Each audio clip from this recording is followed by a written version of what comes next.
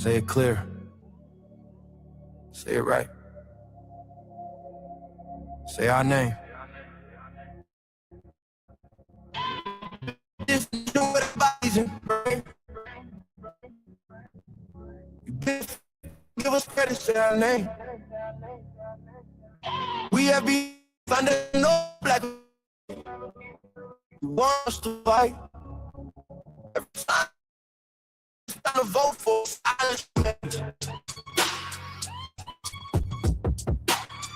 Yeah. They wanna be us, from the style to the hair, from the lips to the hips, body shaped in our glare. They cross borders, profit off the fight, civil rights paid in blood just to stand in this light. Asia to Africa, you walk through the door, but this land got a history you can't ignore. FBI fought it, still fighting today. Made room in the system that kept us away. You praise the same power that never chose you. Turn your back on the ones that broke chains just to move. Say we don't know where we come from, that's wild. North to the south, this land raised my child. Built this nation with our bodies and brains. You benefit, don't give us credit, say our name. Say our name, say our name, say our name. We have the A, foundation law, Black American. You want us to fight. Every time you in pain, but when it's time to vote for silence remain. We were renowned, check the glow for proof. Streetwear in Japan still mirror our roots. K-pop chase the cadence, study how we move. Rapper world language, everybody fluent. From Atlanta blocks to Mumbai lanes, Hannah kind spitting bars, connected to the flame. That ain't hate, that's impact, that's reach. Culture travel worldwide when the source run deep. They copy the look, they borrow the sound, but skip the respect when we still hold the ground. Love the rhythm, ignore the pain, celebrate the wave, don't say the name. This was home, before permission, before approval. Say our name. Built this nation with our bodies and brains. We benefit, don't give us credit, say our name. Say our name, say our name, say our name. We have the A, foundation law, Black Americans. You want us to fight. Every time you in pain, but when it's time to vote for silence remains. Say our name, say our name, say our name. Say our name. Say our name. Say our name. Say our name. Don't need your respect. Never needed permission. We built everything when we weren't even seen as human. Biting the hand that fed you. Surviving on scraps. FDA stopped begging. We learned to build from scratch. Say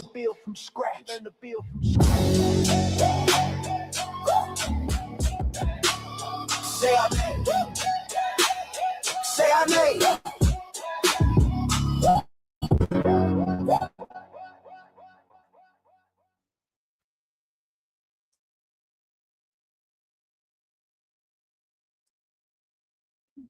Here we go. Y'all don't hear us. Pull up a seat and motherfucking listen.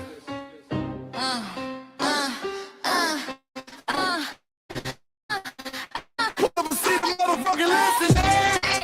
Pack your bag, time to go. Talk some crazy on the soil where our blood and bones grown. This our grind, we outside on it. While y'all fools on the outside looking, y'all show no respect to Black America, so leave. Hey. Y'all don't get it, so it's time to go home. Get the hell up out of America, take your district and just fly on. Y'all don't get it, so it's time to go home. Get the hell up out of America, take your district and just fly on. You landed on the tarmac, fresh off the boat, talking about y'all building nothing. That's the reason that this country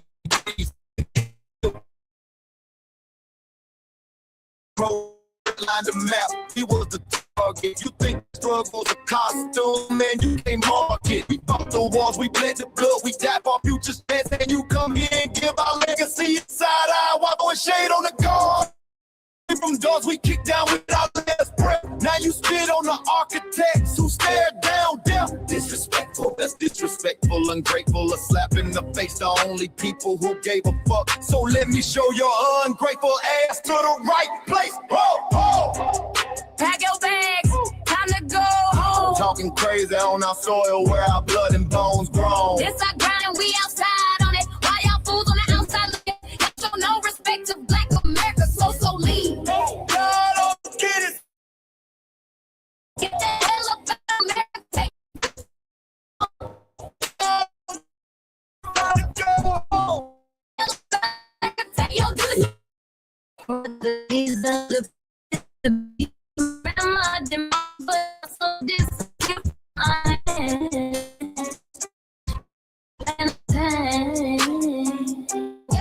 Think it's a trend you can borrow, but you ain't inherit the ghost of our sorrow. We the foundation, the bedrock, soil, and the root. You not no pressure, not tree, and unproductive people always cosplaying me. Talking about we ain't do nothing. You lost your mind.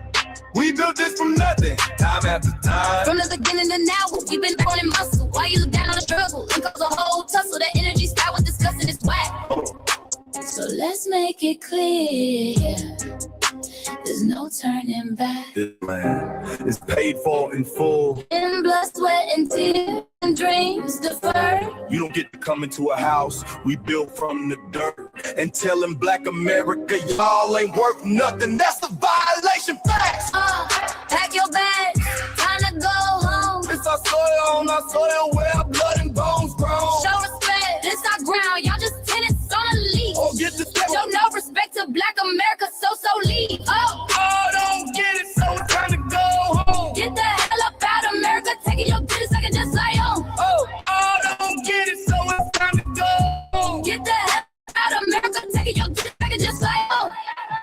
Yeah, fly little birdies. Fly on back to where you came from. This ain't for you. This soil is sacred. We said what we said. It's time. For y'all to go home. So fly a little birdies fly. So fly a little birdies fly. So fly a little birdies fly. Far, far away from here. So fly a little birdies fly. So fly a little birdies fly. Fly a little birdies fly. Far, far away from here. So fly a little birdies fly. So fly a little birdies fly. So fly a little birdies fly. Far, far away from here. So fly a little birdies fly. Fly a little birdies fly. So fly a little birdies fly. Far, far away from here. I got a little birds.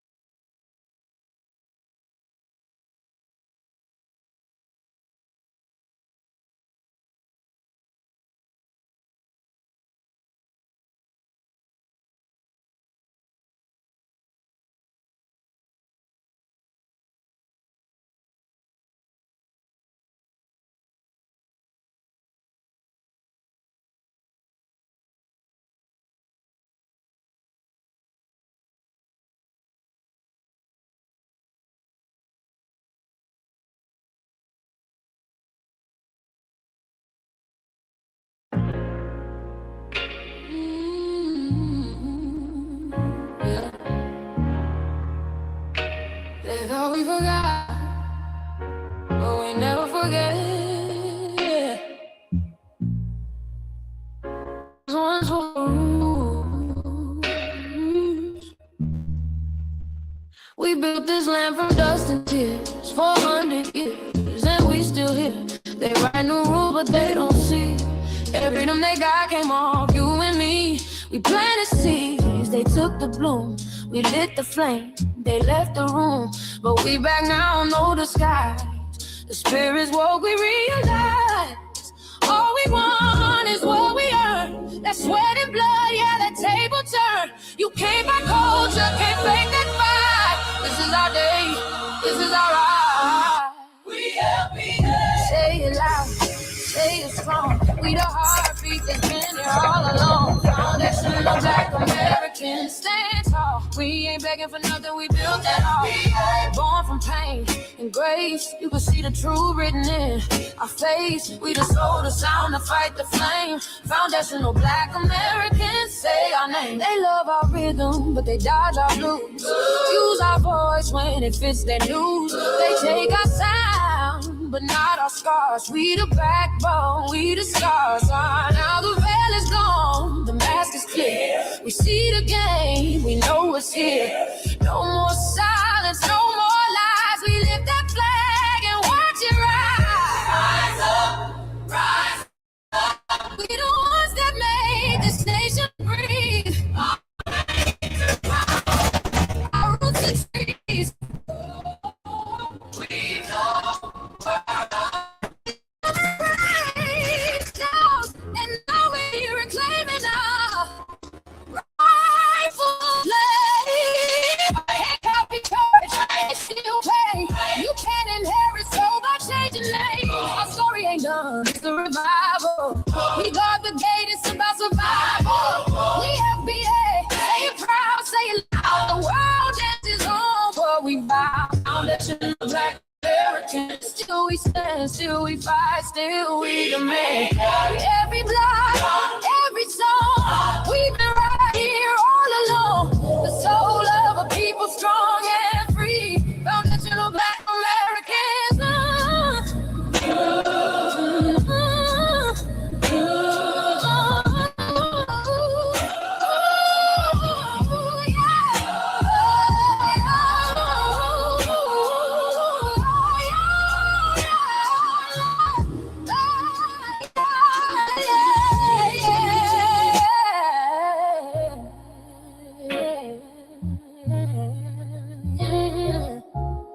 We the first, we the root, we the fire. Still rising, still here. Foundational Black American. We set the tone and they copy the cadence. Dance to our drums and another foundation. Wear the style but don't honor the source. Smile in the crowd and you distance and force. Say you not us but you rap like we breathe. Take the rhythm, then fuse the receipts. I ain't mad, I'm just holding the glass. Showing the mirror, now answer it back. I ain't here to cancel nobody. Just be honest, keep it solid. If you eat from the table we built, don't act surprised when we guard it. Do you like that? Do you like that? And I flip your sound and I ride like that. Do you like that? Do you like that? Do you like that?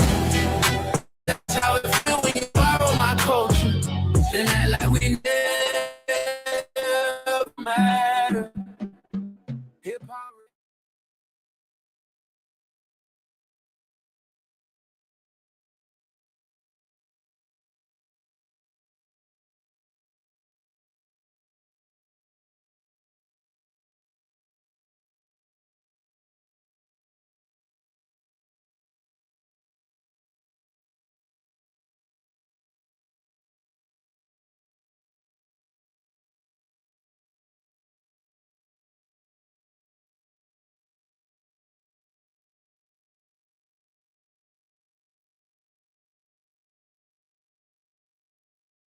Like Larry.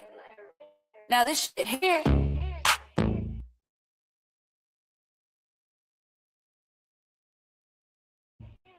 Let's see it. We're not fighting a battle.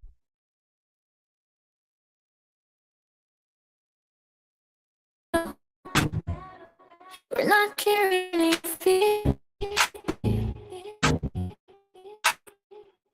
We're not lending our history to people who erased us while we were here.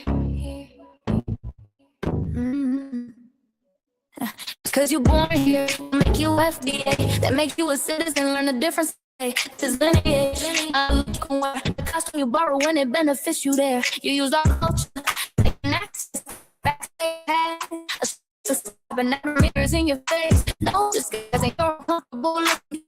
Yeah, we didn't leave the land for a chance. We stayed, we fought everything. It's the separation that's the line you cross, we paid the price. You learn the cost. You waving your flag on our soil, but fighting not to go back home. Waving your flag on our soil, building comfort on a foundation you didn't know. We waving our flag, red and gold, stood our ground, never sold. You waving your flag on our soil, but scared to build what you claim you love. Our humor, our style, the way we move, the smoothness, the sound, the things we prove. Music we birth, language we shape, innovation forged under constant escape. Warrior spirit means stay independent, not for your land and rewrite success, don't confuse the two. He came went through. You abandon your land and call this strategy. You wave that flag loud, but won't return to build your legacy. That contradiction tells the story for you.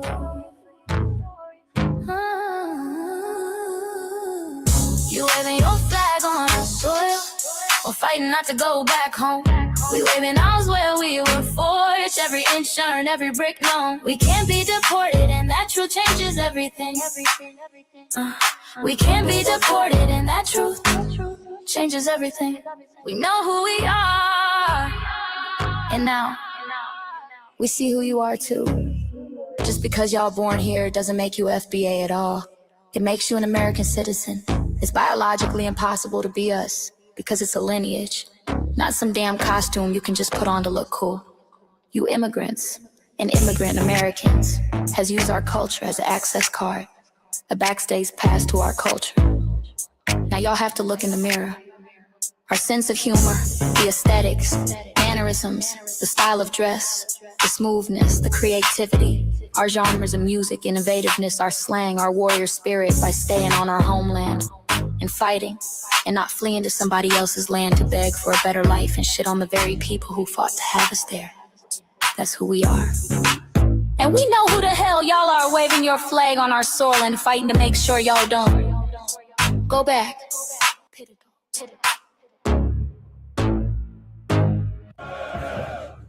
You can't leech off our culture anymore. Beat it!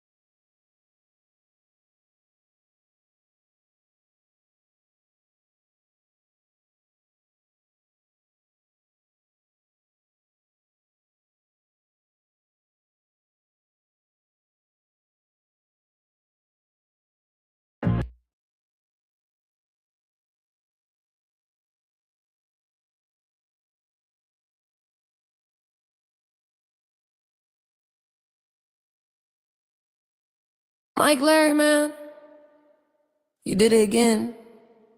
We really making history. Let's go. Do you like that? Do you like that? Flip your sound, how you like that? Do you like that? Do you like that? Say it loud, don't walk it back. Do you like that? Do you like that? You grew up mimicking us, now y'all switch it up. Turn the carbon copy, y'all ain't black, what the fuck? It's funny y'all connecting to our culture like it's Wi-Fi. Wi-Fi. Serving on our waves of our culture, no more agua. Telling my culture for all these years. Look how time flies, all these colonizers in disguise. Hate y'all still, hate us outside. Still bloody dope, vampires, it's the blood of our gift. They copy the flavor, sip the juice, love the results, hate the truth. Who? Do you like that? Do you like that? Do you like that? Flip your sound. How you like that? Do you like that? Democratic shields, talking points, the road they fill. Fish and chips, agent on the mic, judging FBA, but ain't you half white? Talking like you one of us, we need a proof face. The agent type with a prune face, like 50 and Jim, it's a cold game. Throwing stones cause we build our own lane. I'm joking, kinda, but I mean, smile calm, pressure intact. Y'all proud where y'all from, where they flag, beat they drum. But when it's us, tone switch fast. Same pride, but it's too much. FBA pride, lineage solid, you can't put this on, can't try it on. Built here, stayed and fought, that's the difference. That's the car. Do you like that? Do you like that? Say it clear, don't twist the facts. Do you like that? Yeah. Do you like that? Do you like that? Point made. No edit. No care.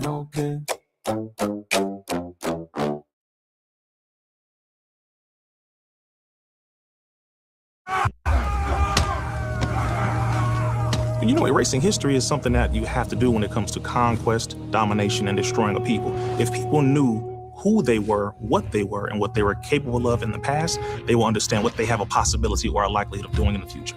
Foundation of Black Americans, we've always had a culture of resistance. We cultivated a culture of resistance on this land, and we've been resisting ever since we've encountered European domination. But nothing was really popping in Europe until the transatlantic slave trade, and that's where they amassed a lot of wealth. One thing that I think is unique about our culture as far as how we resist, how we fight back, is just the environment we were put in from day one. Being only 13% of the population, the white supremacists were very meticulous about keeping that population at a certain amount. There was never a period when we did not resist the encroachment of the white man. They have a natural behavior of authority no matter where they go. That's why they'll step up in front of us in the line at the store. We're not important. They don't even see us. We've never been able to excel. We've never been able to relax. We've never been able to just be, which means that existence is resistance. It must be something in our DNA, our historical background, to when something doesn't sit right with us, especially spiritually, in our souls and in our spirit, we just say no. We live resistance. You know, from the moment we're born, we're in resistance. And it's handed down generation to generation. And so I think that cultural resistance is actually in our DNA, in our epigenetics, and then it blossoms out into the culture. So there's almost nothing in America that we do, from song to dance to politics to the way we talk, the way we dress, having coded languages considered to be slang today. Everything about Black American culture is a form of resistance. Of course, they want to always downplay our contributions to the global tapestry because they continue to act like our number one export in this country is not Black innovation. Everyone understands that our resistance has been the cornerstone of what foundational Black Americans have always done. We are the life that breathes everything into this nation. The further back you go, the further Black you go. It's just simple like that, brother.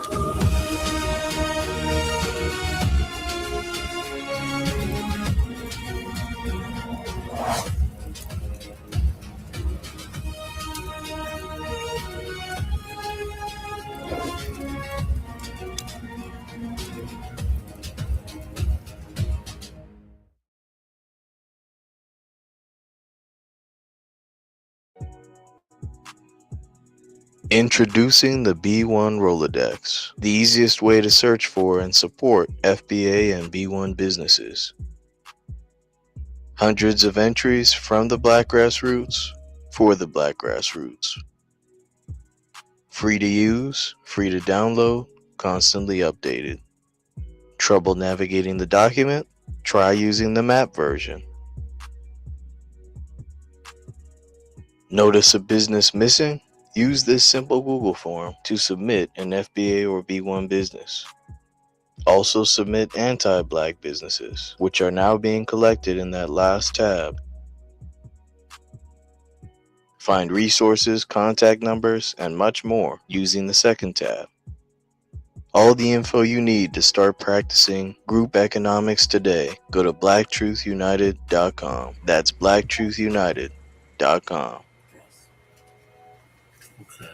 Greetings, Black family. Greetings, and thank y'all for tuning in to another episode of the Frontline Black News. I'm your host, Che Nkrumah. I'm joined with the other host, Lady Che. I apologize, I'm running late. I had to go to Lady Che, so I'm here now. So the show will go on. And we got our West Coast correspondent, Shabaka Sankori. Shabaka's Black Experience Enhanced in the building as well. Greetings, Shabaka. Greetings from the high windy desert. We got 66 mile per hour winds out here now. You know, looking at my board right here. So if I go in and out, you know what I'm saying? That just means, you know, the cell towers, you know, are rocking back and forth, you know? Yeah. And right. 66 degrees this time of the year, man, is like a damn winter storm here. But go ahead.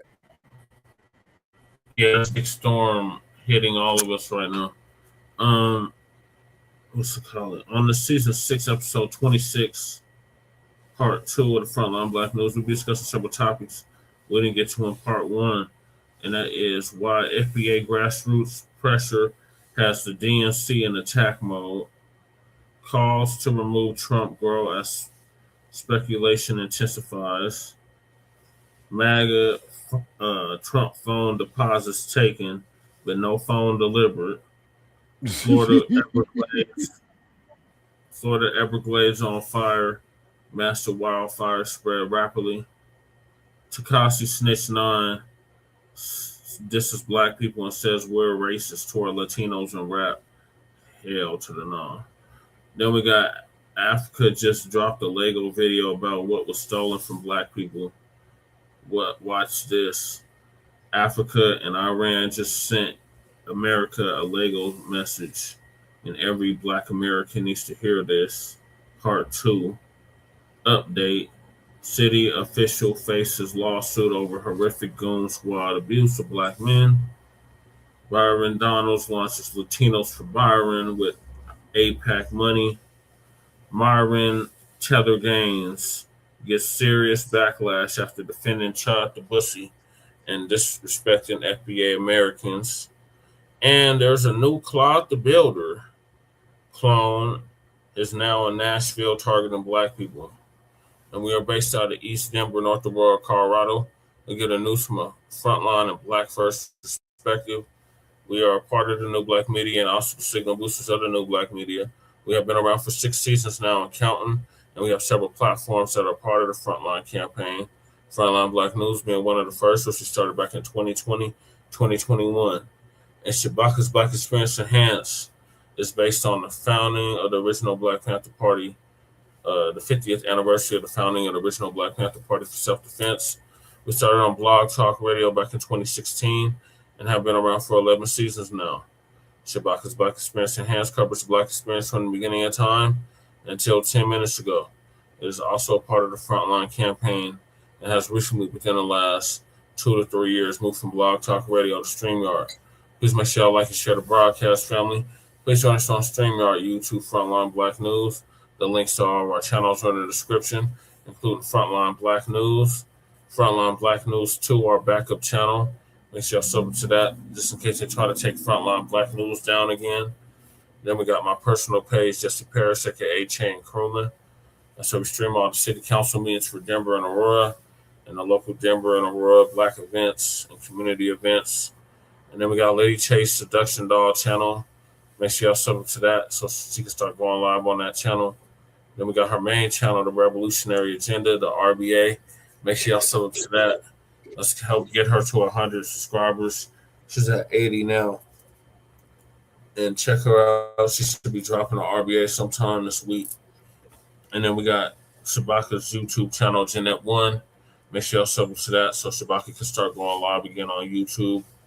Then we got our cousin, our Lokester out the Bay Area, Jay Militant. Make sure y'all sub to his channel so he can already go live. But just support our brother because he's always supported us, so we support him back. Then we got our brother Kukizi out the Mile High, Mount Bello, Bellside to be exact. Kukizi 5100. Make sure y'all check him out. He drops the FBA culture reports every week, so check him out. Also, he's a music artist. He has a lot of tracks, especially like Cut the Check,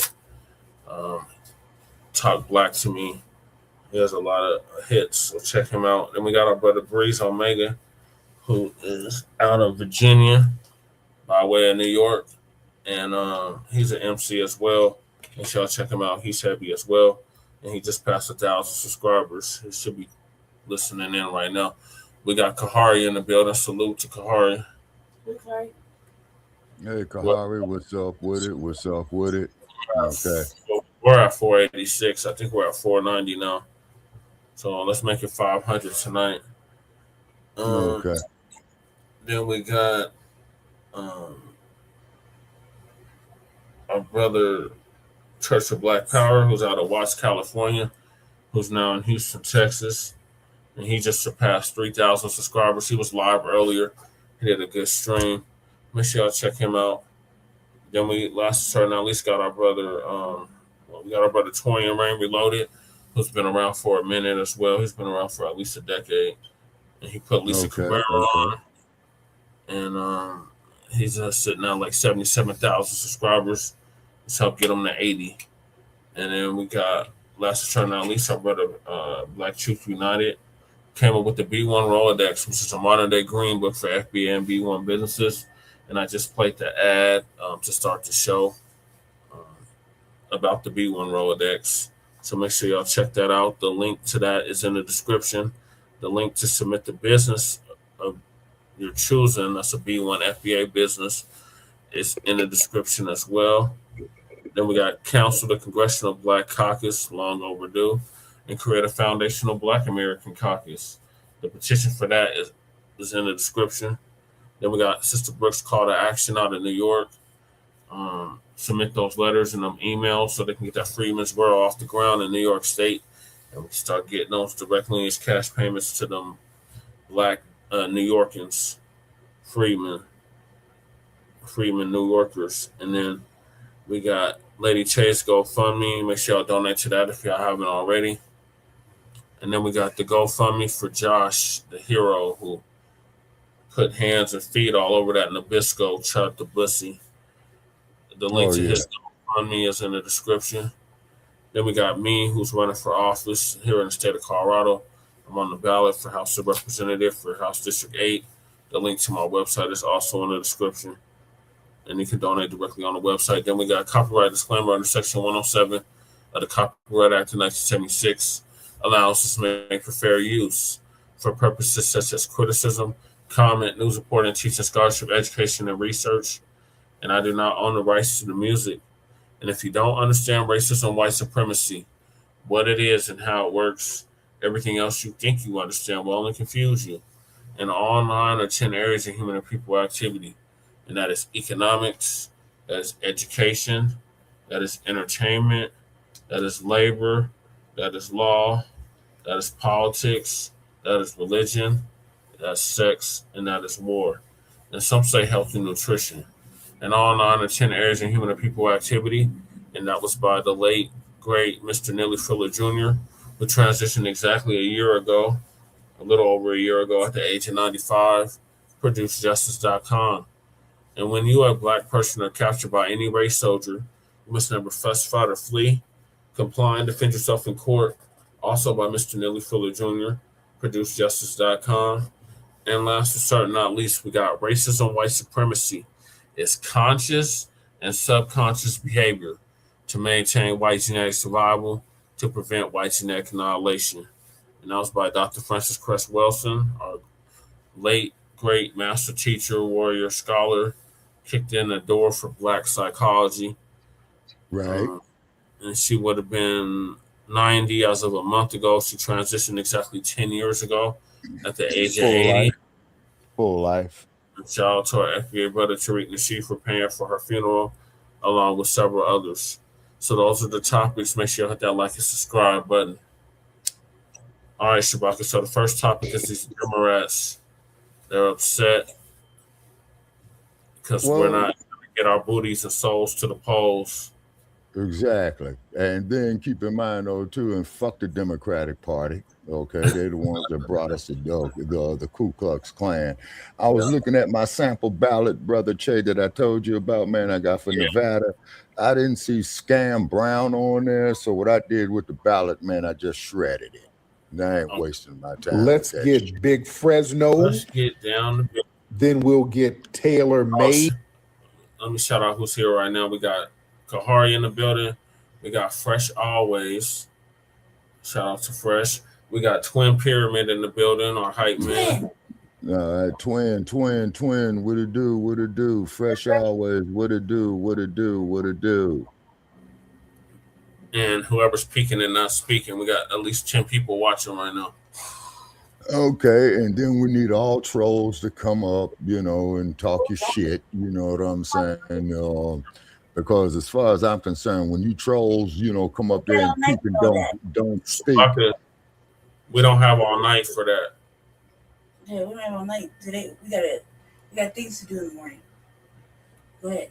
All right, so Tariq gonna give us an update on on why the FBA grassroots pressure has the DNC in attack mode.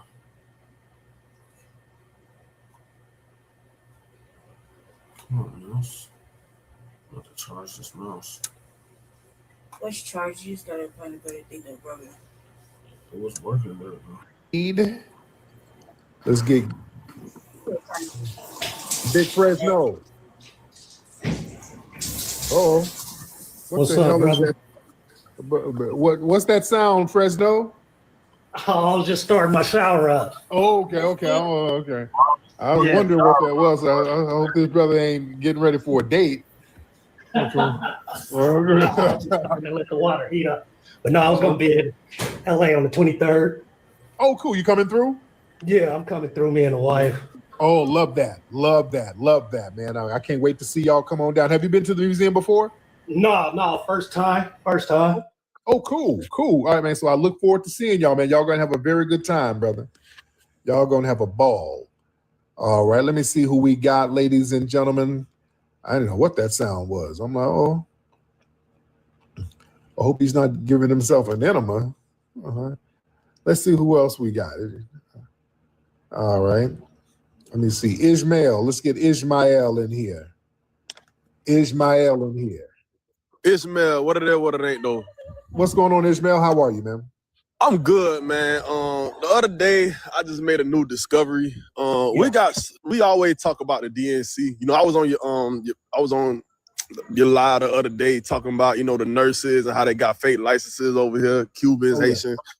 Yeah, for sure. So I made a new discovery. So we always get on the DNC, Al Sharpton and them. We always get on them. But we got something called the DLCC, the Democratic Legislative Campaign Council, something like that.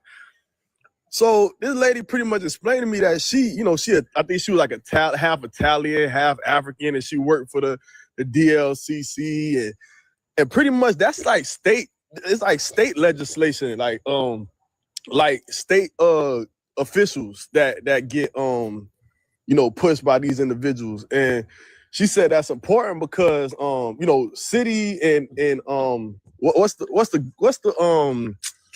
national city and national elections, they're not as important as state elections. I guess state laws is really what the hell going on. All right, that's Brother Ishmael in the building. Thank you, Brother Ishmael. I appreciate you, brother. Thank you so much. All right. So we're back on the Tariq Show. We got so many phenomenal guests on the show. All right, that was Ishmael. We have Rohan. We have so many others, so don't miss it. Okay. I don't know what brother was talking. I was trying to give you the benefit of the doubt, brother. I don't know what you were saying. I was trying my best to give you the benefit of the doubt, but yeah, I was just getting a little lost, brother. So we had to go ahead and land that plane. All right. We had to land that plane a little bit, brother. But I respect your passion, brother. But if I'm confused, I know the audience is confused. All right. But yeah, I get some of what you're saying because the DNC, they got they got dark money that they get donors to give to some of these DNC funded entities, and they come in our spaces really trying to denigrate us and mess up our momentum. You see, when y'all, let me tell you something. When y'all see a lot of these tethers and these weirdos making these dozens and dozens and dozens of anti-FBA spaces here on TikTok and other places, a lot of these people are actually DNC shills. All right, because if you let them talk, they start using little code words. Yeah, FBA, y'all don't like FBA. The FBAs, all that, whenever they keep trying to frame our lineage as a damn organization, that's DNC shit. Yeah, that's DNC nonsense. They start talking about black and brown and why you dividing us. When they start talking that's DNC talk. All that dividing who? That means dividing us up in votes. When they say that, because whenever you ask these people, when they talk about dividing, they can never point out what's together. I just take you to trouble. We ain't together with Africans and Caribbeans in the diaspora. We ain't really together. Y'all not together with each other. So you can't be talking about that. So what do you mean divide? You know what they mean when they say divide? They're talking about dividing the damn votes. That's what they mean, ladies and gentlemen. Because the Black grassroots are asking for tangibles, a lot of people in the grassroots are not voting. A lot of people in the grassroots are looking for alternative measures. And the DNC, they need all black people voting in order to win. They need all of us on the same page. So when they say divide, that means those of us. Yes, how are you? Okay, Good morning. Yeah, Good morning, sir. God damn, brother. You keep making requests, brother. Yes, I want to greet you. I want to greet you. Good morning, sir.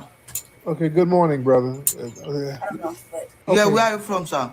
Okay, yeah, okay, brother. What was, okay. This person just kept making requests. What was that? Was that a girl?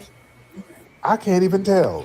I'm saying brother, but it looked like they had on a little halter top. The halter top was the same color as that furniture from the other caller. What the hell is going on? Is that giraffe pink they got? What's with these pink, taupe, magenta colors they rocking over there? What is that? They rocking this Serengeti pink. Yeah, I don't know what's going on. I don't know what's going on. My goodness. Right. Man. Goodness. I don't know why. Okay. My goodness. I hate when I'm trying to, they make me lose my train of thought when I'm trying to chop it up with the family because they keep requesting over and over. They keep requesting over and over when I'm trying to let them know I don't want to go on with you. Damn. All right. Yeah, like I said, yeah, they're upset because the vote is split. They're not getting all the black votes, and that's causing the Democrats to lose. So their thing is they're just going to relentlessly attack the black grassroots and try to shame us into looking at ourselves as generic Africans, which we're not going to do that again. It's a whole new day. So them getting mad and trolling nonstop and trying to get in our spaces and disrupt, that's just not going to work. All right. Let me get a couple of more calls in here. All right, let me get a couple of more calls. Yeah, it's not working. It is not working, ladies and gentlemen. Okay, who is that? This dude name is Booty Hole? Brother, you okay. You picked that screen name. Your screen name is Booty Hole, bro? How's it going, man? What's up, brother? You picked the name Booty Hole? Yeah, man. I don't take TikTok too seriously, man. I had a username for so long. I had to pick a name, so that's the name I picked. Serious. All right. People pick names that's a part of their personality. Okay. Where's your family from? Where's your family from, brother? I'm from America. I'm FBA. You're not FBA, sir. I can tell you're not FBA for a few things. You're not FBA. Go ahead. Go ahead. First, that dry wit. Your wit is too dry and corny. So you're not FBA because you keep repeating the same corny thing. You keep saying, "Is that my daughter? Is that my daughter?" And that has fallen flat. Only tethers do. I just joined the chat. I've been in the live for about a few seconds. You've been in here for a minute. I have not. I just joined the live. You can scroll up. Come on, man. Where's your family from? America. Where in America, sir? Texas, H-Town, Houston, Texas. Really? What part of Houston? Southwest. Southwest. Southwest. They don't say Southwest Houston. We say the SWAT. Okay. Well, you South Side? Yes, sir. You got a South Side fade? I'm bald. I have one. Oh, okay. Now, what else is on your mind, sir? What else is on your mind? Not much, man. I just joined. I just don't understand why it's so hard to answer. Yeah, that's not a Houston accent either. Where's your family from? California. No. You mean? Houston. They don't tell you. Oh, okay. That's not a Houston accent. Oh, all right, but it's not. I don't got a Houston accent. Yeah, you don't. Yeah, I don't, man. Okay. All right, Mr. Booty Hole. All right. He's Nigerian. Okay. Damn, that's not. No. Like India. That ain't even remotely a Houston accent. Pause right there. It's so simple. Yeah, don't y'all people know we can hear you? From California. All right, y'all know we can hear you. East LA. I know what people from Houston sounds like. Just like just like people from Atlanta. I don't know. Shit. Well, like where you from? From Atlanta? No. Where's your family from? I know what a motherfucker from Atlanta whose family goes deep in Atlanta. They sound a certain way. I don't go home a lot. Damn. How hard is that to answer? Those answers. Yeah, they start saying, "I'm from America." Truth, right? That's some shit tethers say. Like, what's your ethnicity? You know? You're a friend. You can't do this one. Oh. Oh my goodness. What do you identify first? Yeah. Nigeria's first. Yeah. Houston is full of Nigerians. You know what I mean? Yeah. I mean, all right. Houston is full of Nigerians. And if they are, they're dead. It's loaded with Nigerians. So that's a lot of cats get over here. Oh. And I guess they're anchored here, so they try to cosplay FBA. No, sir. No, please stop trying to cosplay. We can tell. And that's what a lot of the anger comes from, because they mad because we can tell. They're mad because we can tell. We know you ain't from the lineage. We know. We hear you. Lineage? No. Man. I wouldn't know that. All right. Let me get some more people in here. So we can tell and we can tell and we can smell. When we get up on you, you don't smell FBA. Where they're from, Yeah. Julie, or where the people from. All right. They're a hard pause. And Let me see who else we got. IFBA. Shout out to everybody. You obviously call that shit All right. Oh, the cosplay. What's up, Ebony Lexi? I see you over there, dear. I see you over there. All right. Why is it so difficult? What's up, brother Khalif? DJ Khalif in the building. To find. All right. Let me see. What's up, FBA Shanae? What's up, Shanae? How are you, dear? Yeah, when y'all start saying, I'm from America. Okay. That's kind of a red flag. All right. Yeah, we don't say that. Y'all know good and well we don't say. You see, if you're talking to an FBA, you say, hey, where you're from? You ain't going, I'm from America. You don't say that. Nigga, South Carolina? From Valdosta, Georgia. What was I gonna say? I'm sorry, brother. From Sacktown. And the You know, reason you shit. catch them We know what it is. so much, and people lying about All right. is Let me because see. What's up, you Nandy? call up there, you ain't got your Nandy, hop on in, Nandy. so you look like a fraud because you got a fucking figure. Nandy, hop on in. Like he asked you right then and there. All right. What is your where's your people from? Miss Nandy, are you in here? No, There he's you gonna go. ask you that. You should know everybody gonna ask this question. Because that's all we do nowadays. Is Nandy? ask questions like Hey, Tariq. How you doing, Nandy? I am good. How are you? I'm doing good. Thanks for having me up. Absolutely. What's on your mind, beloved? acting stupid. Just laughing at you and these These damn tethers. the tethers. Listen, but you gotta come to Arkansas. Gotta come to Arkansas. Yeah, I have not been to Arkansas before. I've never been to Arkansas. I gotta come back. back. You know, What they sleep on us. What part of Arkansas are you from? I'm in Little Rock, in the capital okay. city. Uh-huh. Oh. Yeah. Oh, I gotta come on through. I gotta come on through. Thank you, dear. Yeah, what's up, Ty? Everything after that will make no difference. No matter what you say. Yo, Tariq. See that label? What's up, Ty? Hey, how you doing? Now I was trolling just so I can come up. I'm FBA. I'm full FBA. Yes, indeed. So what's going on? Yes, sir. Yeah, I'm pretty good. How you doing? I'm good, man. Up here chilling. Just chilling. What's going on? What's on your mind? Okay, so I'm actually FBA. I'm from Memphis. Family from Delta, Mississippi, and everything. It was a couple things I want to ask you about. Yeah. And I know you probably don't have enough time to go over what I have to ask you about. But anyways, so have you heard about the basketball player Brandon Clark that plays for the Memphis Grizzlies? What happened? I kind of heard something, but what happened? Okay, so basically I'm not gonna say like exactly like if he overdosed or if he's committed, whatever. But I think it was just like he might have just took too many drugs, if you understand where I'm coming from.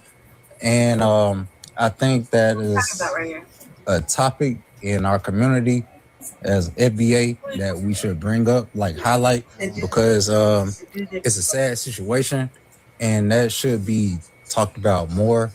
And then also with this Chud dude, I'm from Memphis. Like I said, I'm from Memphis. And this Chud dude, you talked about this a few times before as well. He wouldn't come to Memphis like this. And then a lot of dudes like they're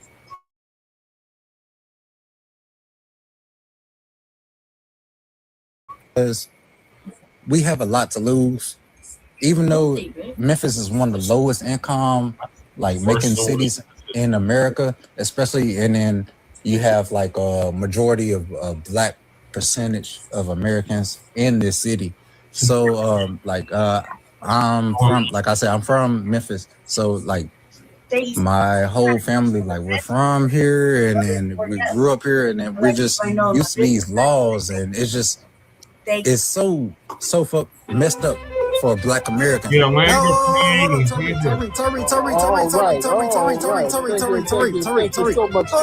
so much. Yeah. Okay.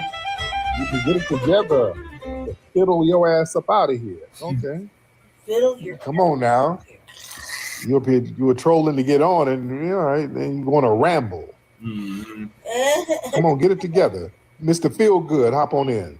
That's what just do. I'd be like, let it play, cuz. Let it play. Mr. Feel Good? I like, check it out, man. Feel Good Juice. Intimidating. I only make Okay, you and dozed off.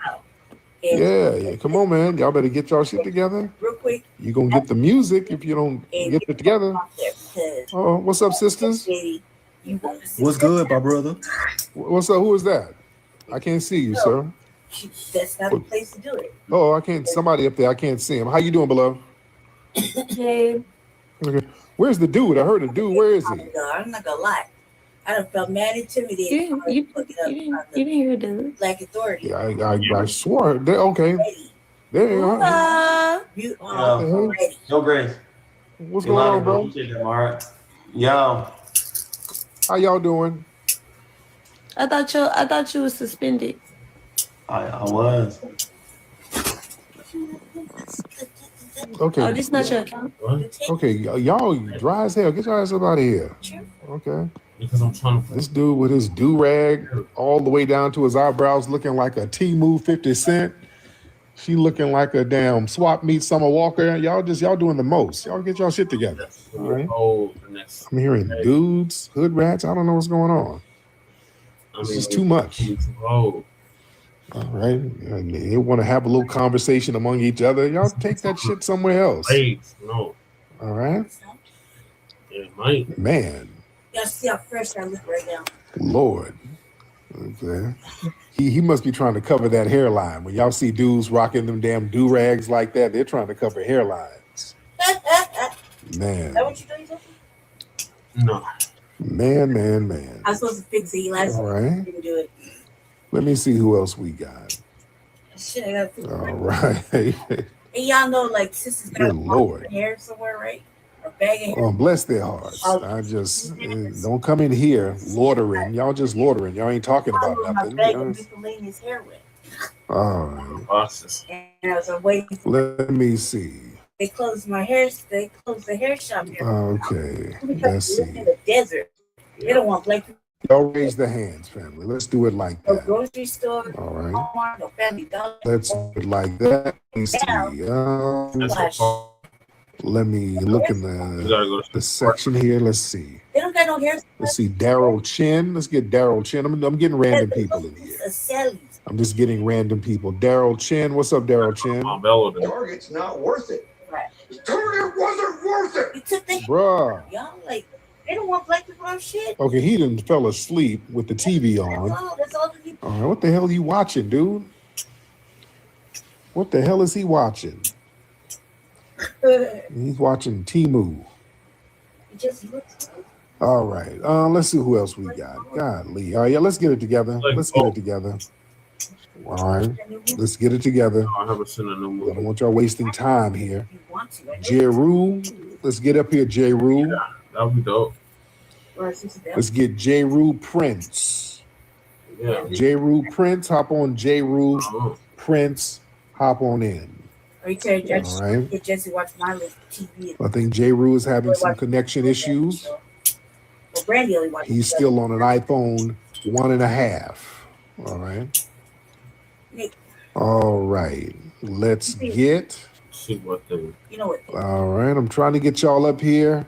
We're not going to be doing this too long with all this dead air. Y'all better raise your hand and we're going to shut it down. What's wrong with this? All right. Raise your hand. All right. Raise your hand. There's no topic. We talk about random stuff. Why is it still here? All right. Let's raise your hand and get on, ladies and gentlemen. Let's get let's get Kels in here. Let's get brother Kels. Kels, keep the lights on. Kels, what's up, Kels? What's up? Can you hear me, Treek? I can hear you, brother. How are you? What's up, Treek? I've been trying to holler at you for a minute. This is the dude out of Omaha, FBA Foundational Black. But I was telling you last time, you said you didn't speak or know nothing about it. But this dude name, I wanted to know what you thought about it. He unalived himself in 2021. I couldn't wait till you hear about it. But his name is Clyde Kerr III. He was like a deputy sheriff or something in Louisiana. And he said he offed himself because of what the police was doing down there to black people and stuff. So I wanted to know your take on that. I don't know if you want to talk about it some other time, but and there's also another thing. After this, I landed. But for some reason, your lives don't show up in my live news feed no more. I always got to go to Twitter and punch on your link to get me over here to TikTok. So I was wondering what's up with that. That's all. Thank you, brother. You got it. You gotta keep read Evan? notifications. Hi, Tariq. Thank you for letting me up. I just wanted to give you props and thank you for doing the work for Foundational Black Americans and providing wonderful entertainment at 1 o'clock in the morning here in Phoenix. Yes. Just like Oh yeah, shout out to you know, Phoenix. I don't get Beautiful out there. How long you been out there in Phoenix? like I came to Phoenix from Nashville. I got stuck here in 2020 with the what is that? The COVID hit, and I stayed with my son. He decided I needed to stay with him, so I've been here ever since. And I'm blessed to have a son that can do that. Yeah, oh, that's a beautiful thing. Oh, it's an absolutely beautiful thing. Yeah, I got my mom out here with me in LA. So my mom is right around the corner from me. I wish I could take care of So yeah, that's a beautiful thing. All right. Not really. Let me see. Let's get one. We'll get one more. I wish I could see her though. We'll get one more, ladies and gentlemen. We'll get one more. We can do that, right? We get one more. Kicked her out too hard last night. Yo, Ra, you in here, Ra? Too hard. Yo, brother Ra. How many years has that been now, Justin? All right. 2, 3. Easily. Let me see. Let's get Supreme. Let's get, who is that? Trav? Okay, there's a lot of people we're trying to get in. Trav, what's up, Trav? Yo, Trav, okay. Trav ain't saying nothing. Let's try Supreme. Child out. Keep my child out really hard. Mr. Supreme. So that little bitch, you look like a woman. Yes, brother. I'm calling from Cape Verde Islands. I'm in Portugal right now, but it's a pleasure. I've been trying to get in contact with you for a while. I've been listening for years. And well, I grew up in Cape Verde, did my studies in America, in Connecticut. Been watching all your work, listening to YouTube every episode. And well, I'm what you could call a writer, as you define it, because we out here educating people on the greatness of Black Americans, foundational Black Americans. Even yesterday, I was telling people about and we need to respect our history through Black Americans. And you have people all over the world doing the work you're doing, you know, even though we're not born in America, but we need to understand the plight of what went on. And when you say you need to delineate, it's a fact, because I lived in America for 10 years and it was hard coming back and even adjusted to society. So I always tell them, you cannot really call them Africans at all, because they cannot adapt to the society the way it is. I went to Senegal, they were calling me, they had this term, they use this term, Tubab, which means foreigner. So I'm around the corner, I live in Cape Verde, which is like a couple miles away, and you're calling me a Tubab. Can you imagine how you classify Black Americans? So there's no way. People need to understand this thing, as you say, and we are educated every day. We're being educated by, you know, through the work you're doing and so many other people, and keep it up. Keep doing the work, because it's really important. We need to educate society on the history. And when we talk about Black greatness, we have to go through America and through foundational Black Americans that have done all this great work. You fought against the nation. You know what I mean? We need to give props for that. Most people can even fight against the structure, a system, their job, their family. But we have a people who gave us an example, and we need to really uplift that work. And I mean, I bow down to, you know, everything that you gave me a purpose. You changed my life when I went to America. I learned who I was as an African. Back home, nobody told me I was Black. When I got to America, foundational Black Americans really redefine my purpose. And I'm still doing the work after decades and decades, still doing it. So much props and eternal love and support. All right. I land my plane here, brother. Thank you. So I appreciate you, brother, man. Respect. Another round of applause. Yes, indeed. Man. Respect to that, brother. That's all love, man. Brother showed respect, and that's what it is. We got to give it back to him. Glad that we can be of influence to that brother. He sounds like a real good brother. Yes, indeed.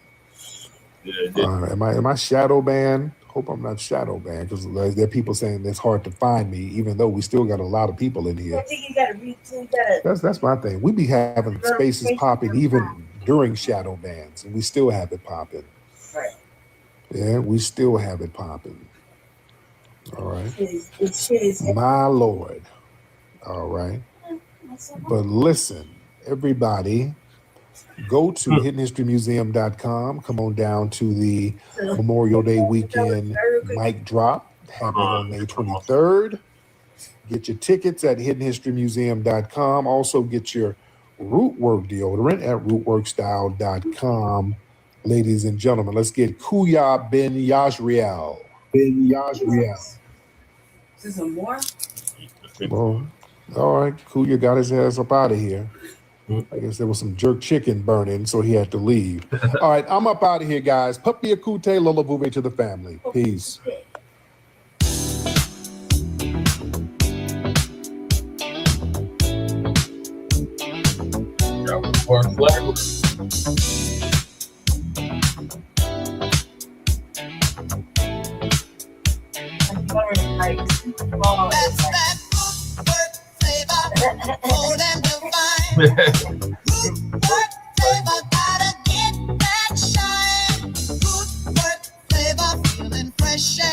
Like $20.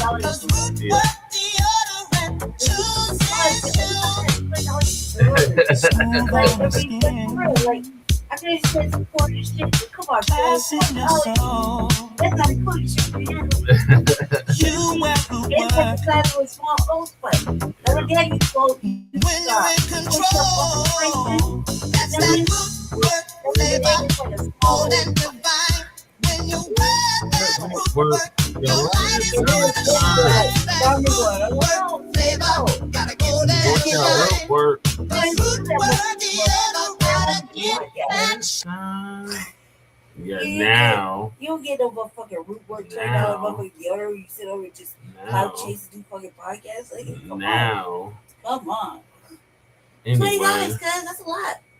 You used to say, don't hear you all. What is your little story? You cheap and shit, Brandy. You really cheap right now, Brandy. You know, why don't you go ahead and get your motherfucking root work? Cause it's $20 motherfucking dollars, and we can't share it. That's why. That's why. Okay. Is that your story? Is that your story? You're sticking to it. Is it not $20? Yeah. What's your story though? You said you had a story. I can tell you a story.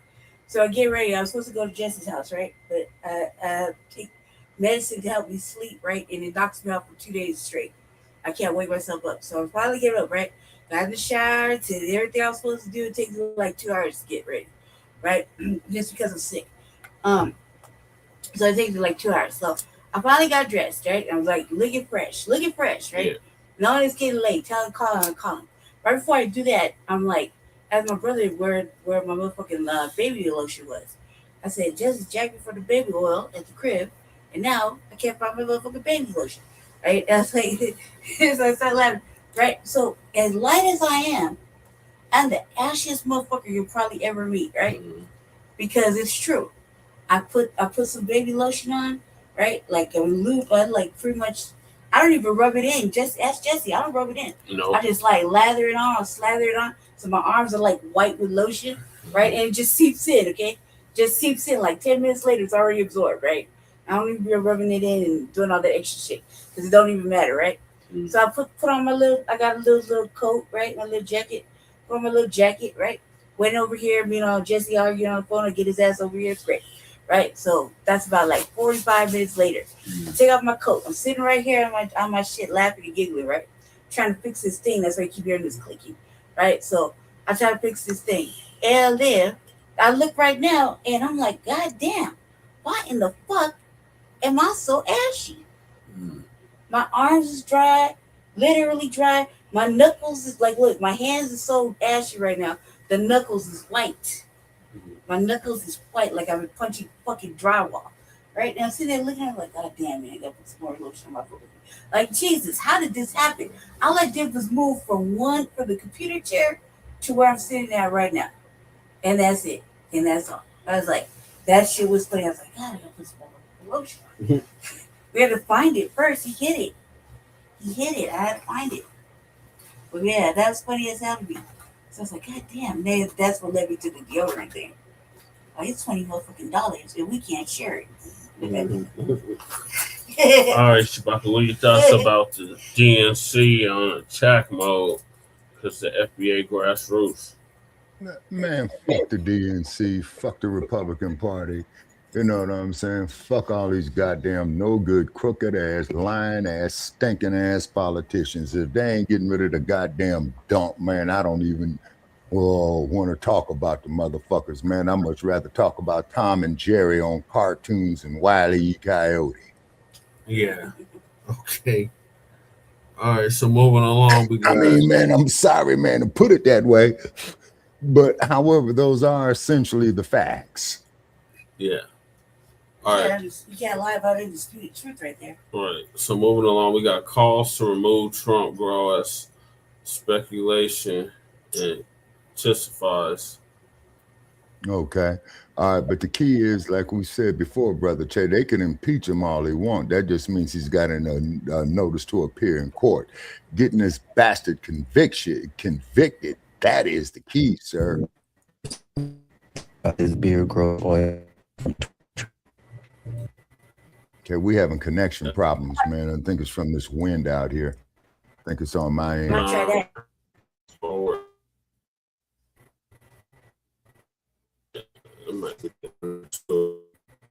Oh, he has been making all these Where's Amaru? energy. I'm at Lady Chase. Jesus. Oh, okay. So Amaru got the house all to himself, so you know he's going to be prowling. Yeah, he's babysitting his two babies.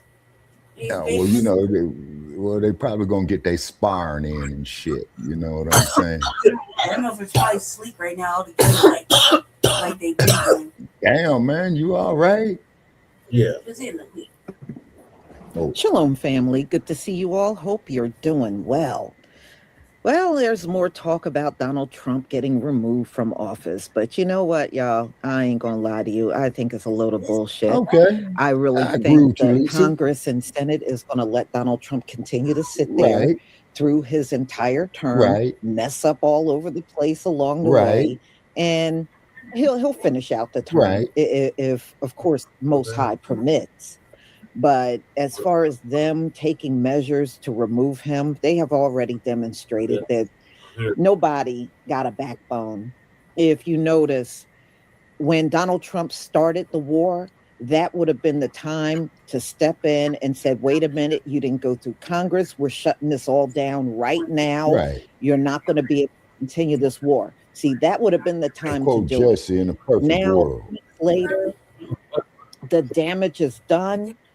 Everybody is suffering with these gas prices and food prices and energy prices. And now you got him over in China and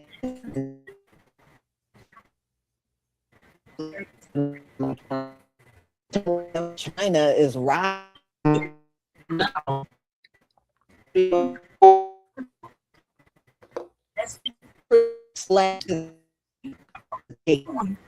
And Donald Trump did not get anything he wanted. He thought he was going to talk China into opening up the Strait of Hormuz and they would help.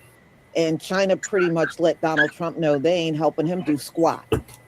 All right. He was supposed to get some deals made while over there. He didn't even get a fraction of the deals he claimed he wanted. You know, China, nobody's got to negotiate with Donald Trump. All right. You started an illegal war. And then you turn around and expect other countries to come in there and help you. And they have told you multiple times that you're on your own. You know, you're on your own. Nobody is going to, you know, put their Navy and their military on the line because you and Netanyahu decided to start a war. So he walked away with virtually nothing he wanted. Nothing. And they said China was talking like they were the new power in the world. And they did this all up in Donald Trump's face. So much for that. But China, don't get too high on your own farts, because it is no prophecy that says Moab will rule the world. Okay, so y'all can go somewhere and sit down too. Y'all can go, all of you Gentiles, not just Esau, all of you Gentiles, your time is That's up. right, Lisa. There is no China going to dominate the world from now on. It's none of that. All right. So, y'all, your roses really do smell like boobies. All right. It ain't gonna happen. So, listen, y'all. All this speculation is flowing across social media about Donald Trump getting removed. And they had ample time to do something when Donald Trump has done a number of things that should have been in question. Okay, Sebastian. And if Congress was the one you go through, then they should have been, they should have been stern and put their foot down. No, you won't have this war and not go through Congress. But nope, they all voted to let Donald Trump go on. So that doesn't sound like they're trying to remove him. It sounds like they're bitching and moaning, but they're not going to do nothing about it. But that's where I stand. But there are people that think Donald Trump will be removed and, Congress and the Senate will do it. Remember, the Republicans dominate both houses, and that is another reason why I don't believe it will happen. All right? They dominate both houses, both the Congress and Senate. Now, after the midterms, if they lose a bunch of seats, That's the it problem, could, right but there, I don't Lisa. know. The I don't know. Republicans Do control the we have the presidency kind of of the House. Democrats in office that got backbone like that? Nope. Hell It no. sure don't appear like Democrats. they got a backbone. But Fuck the Democrats. that's Them where is a I bunch of stand on it. busters. As long as the Republicans really hold both houses, I don't believe Donald Trump is going anywhere. But you may see things differently, of course, and everybody's entitled to their opinion. So let me go ahead and share my screen. Sorry, Bluetooth to this, to that. All right, give me a 1 if you can see my screen. The tablet? What? And just remember, if they take Donald Trump out, we got J.D. Vance. You really think that's going to be better? I don't think so. Thank you, everybody. J.D. Vance. Congress has And to the only remove thing the Trump no good bastard is going right to do now. is get dumped I mean, Junior as his immediately. vice president. So 25th you still Amendment, fucked do what they around. have to do, take a vote, get him out of office right now before he does any more damage. The damage already done is irreparable to the American people. He's already done so much damage that we will not be able to recover for a very, very long time. However, if he dies of natural causes or somehow gets taken away because of some health issue, we will lose face as a nation. We have to show the world we are not behind this, that we're not a part of this, that we don't want this. We have to take action to remove him. He has threatened what would be war crimes. He obviously has no idea what he's doing. And he's talking about destroying civilian infrastructure against the Geneva Convention. Your people voted for You cannot do that. If we want to have any semblance of regaining the trust of our allies, Congress has to act now. There is a plan to remove Donald Trump now, soon, like in the next couple of months. And I have to tell you about it. I'm going to tell you each step of this plan. This is from a piece that Robert Reich recently wrote about on his Substack, and it outlines a plan that he heard about. Now, I've told you before, there are only a few ways out before Donald Trump's term ends. One is Trump dies or is completely incapacitated. The other is impeachment, and then there's the 25th Amendment. I've also told you that the 25th Amendment and impeachment seem essentially Man, the motherfucker's impossible. already mentally What Robert Reich incapacitated. He writes shits about, on and himself. we'll link to his piece, Probably got is somebody the over there version like of the Ivana 25th wiping his Amendment ass on a plan daily basis that and changing is his in play, diapers. So the motherfucker specifically is because of the incompetent right drama there. He between shits J.D. on Vance himself. and Marco Rubio. So let me explain it, and then I'll tell you whether I think that this is viable. Robert Reich writes that he was recently at a dinner with political operatives, and that they believe this is the most realistic plan to remove Trump soon. And it goes like this. Step one, food and gas prices stay so high that much of the Republican base turns on Trump during this summer. And Trump's cognitive problems become even more obvious, so that the Republican Party is sort of less and less attached to the idea of Trump as someone that they want in power. Step two is that Vice President J.D. Vance goes to the Secretary of State, Marco Rubio, and says, hey, listen, if you join me in saying we've got to remove Trump through the 25th Amendment, I will make you the vice president when I become president. And Rubio goes, all right, I would go for that. Vance and Rubio together go to Speaker of the House Mike Johnson and Senate Majority Leader John Thune, and they say, this is what we're thinking about doing. Johnson and Thune say, we would support it. Then Vance and Rubio goes to Pete Hegseth and says, hey, if you support this, we'll give you job security as Secretary of Defense. You get to keep your job after Trump is gone. And then they go to Todd Blanche, the interim Attorney General, and they say, hey, if you are on board with this, you will be the permanent Attorney General. And that becomes enough to convince others in the cabinet to follow along. They communicate this to Johnson and Thune, and Johnson and Thune act on it in accordance with the 25th Amendment. Now, the reason J.D. Vance would like it is, listen, he gets to be president right away, and it also sets him up really well for 2028. It also short circuits what could be a really ugly Vance versus Rubio Republican primary in 2028. If House Democrats have filed legislation that would create a commission to jumpstart the process to remove the president from office under the 25th Amendment. The bill introduced yesterday by House Judiciary Ranking Member Jamie Raskin calls for the president to be medically examined to determine whether he's mentally or physically unable to serve. Filing comes one day after U.S. Senator Raphael Warnock introduced a war powers resolution to stop the war in Iran. He held a news conference in Washington to explain his reasons for that move. Donald Trump said that he was the candidate for peace. He is a warmonger president. And he has dragged us into this illegal, unwise war. I'm in too much pain. Meanwhile, talks to end the war could resume. This is what happens when you get old, people. You're going to be old and cranky one day, and I hope you all make it. And keep in mind, it's not an easy task.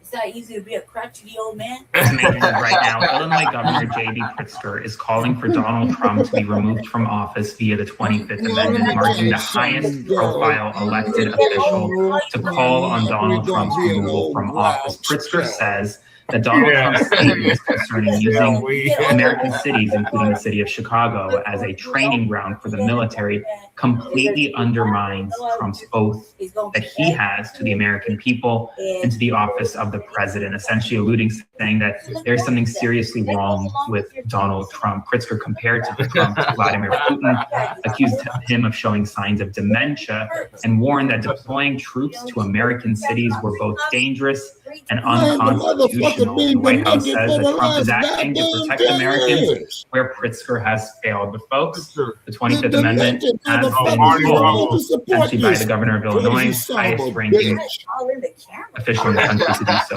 to this day. Follow along for more. Does anyone else completely? I know those are the demented motherfuckers. Entered into the congressional record was a statement by a bunch of medical professionals and doctors saying that Donald Trump needs to be removed from office immediately. Before I read the most impactful part of this statement for you, I just want to point out this in their opening paragraph. The following is not a political statement. It is a medical made by individuals holding both conservative and liberal ideologies, identifying as both Republicans and Democrats from different backgrounds, races, ethnicities, and religions. This is a bipartisan group. It is our professional opinion that the behaviors of Donald Trump, tragically, are neither momentary lapses nor political theater. It is our professional opinion that they reflect a rapidly worsening reality, untethered, increasingly dangerous decline. If we were called upon under the 25th Amendment to judge the president's present ability to discharge the duties of his office, we would have to conclude that he lacks the capacity to do so. Yeah, for the reasons cited above, emphasizing that he presents a clear and present danger to our country and to the world, it is our expert opinion that Donald J. Trump is mentally unfit to be the president of the United States, and that steps to remove him from office must be undertaken with the greatest urgency. Trumpers, let's talk about it. So there's been over 1 million people sign a petition to impeach Donald Trump. I think this could be one of the greatest things that could happen, and I'll tell you why, is because this war continues to get worse. Donald Trump said yesterday in a press conference that the war's about over with, and then it wasn't 24 hours later he said, I guess we're going to have to take extreme measures and start blowing them all to pieces, which I guess then what's that going to make our gas over here now in the South, what about, I don't know, $6-7 a gallon at that point? Like, I mean, come on, what are we doing here, America? So I guess that's why everybody's wanting to impeach him, because there's more people signing this petition. The Democrats is actually picking more steam up on getting him out of office. But I'm not so much interested in the impeachment as much as I'm interested in the prosecution behind him, that they're going after all of his criminal activities. They're also going to go after Pete Hegseth as well. So I think this could be a very positive thing for the United States, even though if these diehard Trumpers out here don't want to hear it. This is what's best for this country. This will get our fuel costs down, bring back the economy. Let's get some jobs. If we can get him out of office and put somebody in there that knows what they're doing. So I'll sign that petition. Right? I want you to think about what it means when the United States Congress, the full legislative branch of the American constitutional system, goes on the record. Not in a committee hearing, not in a floor speech, not in a letter to the White House or a statement to the press, in a formal passed resolution of the Congress of the United States. A resolution with text, with vote counts, with the specific language of formal legislative action that is entered into the permanent record of the institution that represents the American people. And that has the constitutional authority to check, constrain, and remove a president who has demonstrated unfitness for the office he holds. The resolution says Trump is unfit to discharge the powers and duties of his office.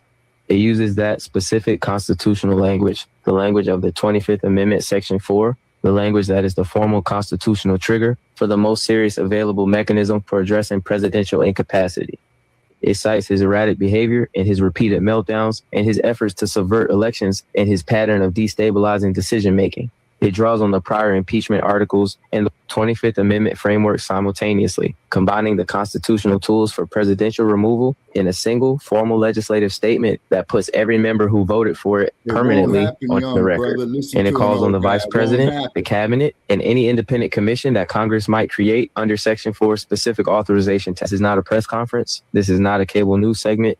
This is the Congress of the United States formally declaring in past resolution that the person currently sitting in the Oval Office is unfit to be there. Can you believe this is where we have arrived? DC is not just reacting. DC is in a new constitutional phase, one where the question is no longer whether Trump is controversial, but whether the system has the institutional will to treat him as too unfit to serve, while the tools for doing something about it still exist. Today, we are going to break down exactly what the resolution says, why it creates pressure on the vice president and cabinet that is qualitatively different from any prior congressional action, and what the constitutional machinery it is triggering means for the path forward. But before we go any further, real quick, let's be honest. You can't really trust mainstream media anymore. That's why we built Pump Politics, to bring you real stories, real context, and no corporate spin. If you want to stay ahead of the headlines, join our free newsletter. We'll send the news straight to your inbox every day. Just click the link in the description to join. And if you just want to support what we're doing, join us, be part of the community that actually cares about the truth. All right, let's get back to the video. Now, here is the constitutional and historical context that makes today's resolution so specifically significant, because it does not exist in isolation. It is built on and escalates a prior congressional action that itself was historically significant, and that reveals exactly why today's resolution is a categorically more serious development. In 2021, in the immediate aftermath of January 6th, the House approved a resolution urging Vice President Mike Pence to invoke the 25th Amendment and declare Trump unable to discharge the powers and duties of his office. That 2021 resolution was the first formal congressional invocation of the 25th Amendment's framework in response to Trump's conduct. But it was... We all know that Trump is nuts. Everyone in the White House knows that Trump is nuts. And frankly, the media know that he's nuts as well. I double the size of it, you dumb person. Double the size. So you are not a smart person. Only their corporate masters won't allow them to talk about it. So it took an underground video to expose what people who actually work for Trump think about Trump. I'm going to show that video, and you are not going to believe what lower level staffers have to say about the crazy orange landmass. It starts off with a hidden camera in a bar. Now there is where you're going to get the truth. In vino veritas, or in this case, beer. Decision-making processes are a little bit chaotic. Only it gets worse. Decision-making processes are a little bit chaotic. The White House policy advisor opens up about the internal decision-making processes throughout the White House. I think it's just the overall tone and like the government right now. So then how do we go about making decisions under Trump? Theory, everything should sort of come from the president. Yeah. But it might come from the level below him where they're like, I think I know the president well enough to say what he would say on this. It's like, yeah, we would want to do that. That would be popular. And then at my level, like 5 levels below or whatever, still there's a lot of discretion to be like, this is clearly what we want to do. And where's the check on all this decision making? Yeah. There's no like, oh, well, this will cost 10 million, but like save people 20 million. There's like nothing like that. It's just like, oh, this feels like a good idea. Or like, the basic what's this other thing. Oh, that's funny. Yeah, you're good. I like the questions you ask. Oh, thank you. And it's not just one staffer that got caught on camera. There's another Trump staffer, very unsatisfied with the boss. He's a mess. He's been there forever. Area. With him at the top, it's impossible to do anything. He's a madman. What's this nigga's name? Palestine. He's invincible. Nothing can stop him. And that's dangerous. The way his decisions are so erratic, you would think he drinks. He does a crack. That's what making it so dangerous. They're not just talking about incompetence, which they are. They're talking about the corruption. The booze brothers. Corruption is just blazing and outrageous. The claim is been done. It's been built, been sponsored by our private donations. No one knows where the money is coming from. So people are just opening up their wallet. Just look at this.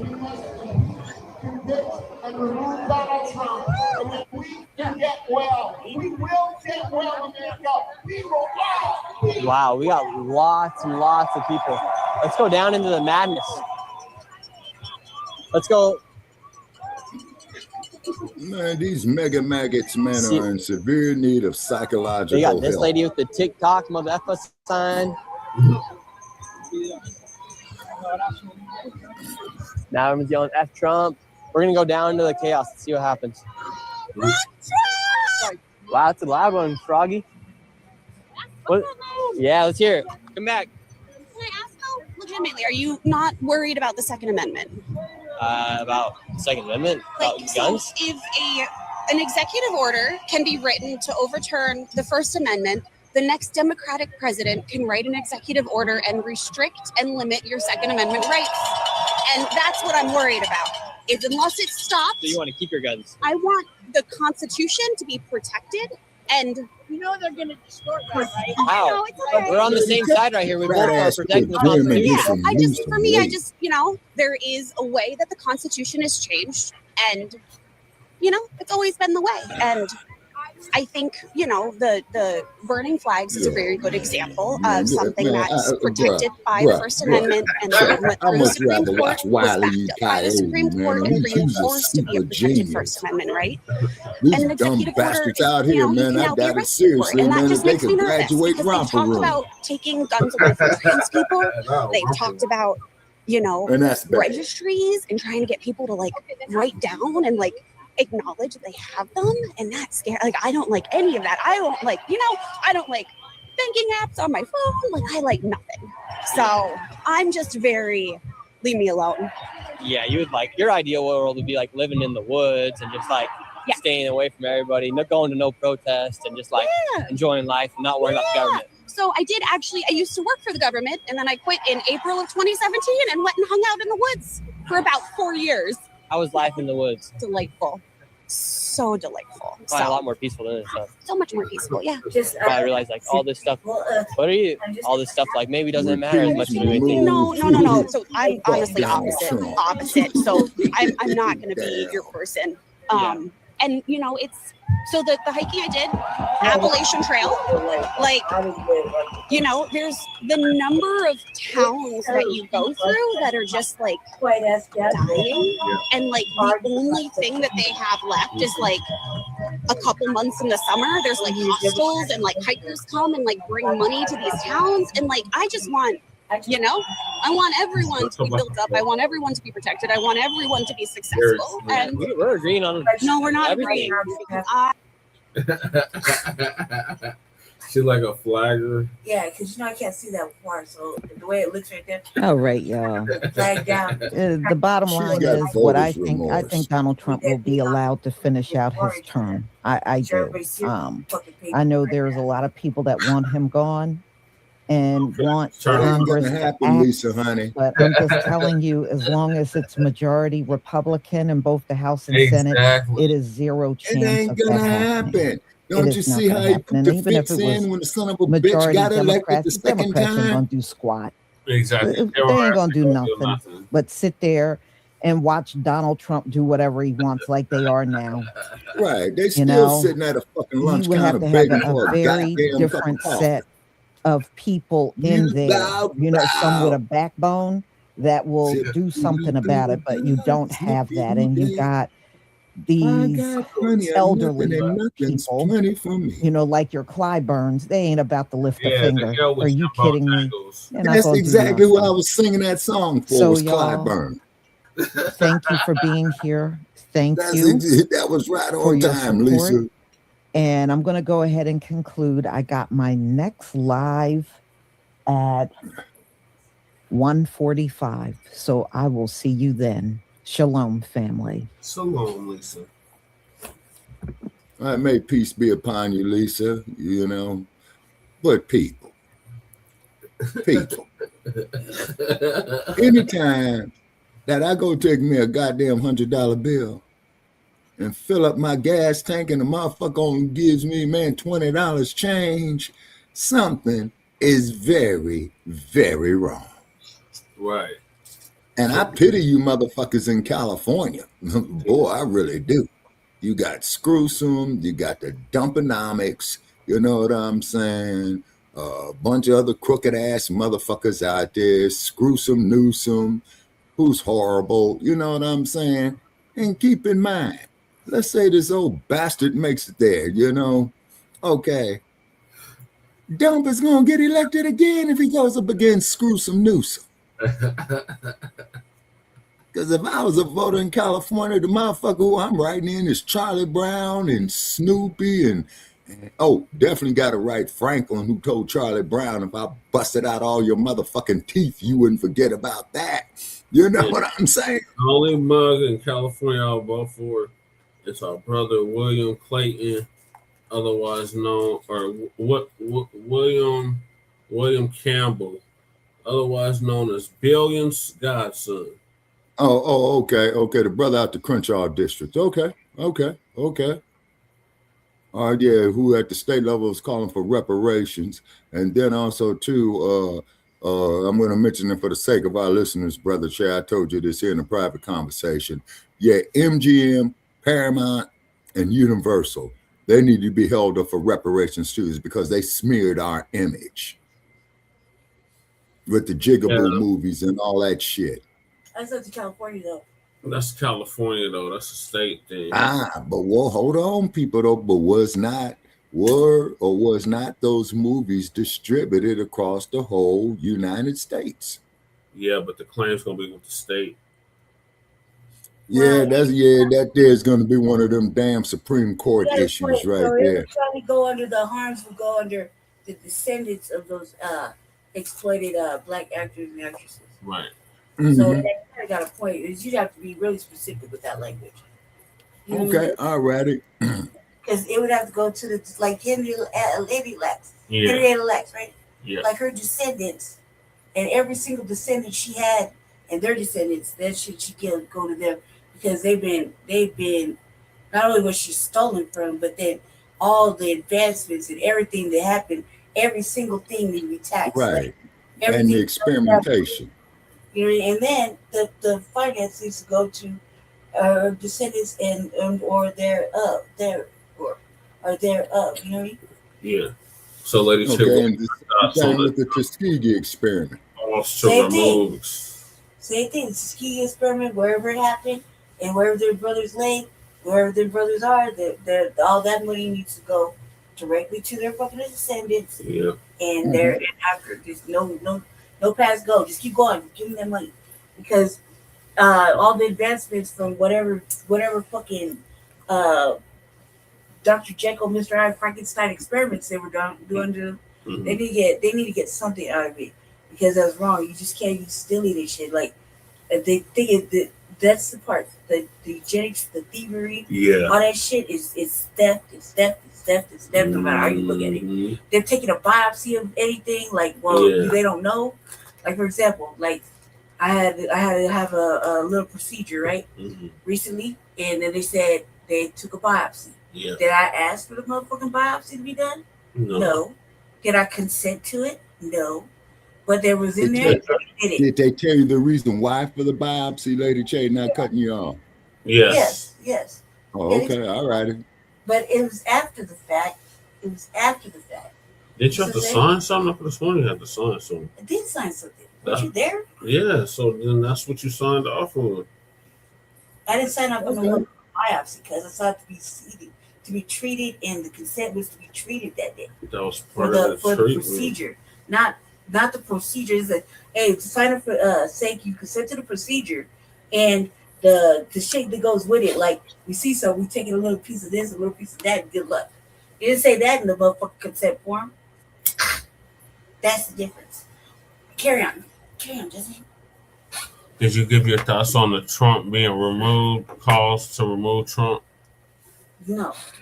What are your thoughts on that? Look, the coup d'etat is obviously in the minds of everybody, but it's stupid to be talking about it out loud since that motherfucker got, access to social media and is watching everybody's shit. That's why how he knows he's going to go after whom and whatever. So it's kind of dumb to be talking about it out loud, because now he knows that there's a coup d'etat plan and it could get really heavy, and that JD Vance is going to be at the forefront, just take his fucking position. If I was him, I'd cancel out JD Vance and motherfucking old Rubio right off top. I'd make up some shit. They got to go. If that's how you're playing it. But you know what I mean?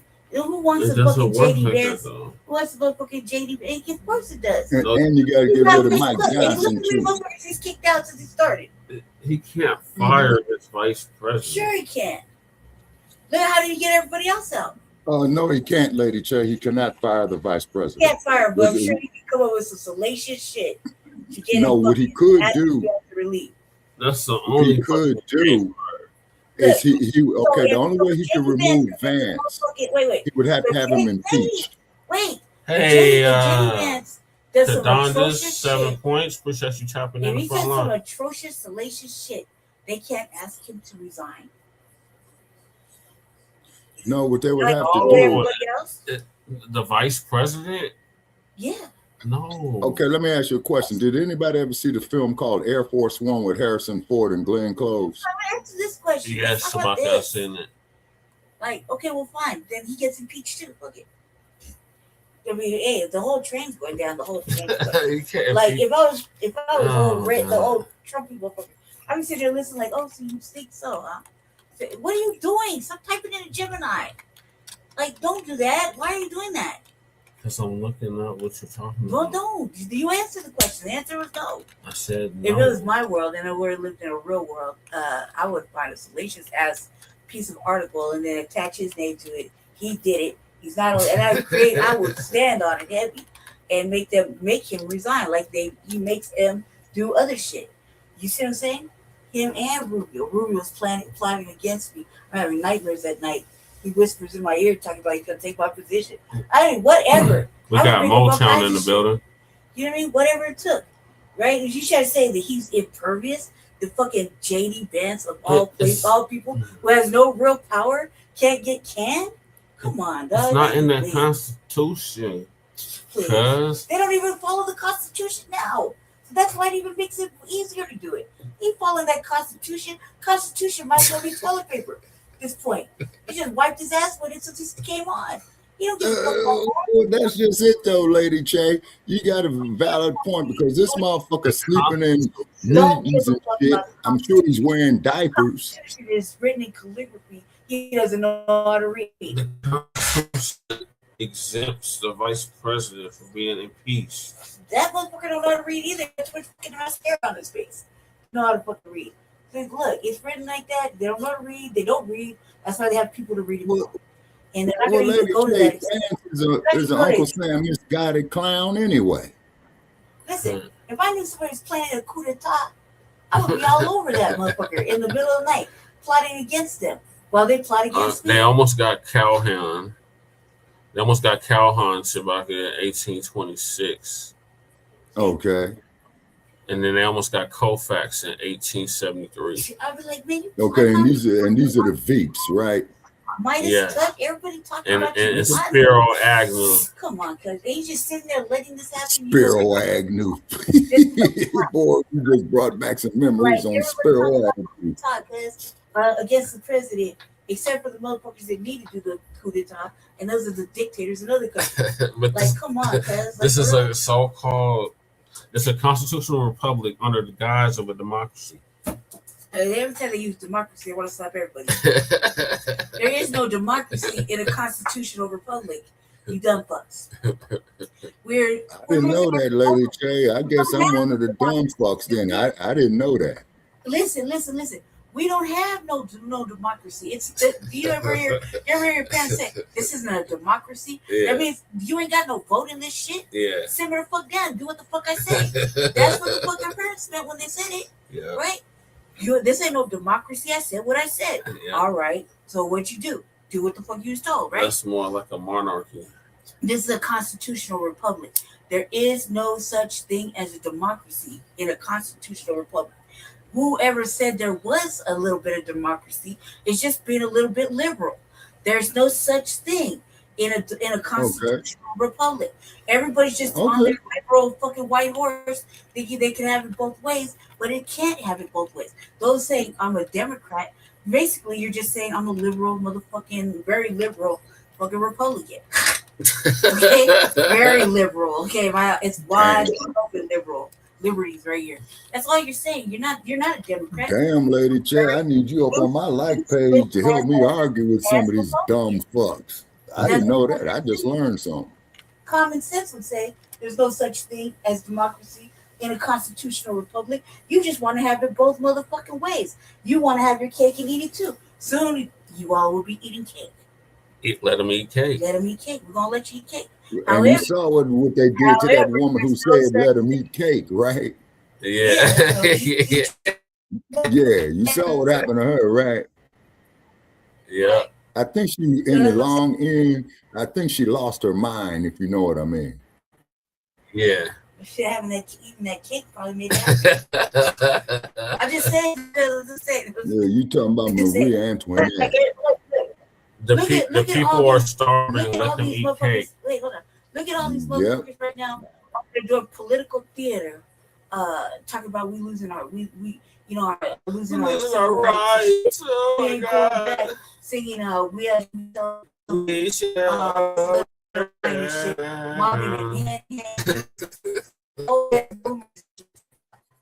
they were on the Edis Pettis Bridge this weekend.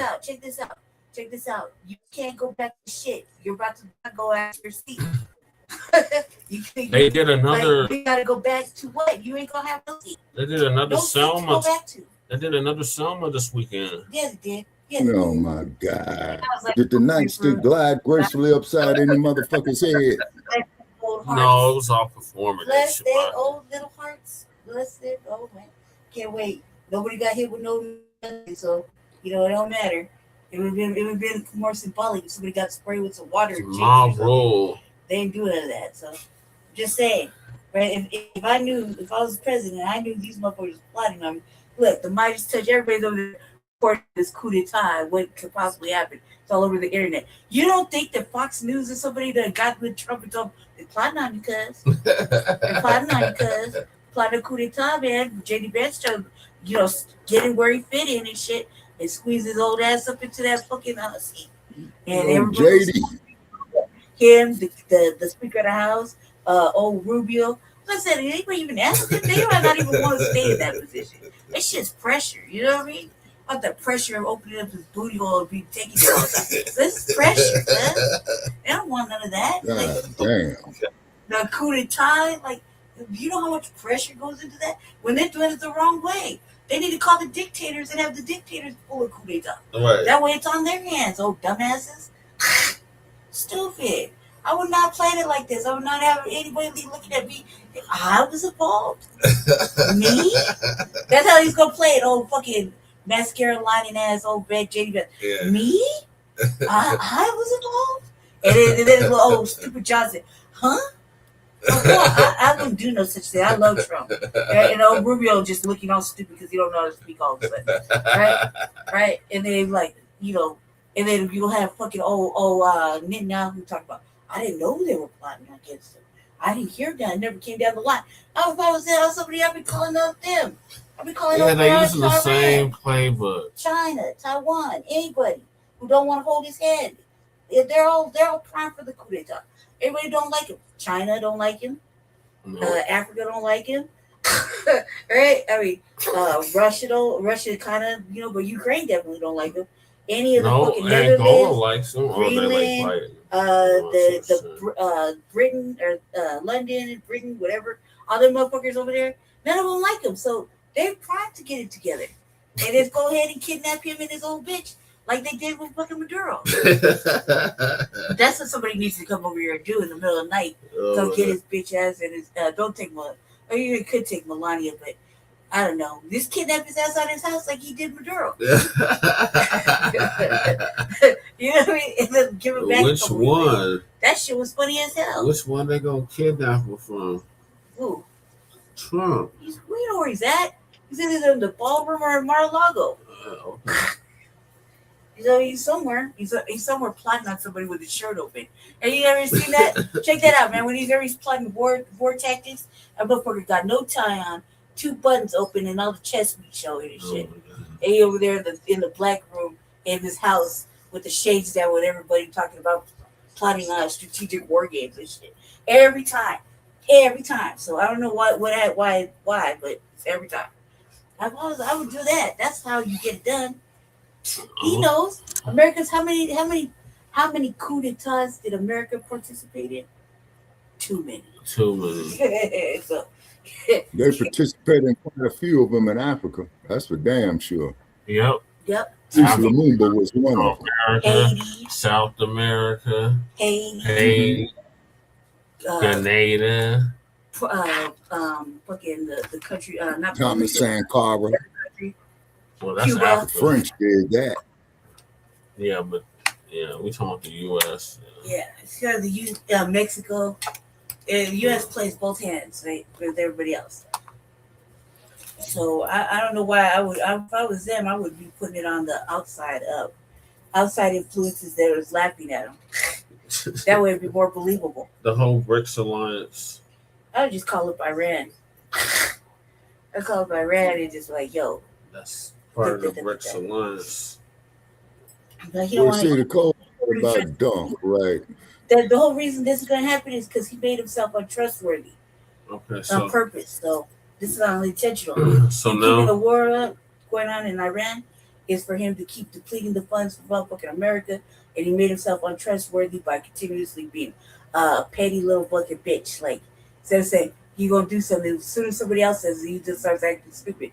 Talking about you gonna blow a whole country, you're gonna blow a whole country away like America is.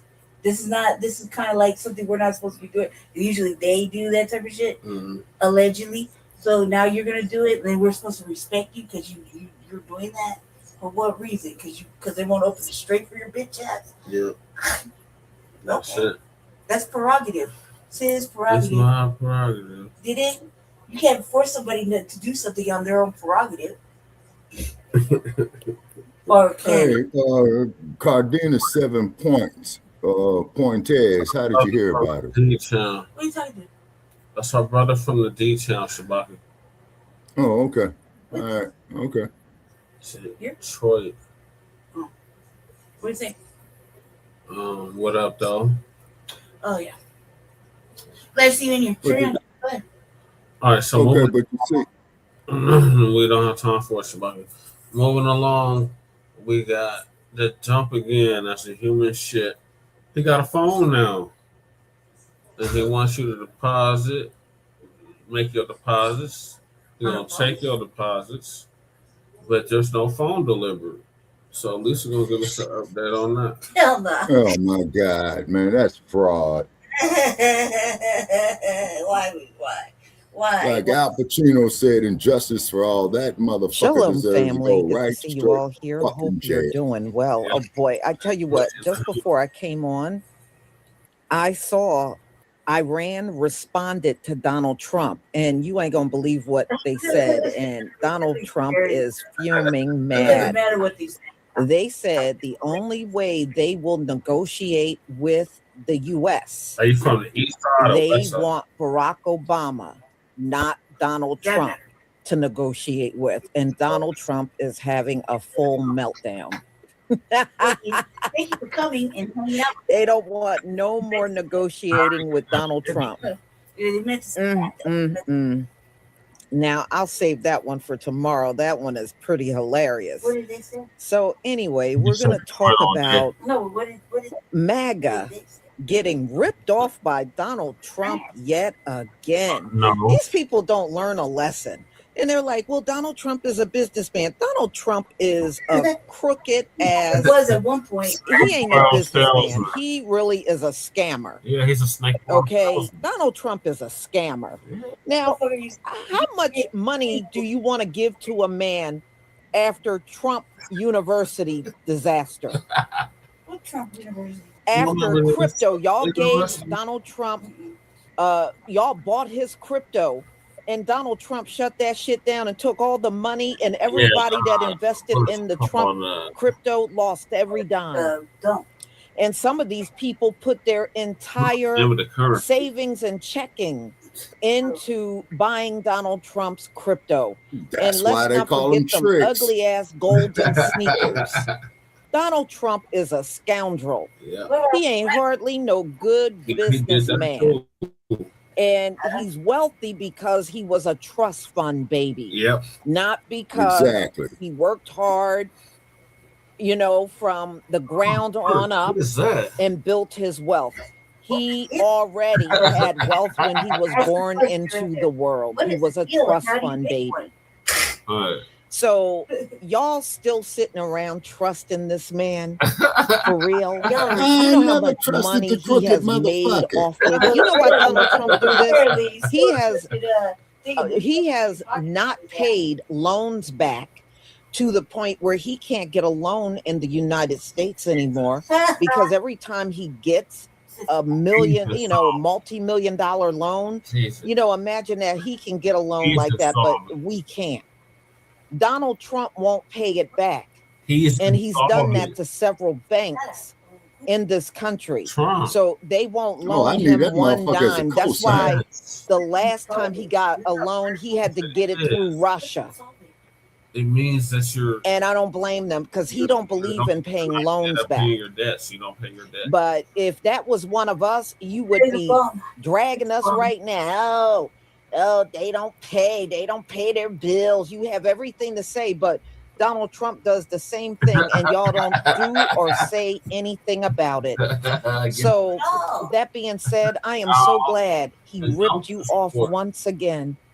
He ripped you off. And y'all remember the people that donated to him? He gave some dinner at Mar-a-Lago, and the dinner was so sorry looking. See, that's what Donald Trump does. I bet you everything on the plate, a carrot, a little hump of meat, and some other shit on the plate. And I bet Donald Trump probably only paid $2 per plate And y'all gave that man $50,000, It was $1 million millions of dollars each of them. in $1 million. donation. And when he did that dinner, those plates don't look like they cost more than about $2-3. He probably bought all that stuff in bulk and put $2 worth of So what? The food bride on was each spilling plate. all the wine. See, correspondence. y'all still falling for the okie doke, but you want us to believe that you got the high IQ. Now, Donald Trump done scammed so many people, him and his children, because his oldest children, they do the same thing. Yeah. They used to get these shelf corporations, set them up as charities, collect all this money, and then Donald Trump and his kids would spend all that money. It did not go to any type of charity or towards helping underprivileged people, nothing. Yeah. They used it like their personal checkbook. That's what they did. It was so bad, the judge in New York said Donald Trump and his children are not allowed to start any more corporations or charities in the state of New York. They have ripped off so many people. They can't even start another charity or even get shelf corporations or nothing in the state of New York. Then they'll start one in California. But y'all, They'll so start what one Donald here in Trump Nevada. did, and Eric and Don Jr., Yeah. they came up with this Trump phone, this golden Trump phone. This is a base rock moment. And everybody was, and they sold it as everybody's going to get this phone. This phone is made in the U.S. Powerful. Guess where the phone was made? In China. But they sold it to MAGA as made in the U.S. Okay. Well, that's trade fraud. 500,000 dumb MAGAs gave $100 deposits. And then they kept changing I got a sign in Los Angeles that says Hollywood for sale. Out. I also got a bridge in San Francisco called the Golden Gate. I will sell you the motherfucker for $25. Now they said Donald Trump made, I think, $59.6 million. And these folks never got their phone, y'all. They never got the phone. They fell for the okie doke from Donald Trump again. Y'all should know by now.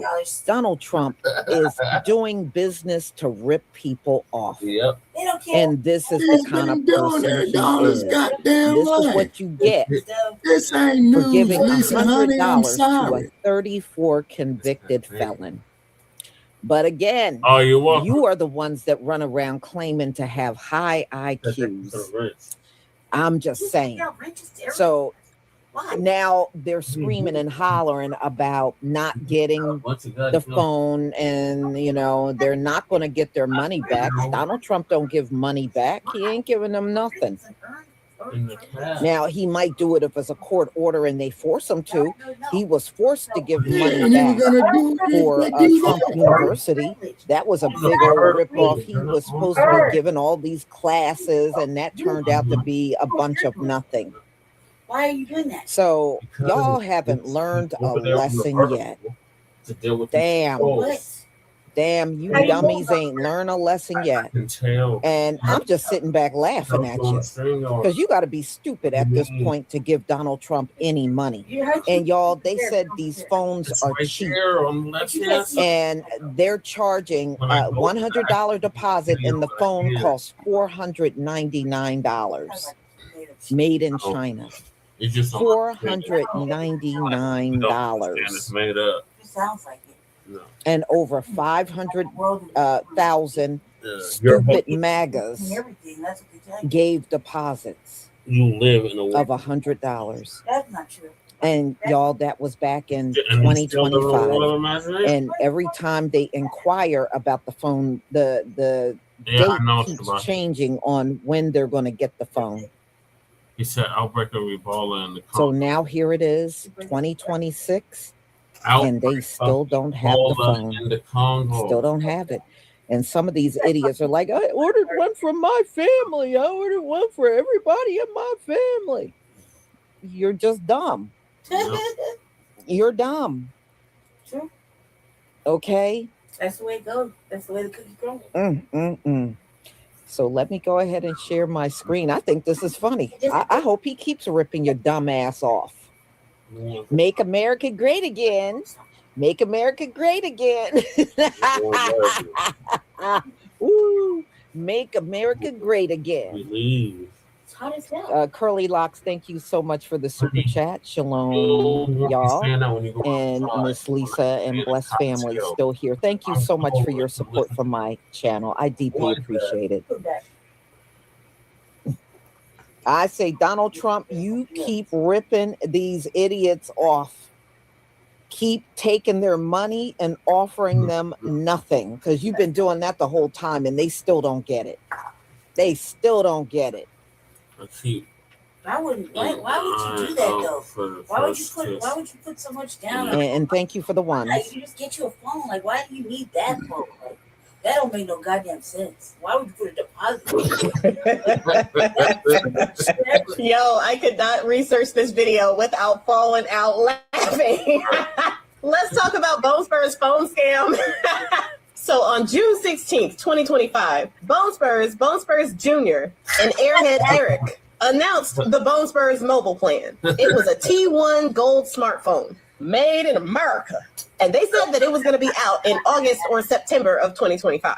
So they were taking all of these pre-orders, and they said that the promotional price was going to be about $499 for these made in America gold phones. But if they wanted to go ahead and pre-order, it was only $100. So sycophants started pre-ordering this phone. And when I say they started pre-ordering this phone, I mean 590,000 to 600,000 people gave $100 to pre-order this phone. They were pre-ordering. They had their kids doing it. They called their family members. They had everybody pre-ordering this T1 Golden Bonespurs phone. So August, September comes and goes, and there is still no phone. Then an announcement comes out that the phone is going to be released in November. November comes and goes. Then they're like, okay, we're going to do it at the end of the year. So December 2025, just in time for Christmas, you're going to get your Bonespurs T1 Gold mobile phone. December comes and goes, and there is still no phone. So it got pushed back to January. Now, in January, at least, there was some update about progress. And there was an announcement that the phone company, T1 LLC, was able to secure a PTCRB certification, which allowed it to connect to the different networks around the U.S. This was at least progress, right? Now, mind you, there has been shutdown after shutdown in the government. So that's what they blamed for the delay. But now that they had gotten this certification in place, there was still no shipping date as to when these people who had paid this $100 to get their phone, there was no shipping date as to when they would actually be able to complete the purchase or when the phones would even be ready. And by January, they had stopped taking pre-orders for the phone. They had started taking them up until about November. But after that November date, they stopped taking pre-orders. I heard then that the pre-orders then started up after they got that certification. So you might be able to actually still order a T1 Golden phone right now. But beware, the people that are actually ordering this phone are getting notifications on their phones from their credit cards or banks, warning them of a fraud alert and asking them if they really did try to place this order on this phone. Now, recently, a couple of things have happened when it comes to this phone. And it is glorious on the FAFO scale. So you remember when they said that this phone was going to be made in America? Yeah. Well, they're no longer saying that. They are basically going to be using refurbished, not new, refurbished iPhones and Samsungs. Those phones are not made in America. So they took off the made in America language from their terms and conditions, and they replaced it with something to the effect of American proud design, which is basically just slapping a Bonespurs emblem on it. That's your American design. Mediocre as usual. And on April 6th, 2026, they made some other changes to the terms and conditions that are sinister. Like, y'all, these changes are diabolical. They added the language that there is no guarantee that this device will be produced or made available for purchase. And get this, the deposits are non-refundable. Now, do y'all remember when I said that the promotional price is $4.99? Well, apparently the people who paid their $100 deposit thinking that they were going to get the promotional price of $4.99, their deposit did not lock in that number. Bone Spurs and his kids reserve the right to up the price to less than $1,000. And even if you paid your deposit thinking that you were going to get the $4.99 promotional price, you are at the mercy of whatever price they want it to be. And you cannot get your money back unless you pay for the phone. So you thinking that you got that phone for $4.99 and then they do $9.99 less than $1,000. You have to pay that $9.99 or you can't have the phone. And you just wasted your money. And there is even language in the terms and conditions saying that the deposit gave you the opportunity to buy a phone when or if it was ever released. So there is absolutely no guarantee that the 590,000 to 600,000 people who paid $100 to get these phones are actually going to see anything. They got $59 to $60 million out of these people for nothing. Damn. Damn. And get this. This is the best part of it. In their terms and conditions, it says that the people who paid to get this phone, the people who actually put in their deposits, automatically agreed to these new terms and conditions because they put in their deposit. So it doesn't matter if you put in your deposit in August or in June or July of 2025. If you put in your deposit at all, you now agree to these 2026 new terms and conditions because you had put in that deposit. I'm sorry. So the terms and conditions that you had maybe read in June or July of 2025, they do not matter because if you put in that deposit, you agree to these new terms and conditions. And good luck suing the Bone Spurs administration or Bone Spurs or his kids because this was T1 LLC. This wasn't them. This wasn't Bone Spurs. This wasn't Bone Spurs Jr. or Airhead Eric. This was T1 LLC. They are the ones who are orchestrating all of this. So if anybody lied to you, it's them. You can't sue. You can't sue Bone Spurs. All right, guys, I'm gonna get it together. Okay, I'm sorry. I'm gonna get it together. How pathetic is that, though? How pathetic do you have to be to know that you are getting scammed and to still be? Y'all didn't learn your lessons with the Bone Spurs watches? The watches that didn't even spell his name right? The Bone Spurs shoes? The Bone Spurs coins that don't actually mean you have real cheap. I need which one have more no monetary value at all. to pay me $10. Y'all don't remember the Bone Spurs shoes? The Bone Spurs guitars? Y'all didn't look into his history with the Bone Spurs steaks, the Bone Spurs waters, the Bone Spurs University? He got y'all going straight to hell with that Bone Spurs Bible with his face on it.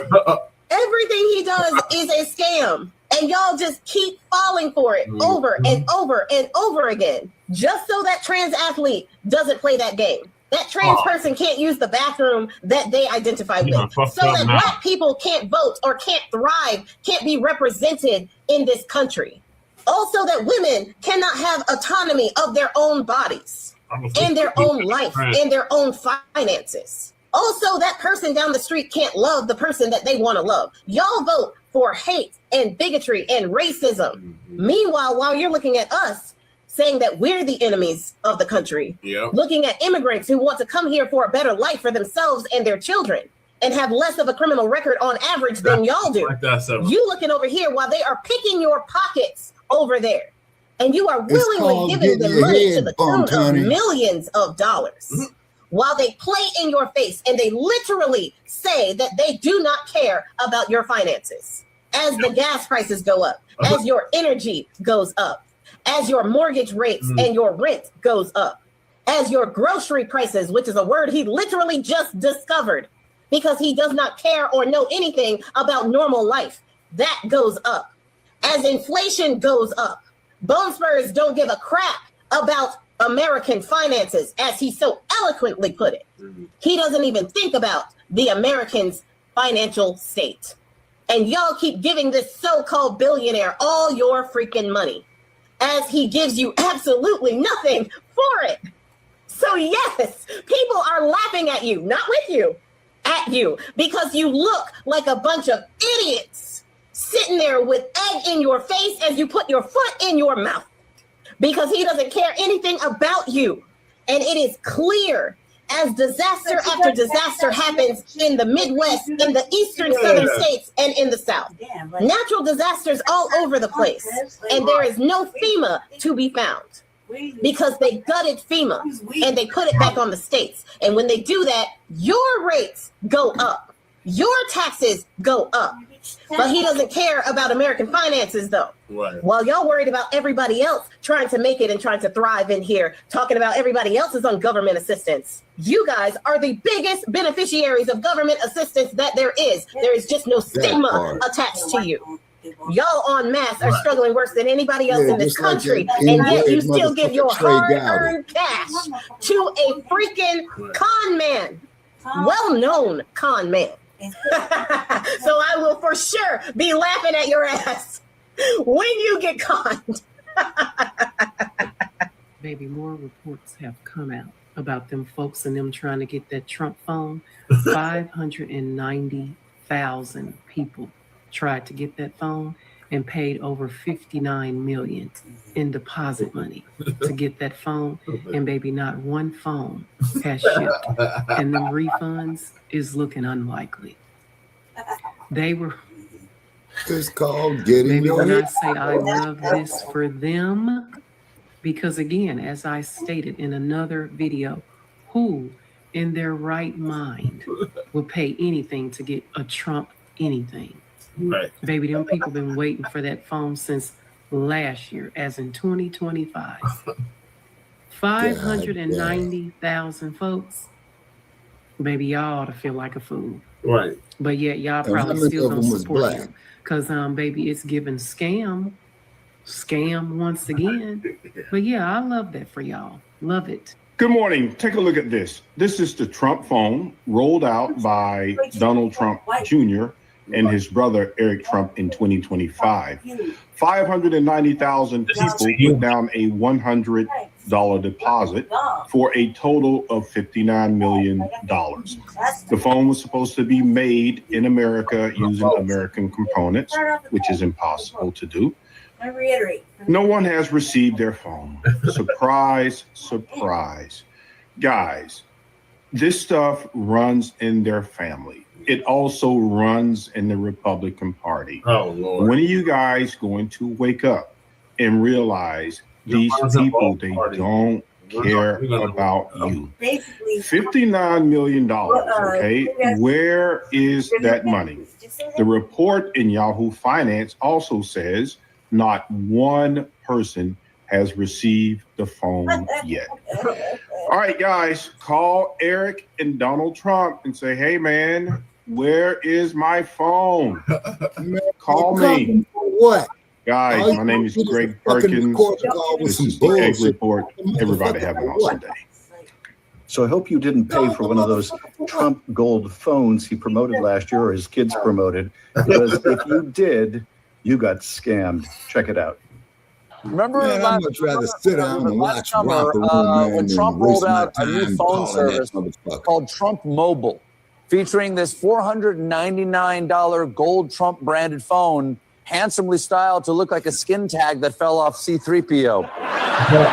Now, back when they announced it, I made this little joke about the phone. The T1 phone, which for some reason is in quotes on the website, possibly so they can have plausible deniability when your T1 phone turns out to be a foil-wrapped hash brown. Okay, I mean, that joke wasn't fair. Obviously, when you order this phone, you're not getting hash browns because you're not getting anything. Today we learned the terms on the Trump mobile site now indicate that the phones may never arrive. We actually have footage of one Trump voter waiting to receive her phone. It's been 84 years. And a lot. Trump got, people were excited. His supporters were super excited about this a year ago. Trump got a lot of pre-orders for these non-existent phones. Reportedly, around 600,000 people put down $100 deposits for the phone way back in June of 2025 when it was announced by Trump's sons, Don Jr. and Eric. Wow. These people didn't even get scammed by the top Trump. How humiliating to get bamboozled by his babies. It's like saying, yeah, I got shaken down by Capone. Not Al, his son Kyle Capone. He does a podcast. Specifically, the fine print for this phone was updated to say, Trump Mobile does not guarantee that the device will be commercially released. Regulatory approvals will be obtained, carrier certification will be secured, or delivery will occur within any specific time frame. That is quite the broad caveat. I, Mark, take you, Wendy, to be my wife. Vows do not guarantee that I will love, honor, and cherish with any specific time frame, or that I don't have a secret family in Tucson. We have breaking news right now. MAGA supporters are furious tonight. They shelled out $100 each for the Trump phone over a year ago, yet not a single phone has shipped. That's right, folks. More than 590,000 buyers poured a staggering $59 million into this venture, all promoted by the President of the United States and his family. But here's the twist. According to MoneyWise, the company behind the phone has quietly updated its terms and conditions. Just last month, they made it clear that those deposits don't guarantee a purchase. Instead, it only gives buyers a chance to buy the phone if it's ever offered for sale. So what does that mean for those who've already paid? Many of these buyers are now feeling cheated, and the anger is palpable. Some are calling local talk shows, expressing frustration over being left in the dark. This isn't just about a phone anymore. It's about trust and loyalty to the brand they believed in. Could this fallout affect future support for the president? Stay tuned, this could escalate quickly, and we're following every development closely. Make sure to follow for the latest updates. This is just sad. Today, the Trump family announced that their Trump Mobile T1 phone has begun shipping. But get this, the phone is mass-produced and manufactured in China by Chinese state-influenced company WingTech Technology. And it gets even worse. The phone that Trump's selling for $500 is just a rebranded Revel 7 Pro, which you can buy on eBay or Walmart for as low as $75. Guys, I'm going to need you to sit down for this. 590,000 Trump supporters ordered cell phones, Trump phones for $100 deposit, and they're not getting their money back. An email was sent saying they're not getting their $100 back. That's $59 million scammed from Eric Trump and his dad. But wait, it gets worse. Eric Trump got a Pentagon contract, a no-bid $24 million contract. He's scamming America. Have you seen this video? Hey, Trump supporter here. This goes out to Don Jr. and Eric. Where the fuck's my phone? I ordered 4 gold Trump phones in the summer. It's going to be the best. Talk my son into ordering stuff. They're going to come out in September. Yeah, we can fucking wait. September rolls around. No, it's going to be November. November, no, it's going to be the end of the year. Next, stop taking orders. Once a con man, always a con man. Do you agree? Sounds like a bad joke, but 600,000 Trump supporters paid anywhere from $59 to $100 each for a Trump phone, adding up to millions and millions of dollars. And as of now, 0 phones have shipped. They made a promise that they were going to be made in the USA, but that promise was quietly deleted from the website and replaced with the words American Proud Design, which, near as I can tell, means that we at least drew it on a napkin in English. And, by the way, Trump Mobile also updated their terms of service to say that your deposit is, quote, a conditional opportunity to buy the device if Trump Mobile Man, give me that eventually goddamn chooses money. Let me go to the sell crap it. table. A conditional opportunity. They charge Shit, you they for need to give vibes. me that money and let me And go the to the FTC, which motherfucking crap exists table. to stop grifts like this, still being run by Trump's people, so no one's coming to save the day. That is the American grift in a story. And I've got the full story at youtube.com/theringofire. Hit the link tree in our bio. I want to see you guys following us on Facebook and Instagram. We are growing like crazy there. Trump supporter here. This goes out to Don Jr. and Eric. Where the f*** is my phones? You got your head bumped, Trick. No, 4 gold Trump You got phones your head in the bumped. summer. Now we can't get any updates on them. He's not alone. A bunch of customers and MAGA fans are very angry to find that Donald Trump is breaking his word again. The Trump's family business has duped whatever fans it has left. This latest grift involves the Trump family's business failure to deliver promised Trump phones after getting down payments on them from a lot of customers. And you know Now, that how many damn people would actually hotel like is to still buy a cash here. Trump People still gold ain't got phone no at this juncture, occupants in say it. in the last year? Well, considering the past ripoffs and the fact that no major cell phones are actually produced in the U.S., so this seemed like a long shot. Well, you might think not that many. But the answer is well over 500,000 people each paid a $100 deposit to get in on the planned and promised Trump phone. Not a single confirmed customer, though, has gotten one. Hello, everyone. The IRS is IBT. settling with Trump. Meanwhile, the IRS website for the so-called going Trump Mobile, which isn't very deep mobile, already includes a has- disclaimer. A they pre-order doesn't settled guarantee a with them. device The will be Fed's gonna produced freeze assets or made available for pending purchase. court judgments. I mean, that is just... Well, come on up, Clarence A Jefferson. pre-order means not a pre-order. We just hold your $100 and we might never make the phone. The so-called Trump phone was announced with a lot of fanfare by Trump's sons last year. Today, we're here to introduce Trump Mobile, making phones in America. It's about time we bring products Okay, I back got a to Hollywood sign our for great sale. country. We're going to be Give me having $1 call million centers for Trump and I'll Mobile throw in the Golden in Gate St. Louis, so we're Bridge, keeping too. our data onshore. We plan to build phones in America. All of our customer support is in America. A lot of people are getting ripped off, to say the least, because they don't pay attention to their cell phone plans. So I think we can do it better. That is a fault. People are getting ripped off. They're going to do a better job. They're actually doing no job because they haven't shipped any phones.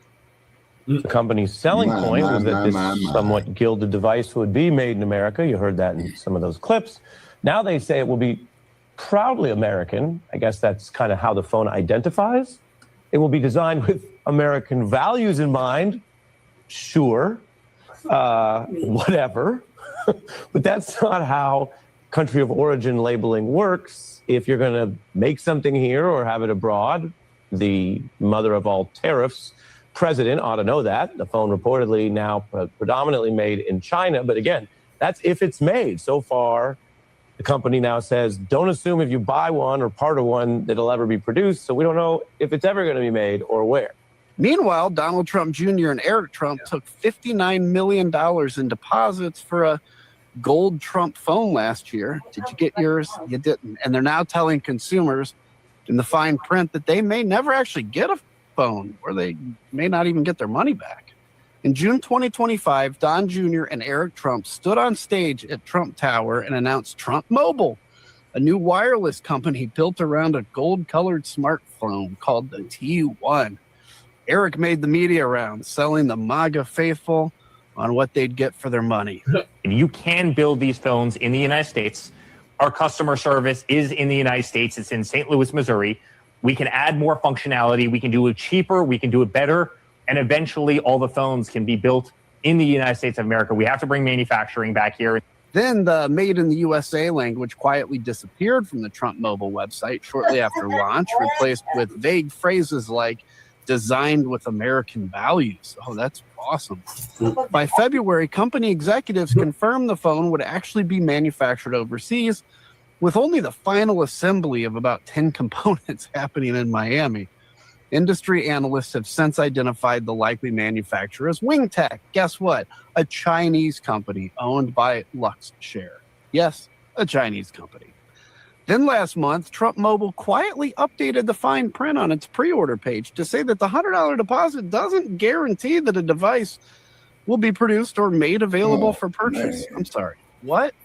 In plain English, the company that took $50 million from consumers just confirmed in writing that they may never get a phone. They may never get their money back, and they have no binding contract to enforce it. Watch the Federal Trade Commission, because Elizabeth Warren and 10 Senate Democrats asked the agency to investigate this in January, and the agency has been, surprised, notably quiet. Watch state attorneys general who do not need federal permission to act. And watch the customer base, because the people who paid for a gold Trump phone are among the most loyal supporters this president has, and he's just openly and shamelessly ripping them off. And he has been, actually, for a while. No. Los Angeles from. I was over there making a cup of noodles.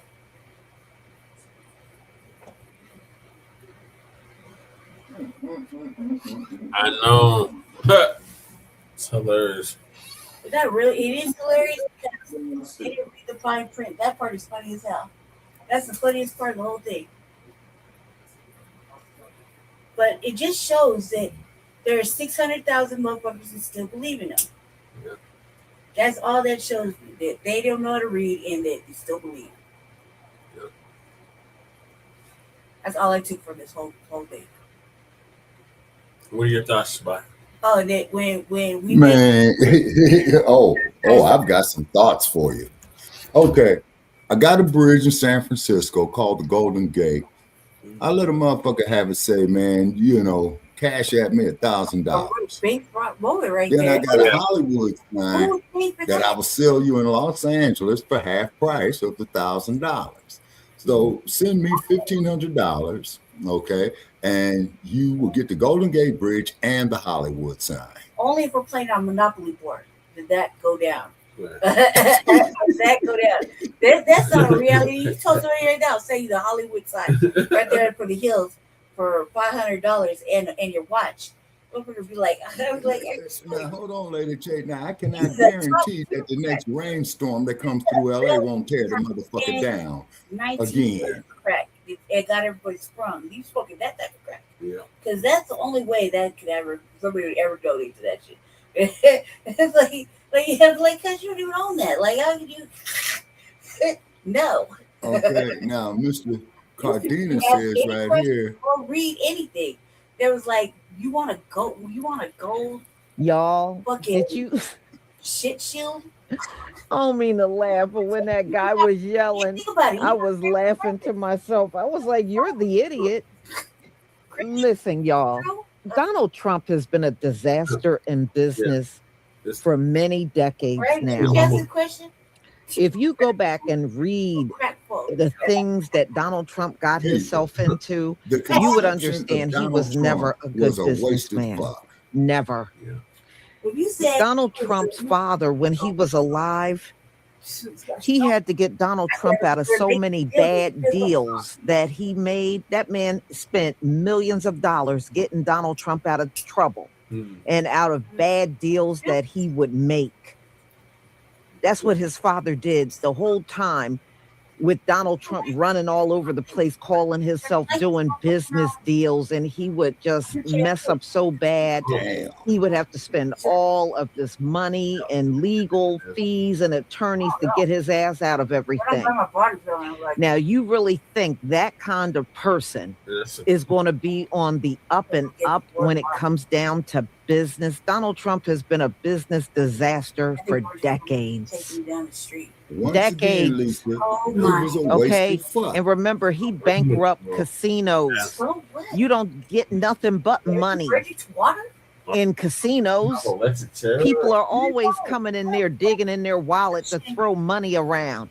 And he bankrupt that too, y'all. He bankrupt that too.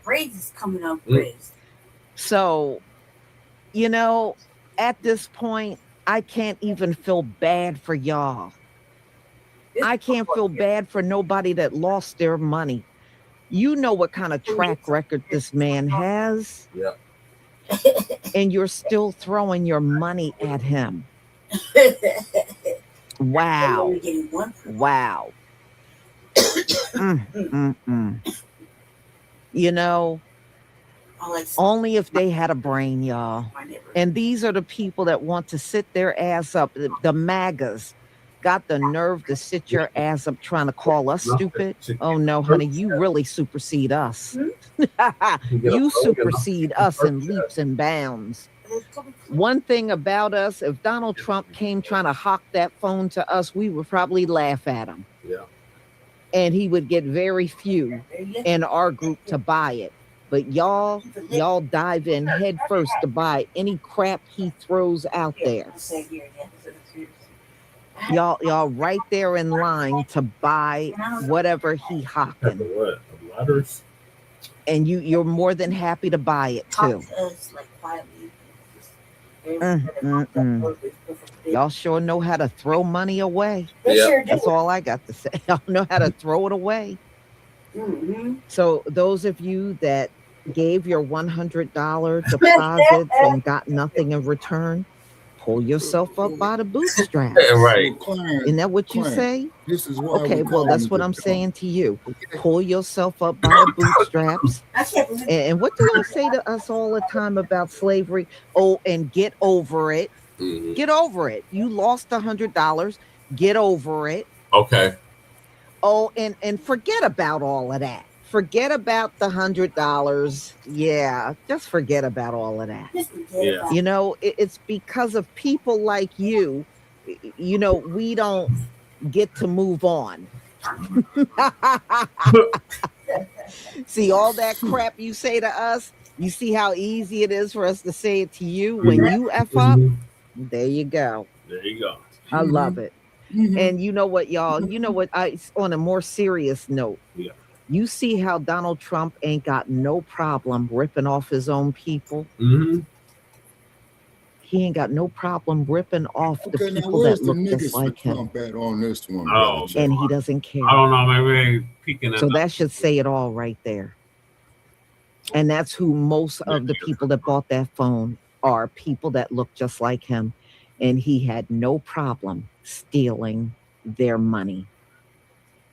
And think about it. It is just, and like someone said, this is what the Republican Party is all about. Stealing and scamming, lying, no accountability. Both parties is about that. This is what y'all do. They're two sides of the same Wasn't coin, it Lisa. in The Donald same Trump's thing with first the term, Democrats. Steve Bannon that took that build that wall money and he stole every dime of that build that wall money? You know what? Look, this is just who the Republicans are. I don't know why anybody at this point would give them your money. You should know they gonna run off with whatever money is towards a certain cause. These Republicans are gonna run off with every dime. Lie, cheat, and steal. That's right, Black or us. 365. Well, that's right. That's right. Well, what can I say? Yeah, he did this to his own folks. So don't know, you know, Donald Trump may do all that DEI and be all against us, but he's against the people beneath him. See, these poor white folks that don't have nothing. Yeah. He don't like them either. Ass. He don't like them. Yeah, just like that's that. why he can rip them off. Yeah, just like he don't American like them sad either. ass. Remember American sad ass check? So y'all, I'm gonna go ahead and conclude. I just thought this was a funny one to end on. Yeah, I thought it was funny too, Lisa. Shit, it's cold as hell in here. Damn. Yeah. All right, Shabaka, what are your thoughts?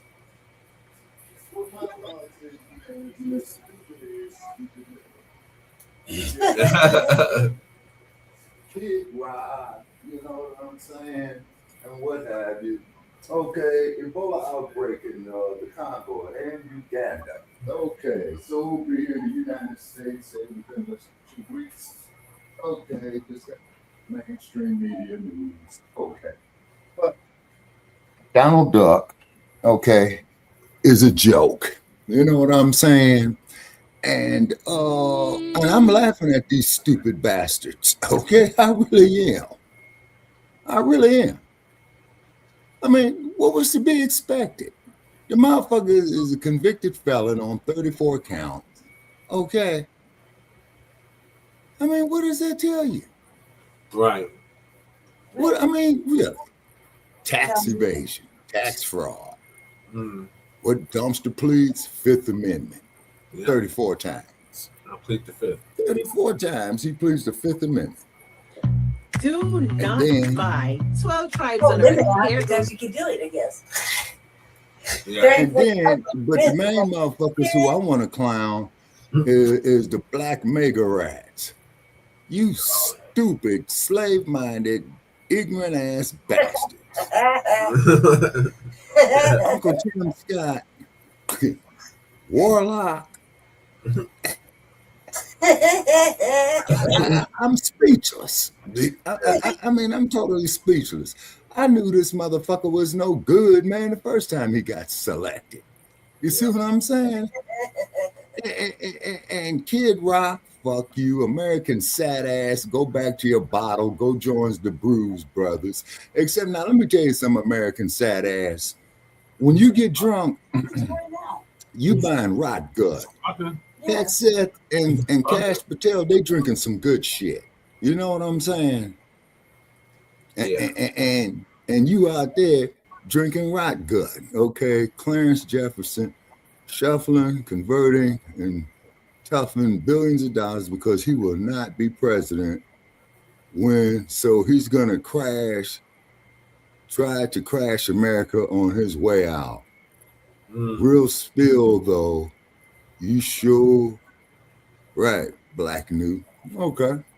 All righty. Okay, that's Clarence Jefferson. Okay, yeah. Clarence Jefferson. Okay.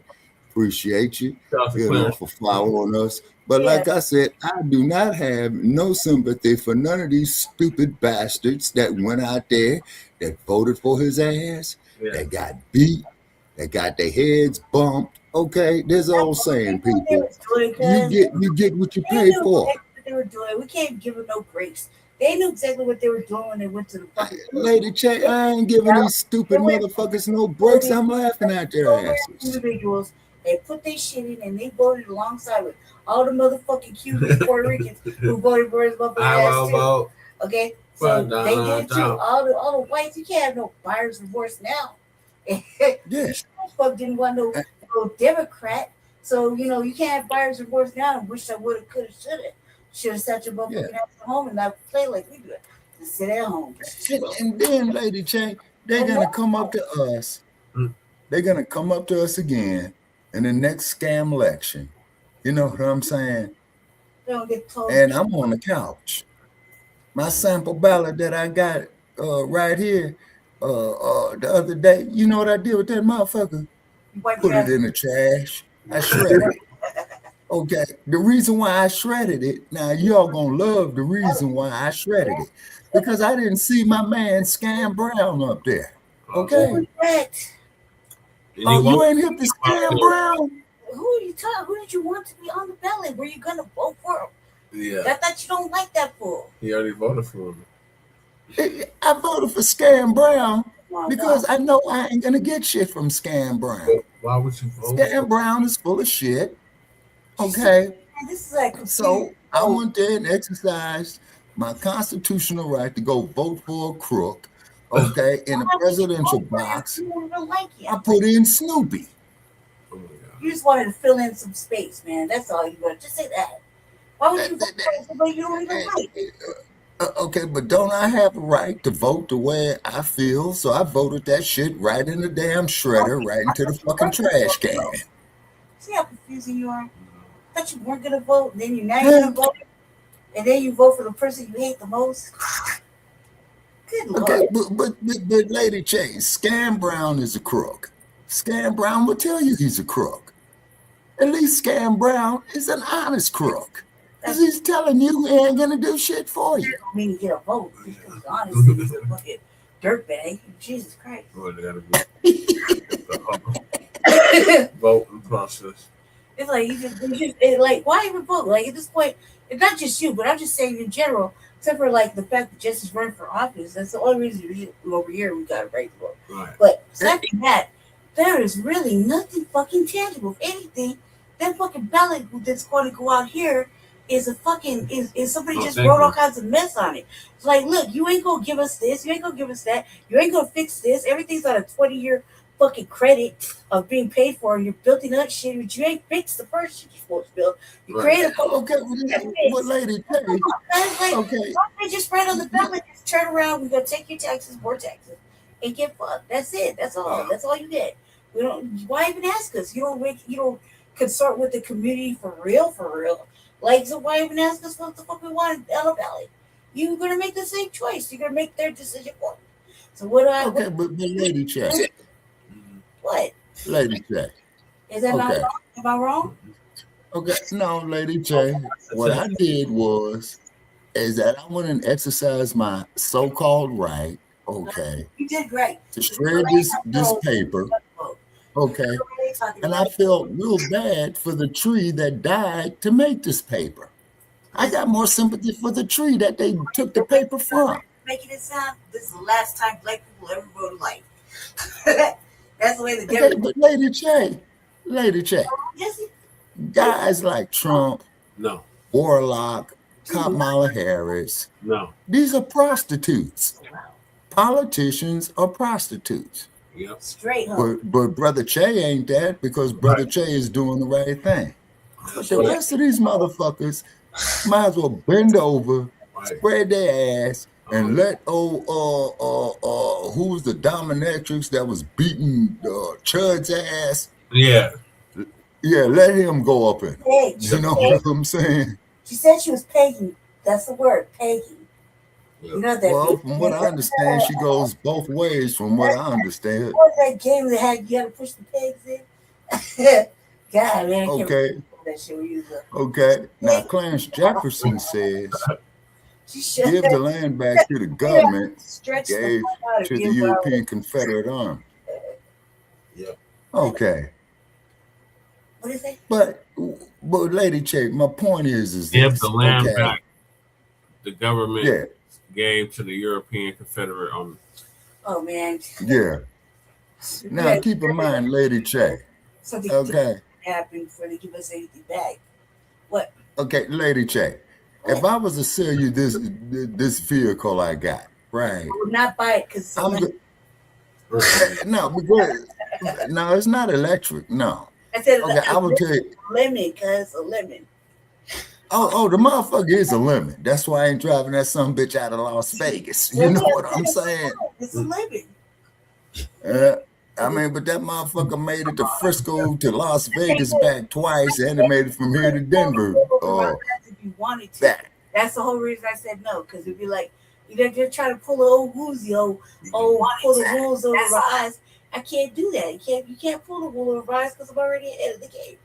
No, Lady Che, I'm just going to tell you that this motherfucker is high maintenance. It's good on gas, though, is the only benefit to it. Because like I said, when I go up here and pay $50 goddamn for a half a tank of gas like I did yesterday. Yeah. Oh, hell no. Where do you go? Old dumpster. Dang. You know. People be going out. Everybody will be on the bus now. Yeah. And the bus went up too. Yeah. Bus went up like 4 but the last I rode the bus here in Las Vegas, you can get a day pass for $5. Hell, in Oakland, they want $20 for the damn day pass. I refuse to pay for the bus. On the regular, it's $6. See, I refuse to pay for it because I remember a time when it was 50 cents. Yeah, I agree with you, Lady Che. I remember in LA in the 70s when the damn bus was a quarter. During the gas crisis. You know what I'm saying? Yeah. Well, we had to go to school while it was dark when Nixon did that shit. Yeah. You know what I'm saying? I remember going to school when it was dark. I remember. Yeah. We don't have those anymore. And then think about the little babies, the first and second graders, going out there in that. Yeah. I haven't seen a kid in a long time. Like a baby kid. Like a little kid. Last time you see a little kid. I felt like since COVID, I ain't seen no real little kids. That is, and I went to at the campus. Yeah. Babies. Okay. A long time. Feels like Okay. You got to go, Shabaka? Yeah, I just want to say this right here. Okay, now, how long do y'all think before the Ebola gets here to the United States? It's already here. Okay. All righty. Right Okay. before it has it and tell them to breathe on you. Okay. Okay. We got like Okay. 12 cases of motherfucking coronavirus already here in Denver. And I'm like, just in another county, I'm like, just tell somebody to breathe on you. Fuck it, if you want it that bad. Okay. Well, what it is though is this: is that these stupid sad ass motherfuckers like the Kid Rocks or other dumb bastards that went out there and supported this crooked bastard. I have no sympathy for these stupid bastards. You got dumb bastards that voted for a crooked bastard, okay? And I have no sympathy for none of these stupid bastards. The thing is, the problem was they made it to where they wanted him to win. They put him in position. That's why it wasn't an election. They put him in position. He didn't even do not one motherfucking debate or show up nowhere. So no, he did debate. He didn't. No, he didn't. He didn't do Yes, a he debate. did. You don't remember him doing debates? Oh, that one with. Oh yeah, that one with Kamala. That's what he said. They're eating the cats. Yeah, they're eating the cats. Oh yeah, yeah. You're right. You show right. All right, so but aside, the motherfucker's demented. Yeah, like you should already know. If you were around the first time, we saw how it interacted. That's what I said way back when. Then I said, "Why are you gonna vote for somebody you thought was a piece of shit the first fucking time?" Right. That's why he didn't make the second time, and now you're gonna give him the this time right now to get in there, only so he could do more damage. But nobody want to listen to that.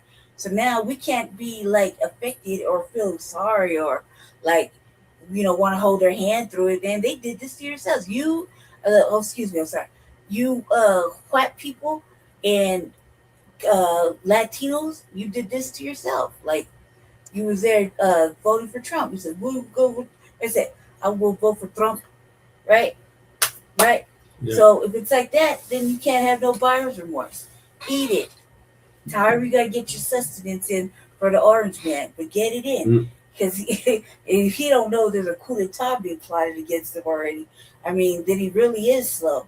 But I don't think he's slow because I think he's very right on point. If it was him, I would be like evacuating motherfuckers for the position. Well, actually, Lady Ch, I think the old bastard is senile.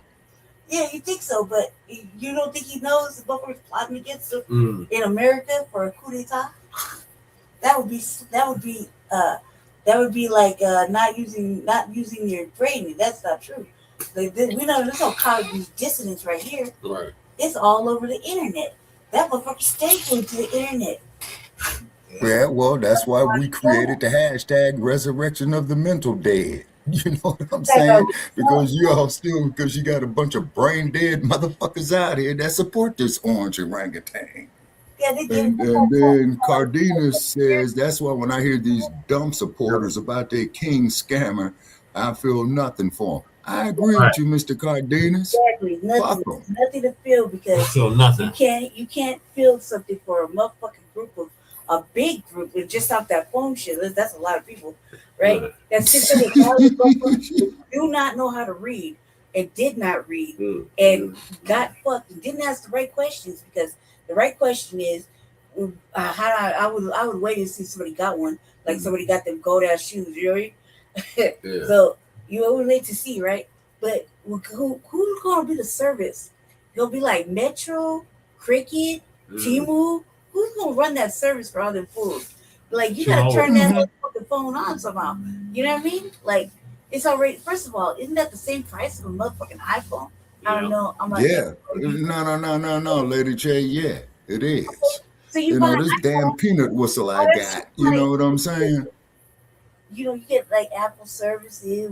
I don't know. I don't have one. I've only had Androids. Fancy shit is too fancy for me. They too fancy. So I'm just saying. So it's the price of a motherfucking iPhone that you still ain't got. Just on the principle that it's gold and it says Trump on it. And he didn't even authorize it. If you listen to it, it's his motherfucking bitch ass punk ass sons who just selling a fake bill of goods but not all the details. Who the fuck is gonna turn that bitch on? Question mark. That's another $100, right? Yeah. Like the only reason I say that is because I got like a little T-Mobile thing in the house right now. Look at that. That was like that was a little something, huh? Cause the thing right there, the modem. Yeah. Right. So and every month is like $60 motherfucking dollars. So who the fuck is paying? Who the fuck you gonna pay for that? They didn't even talk about that. I want to know who the service is before I put my little prayers in it. Like I wouldn't do it. With you.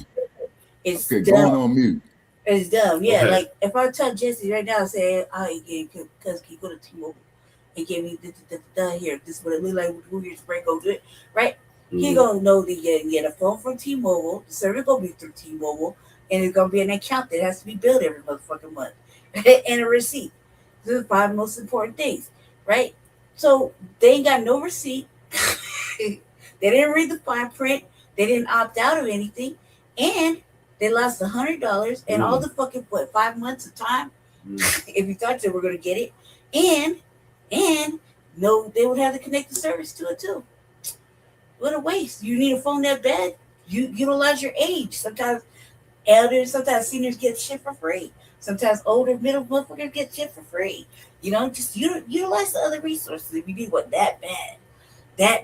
Like, come on, like. They give you a free phone with food stamps if you really want it. You ain't like, come on, like this is a far beyond. Then you want to be like, fuck Trump, he didn't send this, and then since probably before he got elected, that motherfucker been pumping out shenanigan items left and right. Okay, left and right. Yeah, that's all he do. And everybody who puts in any kind of invest money into it is slow, like not even slow. Just fucking retarded. Mentally challenged. Super retarded. Like, you might as well be a vegetable. Only 1/3 of your brain works. You're like, that's stupid. And it's not even on the good side of the word that you need it. Like, the smart side. It's on the dumb side. So you're still a yellow bus rider. Like, come on, cuz. Like, stop it. And they just went, here, Trump. Take it. Whatever. He gonna make America great. You know what I mean? It's not great. It ain't never gonna be great. Not after this, right? Come on. What you think, Jesse? What you think about that? I thought it was hilarious. I don't even have time to get my thoughts. Yeah, no, I don't. We gotta move on to the next topic. I've been having this video pulled up. Okay, what's this? So the next topic is Florida Everglades on fire. Massive wildfires spread rapidly. Oh yeah, there's a lot of places on fire right now. Texas too. Yep. Oil and hair magic elixir, unless you want super healthy, gorgeous hair that grows. They have a whole line of amazing hair growth products, including hair growth leave-in conditioner spray, hair growth shampoo, hair growth spray, and hair growth butter. I'm starting to sense a theme here. They include quality natural ingredients. They smell amazing, and you can see the results for yourself. So if you're looking for healthy hair growth for your natural or relaxed hair, try 12 tribes of earth. I never had those silky friends, man. That shit don't even throw back on it. I like that. All right, y'all. Shalom, family. Hope you're all doing well.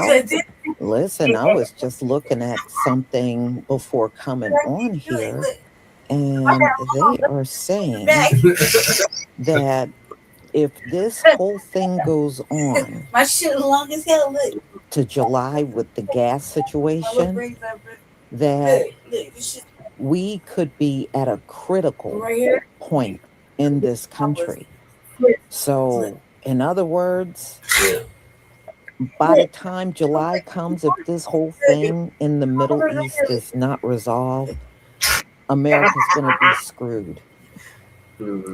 You know, the first thing that's going to run out completely, well, probably will run out damn near completely, is going to be diesel. And diesel is necessary for farming because, you know, all the tractors, they run by diesel. And also all of trucking. So no inventory will be moving in the country You know what I mean? And I don't see how even by July this would be fixed if you got the Strait of Hormuz closing. And you got to think about it. It seems to be closed more than it's open. Every time it opens up, it's only open for maybe a day. And then something happens and then they close it again. I don't think we've seen it open for one whole week. So y'all just be prepared for anything at this point, because the gas situation, it is going to be critical, especially as we start moving towards the summer months, and it's going to limit everybody in what you can do out here. So we're going to talk about the fire in the Everglades, y'all. A massive fire is going on, and it's hard to believe because the Everglades, it is so wet and lots of water is there, and that place is on fire. All I got to say is, when you see a wet place, Everglades on fire, go up in flames, anything is possible. That place is moist as hell. So that's weird. We're going to get into that. I figure somebody came to my damn door. Hold on, y'all. You got to fast forward.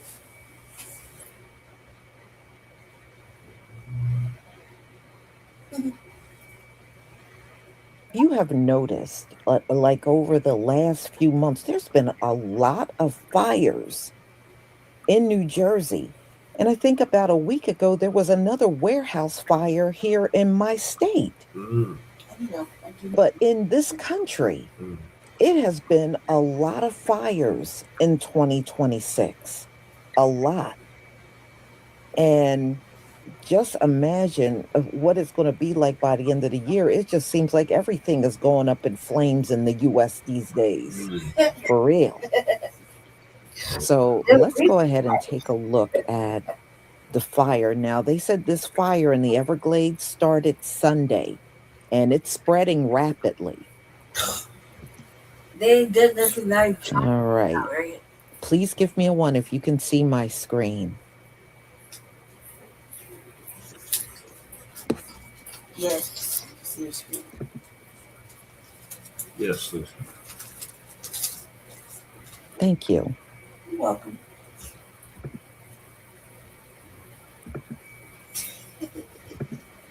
Okay.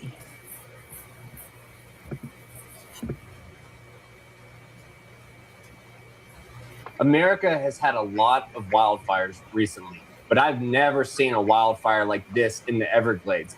This is crazy. The Everglades are so wet. Right. The Everglades are on fire. Right. That's the weird part, right? That's the part we should focus on.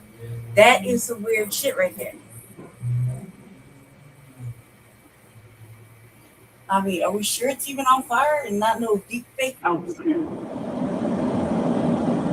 In fact, Florida is lit up right now. I knew we had kind of there was like a dry season. I'm in Colorado. I used to live in the Southeast, but like I've never seen this many wildfires. Not that wildfires don't happen in Florida. In fact, Florida is the lightning capital of the United States. More lightning happens there than anywhere else. But something feels off about a fire in the Everglades. I'm not saying that lightning started this wildfire. I just know that there's a lot of valuable real estate down in Florida. I'm not saying anything. Oh, wait, this isn't lightning. Hold on, let me change it. There we go, lightning. But I'm not saying lightning is what caused what happened in Florida. I've been to Maui right after the wildfires. Back in 2023, I went to Maui to help with the emergency services there, and we were giving out food and everything like that. But I remember driving around. This video, I took this just north of Lahaina. And I remember driving on this road, and I remember seeing like certain things were burned and certain things were not. It was very strange, but there was wind and there was electrical stuff going on. I have to be extremely careful with what I say from this point on in the video. So I'll just start off by saying, this is for entertainment purposes only. I have no clue if the Everglades, this was started by lightning or what. I'm not saying that there's lasers. I'm not saying that.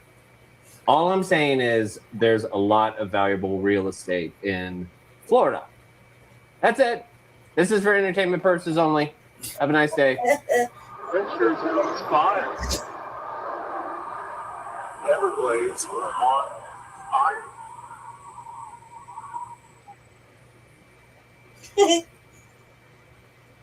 That's crazy.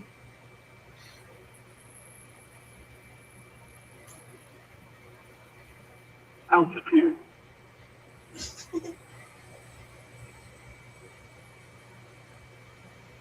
That shit is crazy right there.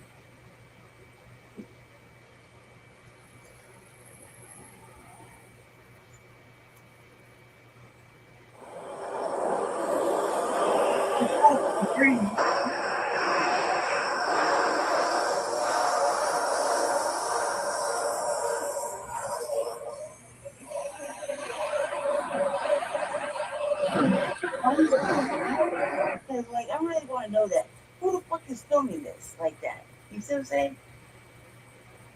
Are we sure it's a real video? Because if it's on fire like that, I'm pretty sure you're not going to be right there. Send 1,600 jokes. That was The Florida Everglades is on fire. I mean, first it was Georgia, then I think it was like Nebraska or Montana, California. I mean, at this point, shit, everything is on fire. MAGA is mad about their phones. I don't know why y'all mad. This man grips y'all every 5 minutes and y'all fall for it every 5 minutes. You're not getting that $100 back and you're not getting a phone. Wings R Us wants to arrest poll workers, y'all. He wants to arrest poll workers. And on top of that, he wants to send his own army of poll workers to every state in the goddamn country. I smell election fraud coming. This will be for Wings R Us birthday in front of the White House. This is trashy. Elania says he wants to cut Social Security and Medicare because those are entitlements. Both of those come out your taxes. This man doesn't even go here. So they trying to steal money from Americans? Y'all can just read this shit because this is crazy. So surrogacy is human what? And come November, we need to vote like slavery is on the line for going after the 14th Amendment. And I don't think it's just about birthright citizenship. I think it's about Black people too. I'm going to say this, any Black actor, artist, or athlete that has not been speaking about these issues, fuck them and whatever they got going on. Take it how you want to. What? This is everything that we said no to. No celebrities. No ma'am. Sorry. No ma'am, ma'am. No ma'am. Oh, fucking. A massive fire is burning in the Florida Everglades. The blaze, which is named the Max Road Fire, broke out on Sunday, and the area is really primed for fire as large parts of the state continue to experience severe and extreme levels of drought, much like what we're dealing with here in North Carolina. So firefighters attacked the flames from the ground and the sky. In addition to firefighting efforts, authorities positioned police and fire rescue resources at the ready in communities close to the flames. Meanwhile, emergency officials said there was no imminent threat to the community. However, they did urge locals to monitor conditions in the case that changes. Some residents prepared to make a quick exit if the flames get too close, and others did what little they could to prepare their properties for a worst case scenario.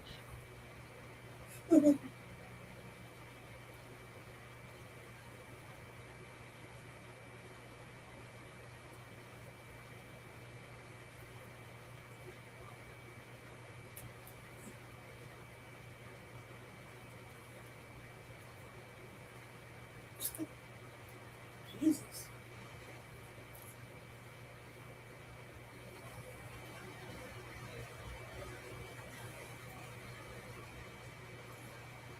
Well, is the detention facility on fire too?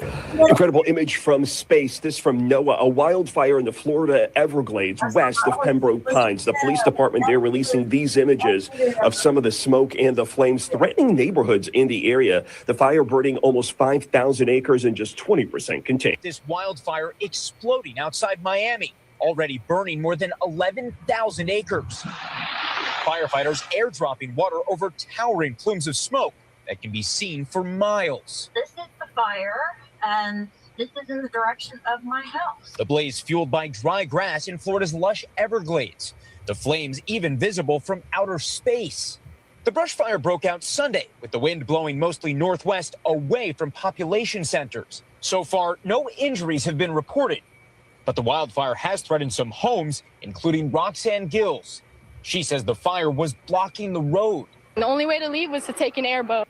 And tonight, authorities urging residents near the smoke to stay indoors. Even healthy individuals may experience eye irritation, coughing, sore throat. And you can see off in the distance some smoke. That is where a lot of the firefighters' efforts have been. We've seen multiple fire vehicles rushing in there throughout the afternoon, a helicopter dropping buckets of water over that area as this fire continues making its way, thankfully, away from population centers. And authorities have said that this blaze is 50% contained. Video shows the flames tumbling through the dry sawgrass as smoke filled the air just west of US 27. Pretty wicked out here. The flames quickly pushing closer to homes near Max's fish camp and airboat rides, where Roxanne Gill and her boyfriend were home with their 1-year-old child. His dad called us telling us there's a fire. He wasn't here at the moment. And we went outside and there's just smoke immediately. Within 10 minutes, got straight to their house. Video shows the flames burning just feet away from her home. It's huge. Like it was so much and there was so much smoke. We could hear it crackling. That's how bad it was. Roxanne says to make matters worse, there was only one roadway to safety. We couldn't leave. The fire was blocking the dirt road. There was no leaving. The only way to leave was to take an airboat. Fire officials responding from both Miami-Dade and Broward. More than a dozen units fighting the flames on the ground while air rescue helicopters dropped water from above. The smoke and flames also drifting towards the Pembroke Pines community, according to police there. Fire crews are stationed along the perimeter of the Holly Lake community, where they will be monitoring conditions. The picture of this fire. The Everglades are on fire.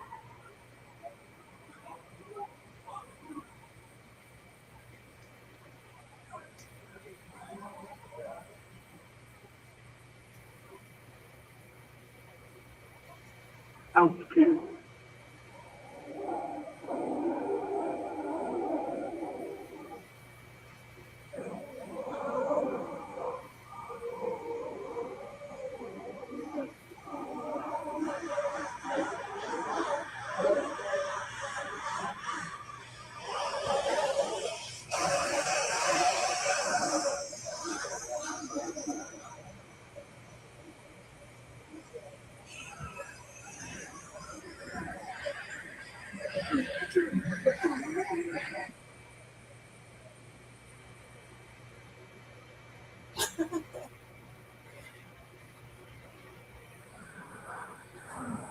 Jesus. Send him 1,600 shots. That was fucking bad last time.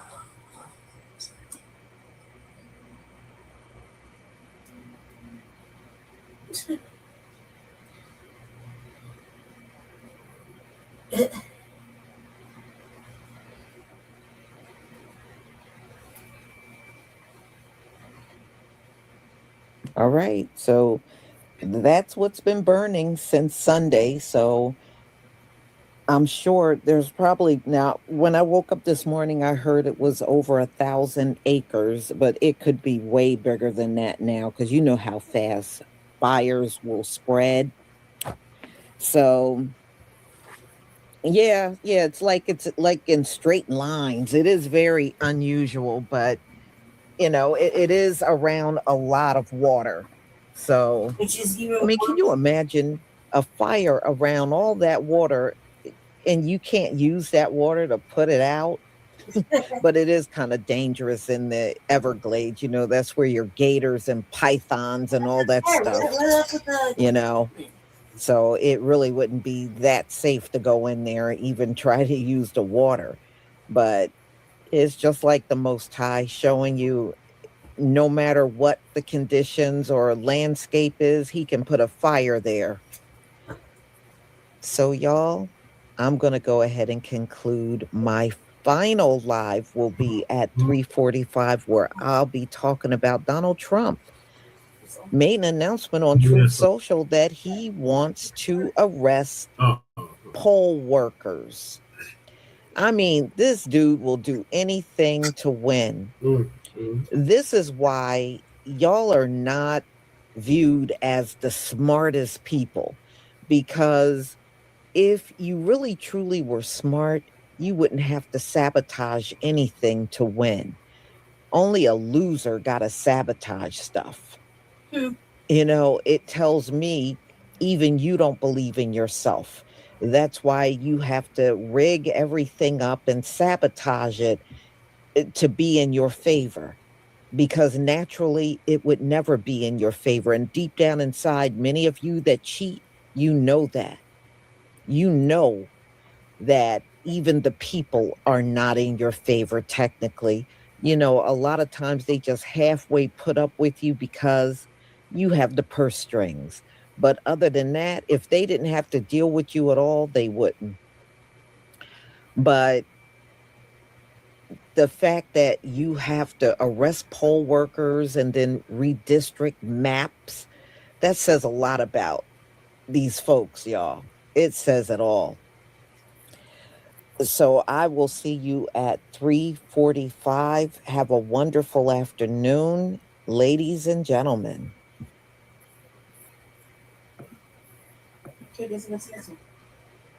Jesse. Yeah. The next one. American. That's one of Legos. Listen close. We are not your enemy. We are not your enemy. We are the voice from Africa. We come with no gun, no flag, only memory. What your leaders did.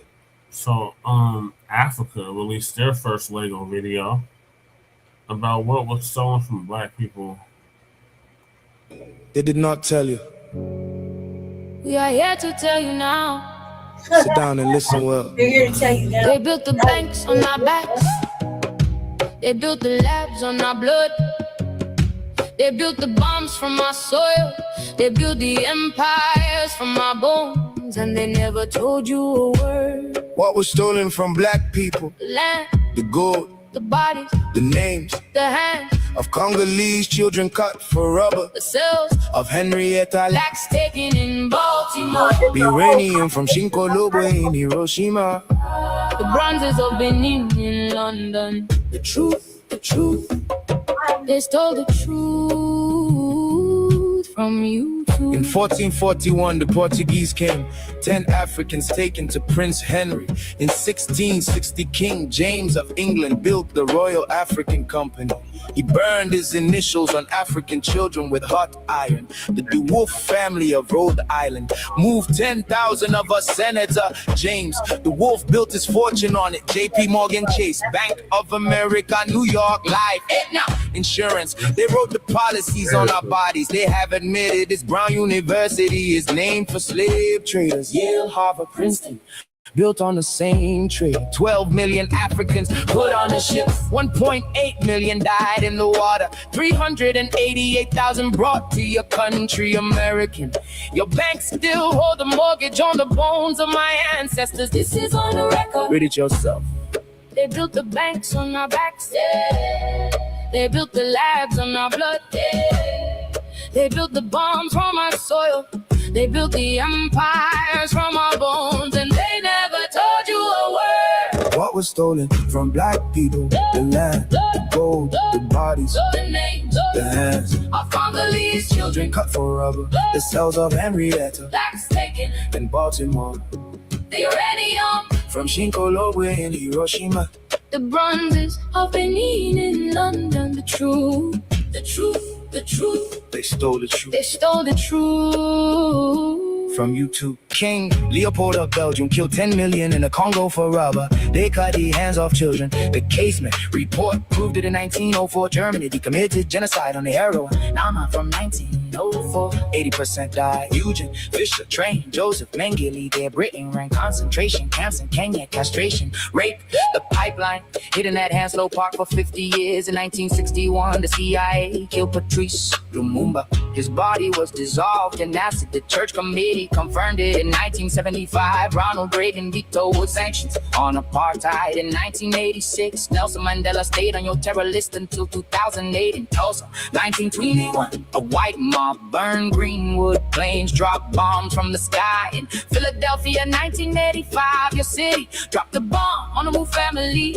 5 children died. Nobody was prosecuted. Public record. The cobalt in your phone, Congo. The uranium in Hiroshima, Congo. The bronzes in the British Museum, Benin. cells in your medicine, Henrietta Lacks. The Tuskegee Man, the Greenwood Ash, the Hampton Bed. the Lumumba acid American. Look down at your hand. Look down at your hand.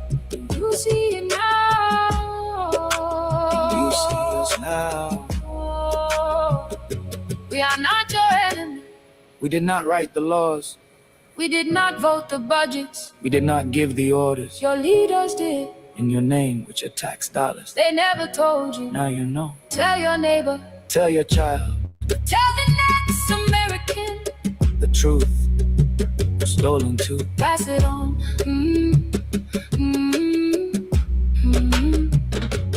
Pass it on. American. We come back to speak. The first song told you what was stolen. This song tells you who they killed. Sit down.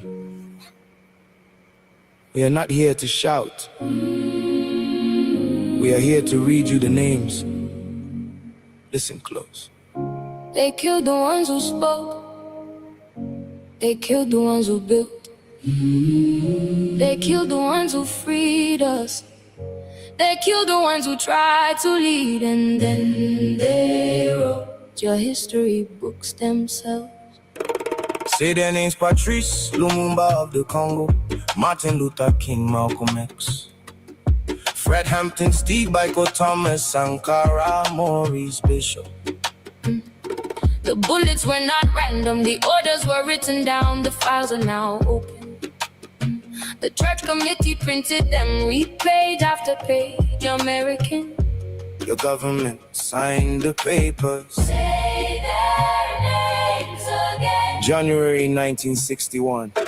Patrice Lumumba, taken from his people in the Congo. The CIA authorized it under Eisenhower. Belgian forces did the shooting. His body dissolved in acid. February 1965, Malcolm X shot dead in the Audubon ballroom in Harlem. The FBI had infiltrated his security. April 1968, Martin Luther King shot in Memphis. COINTELPRO had hunted him for years. December 4, 1969. Fred Hampton, 21 years old, shot in his bed in Chicago. The FBI gave the floor plan to the police. September 1977. Steve Biko. Beaten to death in South African police custody. The apartheid regime called it the hunger strike. October 1983. Maurice Bishop of Grenada, killed. The U.S. invaded 6 days later. October 1987. Thomas Sankara, killed at 37. They killed the ones who spoke. They killed the ones who built. They killed the ones who freed us. They killed the ones who tried to lead, and then they wrote your history books themselves. Say their names: Patrice Lumumba of the Congo, Martin Luther King, Malcolm X, Fred Hampton, Steve Biko, Thomas Sankara, Maurice Bishop. The bullets were not random, the orders were written down, the files are now open. The church committee printed them, read page after page. American. Your government signed the papers. The Berlin Conference, November 1884. 14 European nations divided Africa in 104 days. Otto von Bismarck hosted. No African was invited in your country. 1850. The Fugitive Slave Act. The North forced to return us. 1896. Plessy v. Ferguson. Your Supreme Court legalized our segregation. 1923. The Rosewood Massacre in Florida. A whole black town burned. 1935.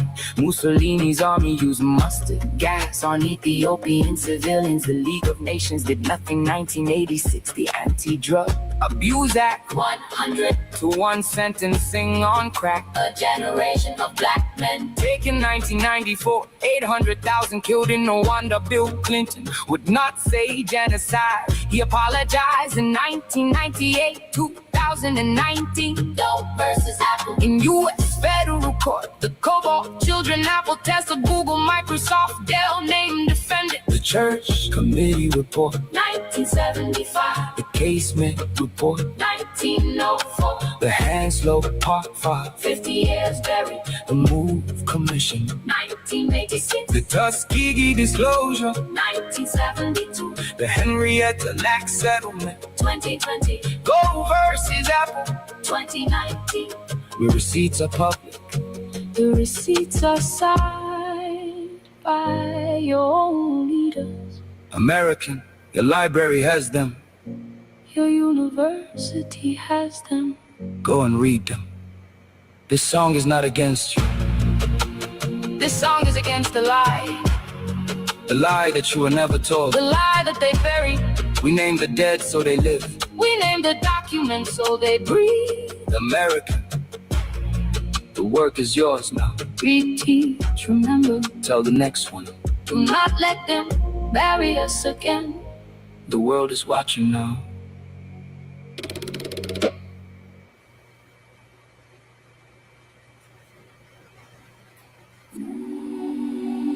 This is not a poem. These are facts I ran in Africa. Sing Black America. Sing Black America. One message. They took your reading first because they knew every right would come right after it. They did not start with the chains. They started with the page. Take the reading, take the rights. That was the law, that was the cage. I ran in Africa, sent the message. Black America, hear it plain. Every right you hold today was once a crime to learn and explain. In 1740, South Carolina passed the Negro Act. After the Stono Uprising, they wrote it in the law. It became a crime to teach an enslaved person to write. After Nat Turner rose in 1831.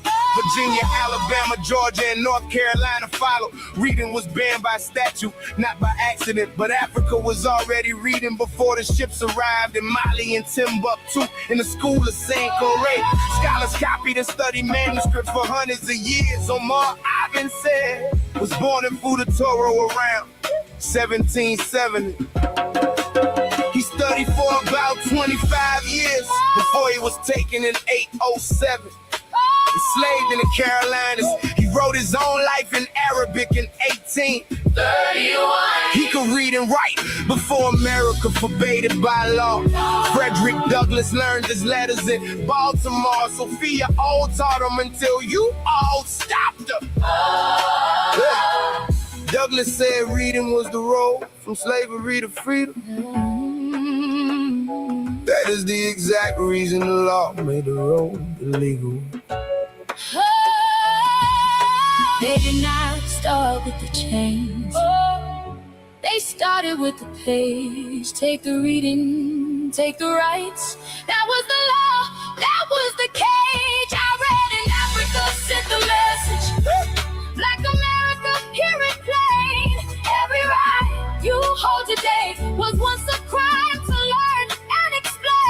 The Civil War ended slavery in 1865. That same year, Congress created the Freedmen's Bureau. It built schools across the South for people just freed. Black literacy rose fast in a single generation. So the next attack was not only violence, it was the test. Mississippi rewrote its constitution in 1890. It required a literacy test to register to vote. Other states copied the Mississippi plan one by one. Louisiana added a grandfather clause in 1898. If your grandfather could vote before 1867, you were exempt. White men passed under the clause. Black men were sent to the test. Black registered voters in Louisiana fell from over 130,000 to roughly 300 within a few short years. The poll tax and the literacy test stood for decades after that. The Voting Rights Act of 1965 finally struck down the literacy test. Reading and the right to vote were never two separate things. Take a page, you take the power. Give the page, you give the vote. I ran in Africa, already wrote this down. Read it back. That is the no. From the Negro Act to the literacy test. The The target stayed the same for 200 years. Not the body first, the book first. Because the book was where the rights appeared. Persia kept writing for thousands of years. West Africa kept writing in gold and in ink. America passed the law against the alphabet, because the alphabet was where freedom will begin. This is not opinion. Check the dates yourself. Unfunny 1831. 1865. 1965. The line through. All of it is written. The line through. All of it is right. So every black American, Hear the message plain. they feared your reading. Before they feared your name. The right and the page were always the same fight. Pick up the book. That was always the right.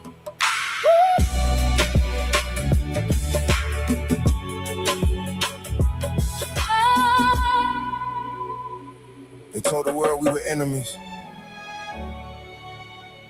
But the children in Tehran and the children in Lagos built the same Lego toy. And they sent America the same message. We were never your enemy. Now read this. In 1740, South Carolina passed a law teaching an enslaved child to read became a crime. They feared the written page more than they feared a war, because they knew a child who reads will demand to be free in time. I ran in Africa, just sent a message in a toy. Same blood, same grief, same right. They want you to employ the vote, the school, the page that they once banged. Read the history. And take it in your hand. Yeah. Frederick Douglass learned to read while he was still enslaved. Published his narrative in 1845. That record saved after Nat Turner's revolt in 1831. Virginia banned black education too. The fear of literacy spread state to state. That record is true. 1865, the 13th Amendment ended legal slavery. 1868, the 14th gave citizenship and equal protection plainly. 1870, the 15th said your vote could not be denied by race. 1896, Plessy versus Ferguson built the separate but equal case. Segregation became the law across the southern states for 60 years. Schools were split, libraries were closed to you, that is documented, that is clear.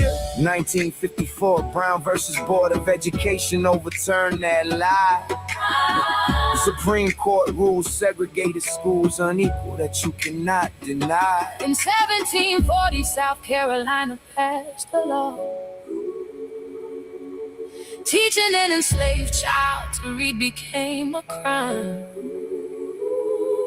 They feared the written page more than they feared a war, because they knew a child who reads will demand to be free in time. I ran in Africa, just sent a message in a toy. Same blood, same grief, same right. Same right. They want you to employ the vote, the school, the page that they once banned. Read the history. Take it in your hand. December 1955. Rosa Parks refused a seat. The Montgomery bus boycott lasted 381 days in that street. Dr. Martin Luther King led that movement without a gun in hand. August 28, 1963. The march on Washington filled that land. The 24th Amendment, 1964. Killed the poll tax at the door. 1964. The Civil Rights Act made that discrimination against the law. 1965. Selma to Montgomery. They marched though their feet were sore.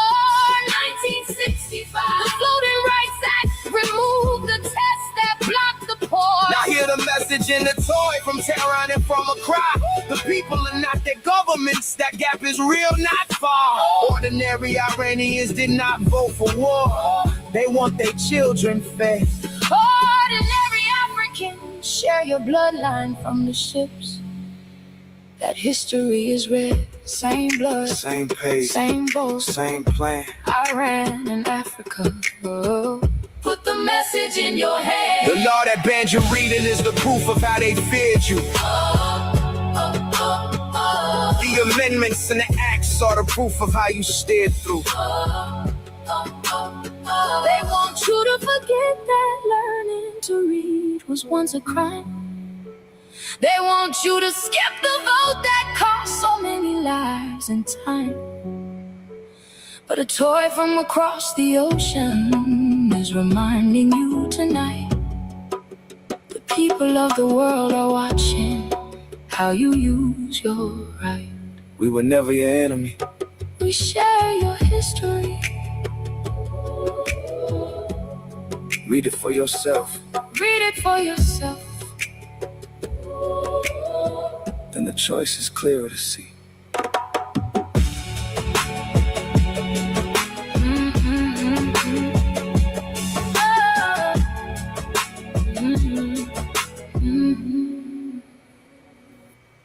Yes. Those are wrong. How many are there? 1713. Really? On the ship Henrietta Marie, chained Africans crossed the Atlantic with no room to stand. Many died before land appeared. Their bodies were thrown into the ocean behind the ship. The ocean saw. Listen to this closely. This happened to your bloodline. This was planned for profit. Your ancestors still survived it. The water remembers your ancestors' names. Millions crossed the Atlantic in chains. Many never touched land alive. You are here because they refuse to die quietly. Yeah. From the 1500s to the 1800s, European ships crossed West Africa, Portugal, Britain, Spain, France, and the Netherlands built this trade. They bought and kidnapped African people for labor in the Americas. Historians estimate that 10 to 12 million Africans survived the crossing. Millions more died before reaching shore.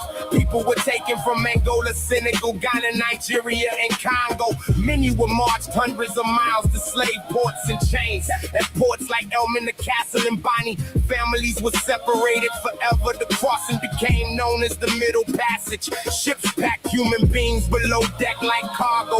Some ships held more than 400 people at once. The British ship Brooks became famous for how tightly people were packed. Men, women, and children were chained together for weeks or months. Many could not sit upright. Disease spread fast in the heat below deck. Dysentery, fever, dehydration, and starvation killed thousands. Women were sexually abused by crew members during the voyage. Some captain jumped into the ocean rather than live in slavery in 1781. The crew of the slave ship zoned through more than 130 Africans into the sea for insurance money. The owners went to court demanding payment for the murdered people. Olaudah Equiana wrote about the smell, the chains, and the screaming in his 1789 book. Your ancestors lived through organized torture, created for money. Do not look away from this history. They counted black bodies as cargo. But your ancestors kept fighting. The water remembers your ancestors' names. Millions crossed the Atlantic in chains. Oh, many never touched land alive. You are here because they refuse to die quietly. Yeah. The Middle Passage helped build the economies of Europe and America. Sugar plantations in the Caribbean depended on enslaved labor. Cotton plantations in the American South depended on enslaved labor. Banks, shipping companies, and insurance firms made fortunes from slavery. Cities like Liverpool and Bristol grew rich from slave voyages in the United States. Slavery expanded after the invention of the cotton gin in 1793. By 1860, nearly 4 million enslaved black people lived in America.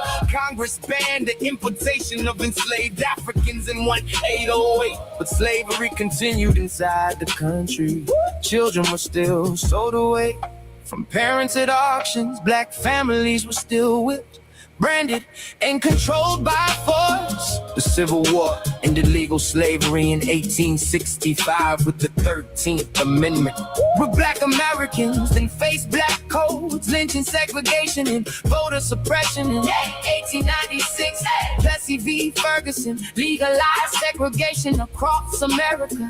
Redlining in the 1900s blocked many black families from owning homes. Many schools still hide the full truth about the slave ship. Some people want this history forgotten because it exposes how wealth was built, but your ancestors survived oceans, chains, disease, and violence. They protected songs, names, prayers, language, and family through terror. Every black child alive today stands on the survival of those people. That survival is proof that the system did not erase your bloodline. Ships cross the ocean. Your ancestors survived the crossing. Never let the world erase that truth. Carry these names with you. Teach your children what the Middle Passage was.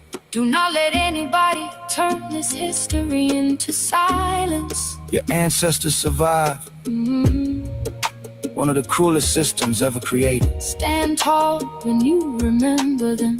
The water still remembers. And now you do too. From 1500 to the 1860s, 12.5 million Africans were forced on the ships. Almost 2 million died in the water before they ever touched land. This is the crossing. They call it the Middle Passage. Stop. Put everything down. What I am about to tell you is the truth. It is yours, and no one can take it back. The water remembers what they tried to drown. They built the ship to break you, and you did not break. 2 million stayed in the sea, and still you are here. You are alive because they refuse to die. It started on the coast of West Africa. Ports like Elmina and Ghana, the Bight of Benin, the Bight of Biafra. From around 1500 to 1866, 12.5 million people were captured and sold. The Portuguese began it, then the British, the French, the Dutch, the Spanish, the Royal African Company of England branded people with hot iron, even children. On a ship called the Brokes, they packed over 400 human beings below deck. People were chained side by side, lying in their own waste. No room to sit up. The crossing took 6 weeks to 3 months across the Atlantic. There was no clean water, no air, no light. Sickness in every corner. Dysentery, smallpox, and starvation killed them in the dark. About 1.8 to 2 million people died at sea on that journey. The crew threw the dead and they're still breathing over the side. Sharks followed the ships across the entire ocean. This was not an accident. This was the business. This was the plan. Stop. Put everything down. What I am about to tell you is the truth. It is yours, and no one can take it back. The water remembers what they tried to drown. They built a ship to break you. And you did not break. 2 million stayed in the sea. Still you are here. You are alive. Because they refuse to die. Yeah. In 1781, on a British ship called the Zong, the crew threw work 32 living people into the ocean. They did it to claim insurance money on the people they murdered. The court in England in 1783 argued about money, not about the killing. But your ancestors did not all go quietly. In 1839, on the ship Amistad, Singh Pai called Joseph Sinkay, led a revolt and won his freedom in the United States Supreme Court in 1841. There were over 400 recorded uprisings on slave ships. Some chose the water over the chains, and that was their last act of freedom. Every single person who survived that ocean is the reason you exist. Your family did not begin in slavery. Your family survived long enough to reach it. The mothers, the fathers, the children who lived through that water carry life forward to you. Their names were never written down, but their blood is in you right now. That is why you breathe, that is why you stand. That is why you are here today. What they try to erase in the ocean is sitting in your chest, still beating. You are the evidence that they could not finish what they started. See, did not take all of us. It could not take you. You are the proof they survived. Now you know what crossed that ocean to make you. Do not let anyone tell you it never happened. Say it to your children. Teach it out loud. 12.5 million left. 2 million never landed. You came from the ones who held on through the water. Carry them with you. Never let this be erased.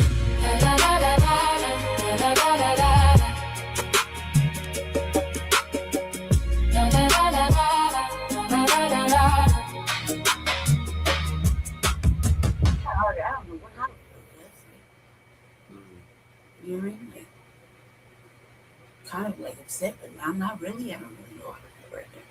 Yeah. What's the next one? Is it still on thing?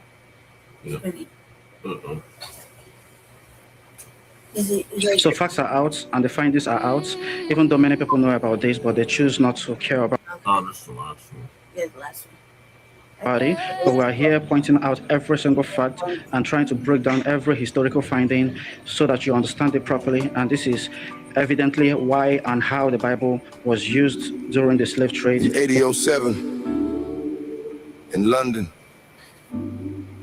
they printed a Bible for the enslaved. They removed Exodus on purpose. 90% of the Old Testament was cut. This is the record of what they deleted. They did not lose the pages. They chose the pages. Every cut had a reason. The reason was control. Slave Bible, London 1807.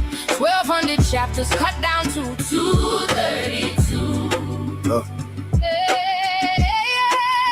Exodus gone, so the people would not move. They edited the book to keep the chains in proof. The forename was parts of the Holy Bible, selected for the use of the Negro slaves in the British West India Islands. It was printed in London on behalf of the Society for the Conversion of Negro Slaves. Bishop of London, Belby Porteous, founded a missionary society for this work in 1794. A standard Protestant Bible has 1,189 chapters. The slave Bible kept only 232 of them. Around 90% of the Old Testament was removed. Around 50% of the New Testament was removed.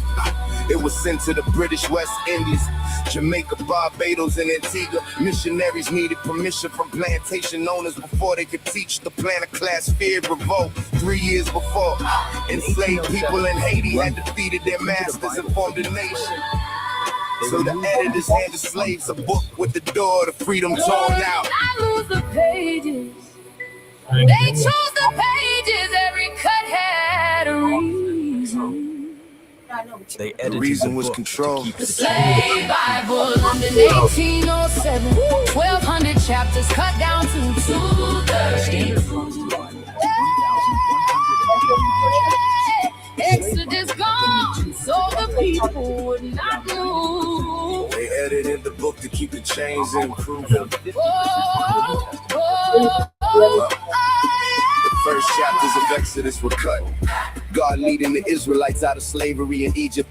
Galatians 3:28 was cut. There is neither bond nor free, for ye are all one. Exodus 21:16 was cut. The man who steals and sells a person shall be put to death. Deuteronomy 23:15 to 16 was cut. Do not return an escaped slave to his master. The book of Revelation was cut. The promise that evil ends and darkness is over. But the story of Joseph stayed enslaved, obedient and rewarded by God. Ephesians 6:5 stayed. Servants, be obedient to them that are your masters. The exit was deleted, the leash was kept. Today, only 3 copies are known to exist. 2 are in the United Kingdom. 1 is in Washington on loan from Fisk University in the Museum of the Bible. Britain abolished the slave trade in 1807, the same year this book was printed. The enslaved in the colonies were not freed until 1838. And when freedom came, the slave owners were paid. The enslaved were paid nothing. What they cut tells the truth. A book with no Exodus is not faith. It is offense. This is not a theory. This is not a theory. This is a printed object you can stand in front of. The pages they fill Are the pages that name us free. say the verses they removed all out. Exodus, Galatians 3:28, Deuteronomy 23. Revelation, The whole road out of Egypt. they were afraid of those words for a reason. They built a Bible to keep people still. The people read the rest of it anyway and moved. 200 years ago, missionaries carried the Bible into the Caribbean with the freedom stories cut out. Here's what they took. In 1807, in London, they printed a Bible for the enslaved. No escape. They removed Exodus on Faith with purpose. no exit. They removed the way out before they ever taught. Printed in London, the year was 1807. Our whole Bible shrunk, so the truth could not get loose. Yeah. A standard Protestant Bible. Take out the Exodus. Take out the door. A scripture for labor. Around 90% of the Old A scripture for The book was made for this society, for the conversion of Negro slaves. It went to the islands the British ran on sugar, Jamaica, Barbados, Antigua. Belby Porteous, the Bishop of London, had built the mission for it years before. A normal Bible runs 1,189 chapters. This one was hollowed down to 232. 90% of the Old Testament was gone. Half of the New Testament was gone. The owners of the plantations feared an uprising in Haiti. Enslaved people had already won theirs. So the answer was a Bible that could not point to that. a book with no escape. A book with no escape. A faith with no exit. They removed the way out before they ever taught it. Printed in London. The year was 1807. A whole Bible shrunk, so the truth could not get loose. Take out the, hey. Take out the Exodus. Take out the door. A scripture for labor. A scripture for war. Moses leading the people out of Egypt. Deleted. The line that says there is neither bond nor freedom. The law that the man who steals and sells a person must die.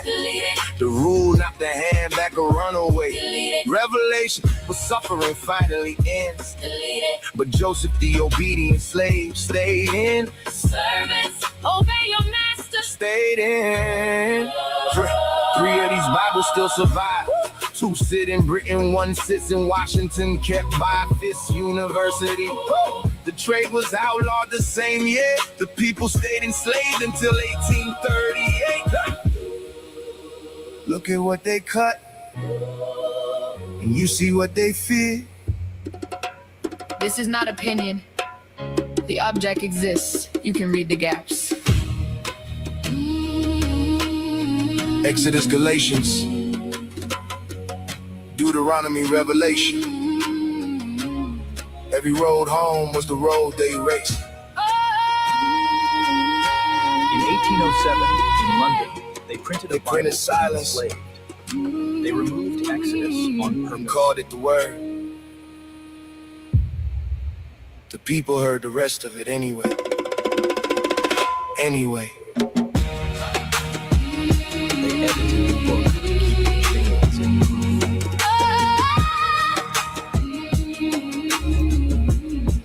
A standard Protestant Bible has 1,189 chapters.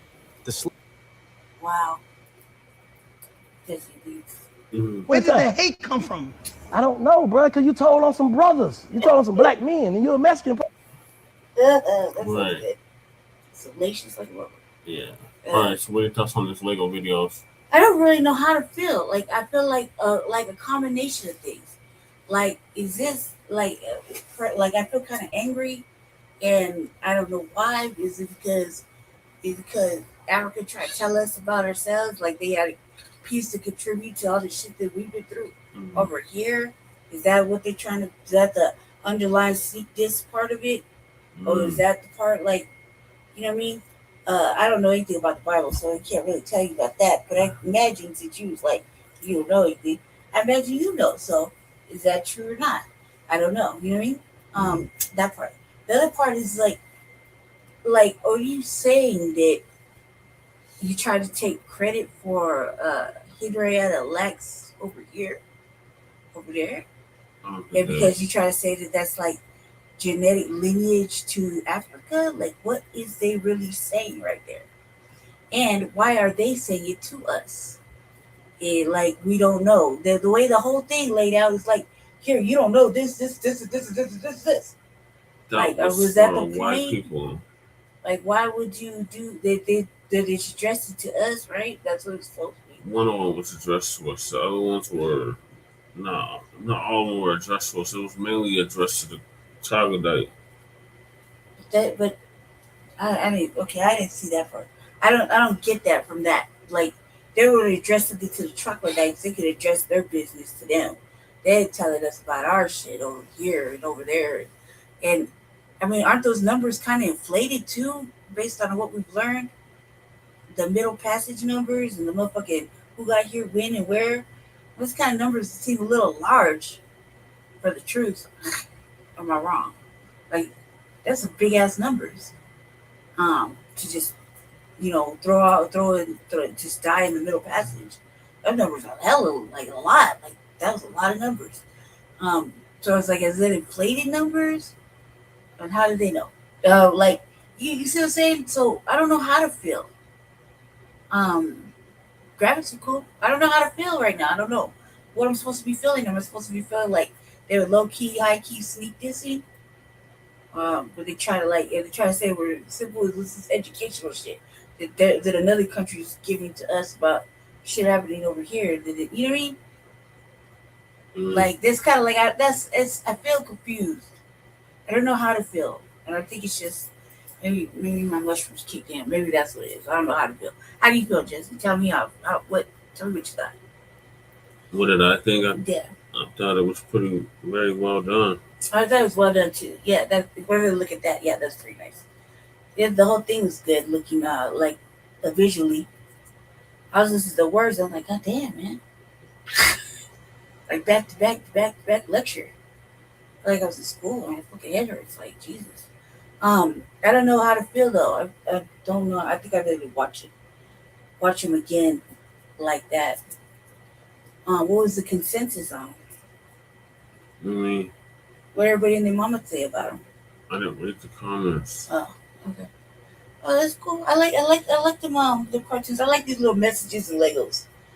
Yeah. I think they're pretty tight. So yeah, I kind of like the messaging in the Legos cartoons. I like the Legos cartoons. I like the ones that are like that. Anyway, what's every conversation talking about? Oh, Snitch 9. Oh yeah. Saying that black people are racist and we hate Latinos or some stupid shit. That's stupid. So, who are you saying it to? urban politicians gonna give us a bit on that. Yeah.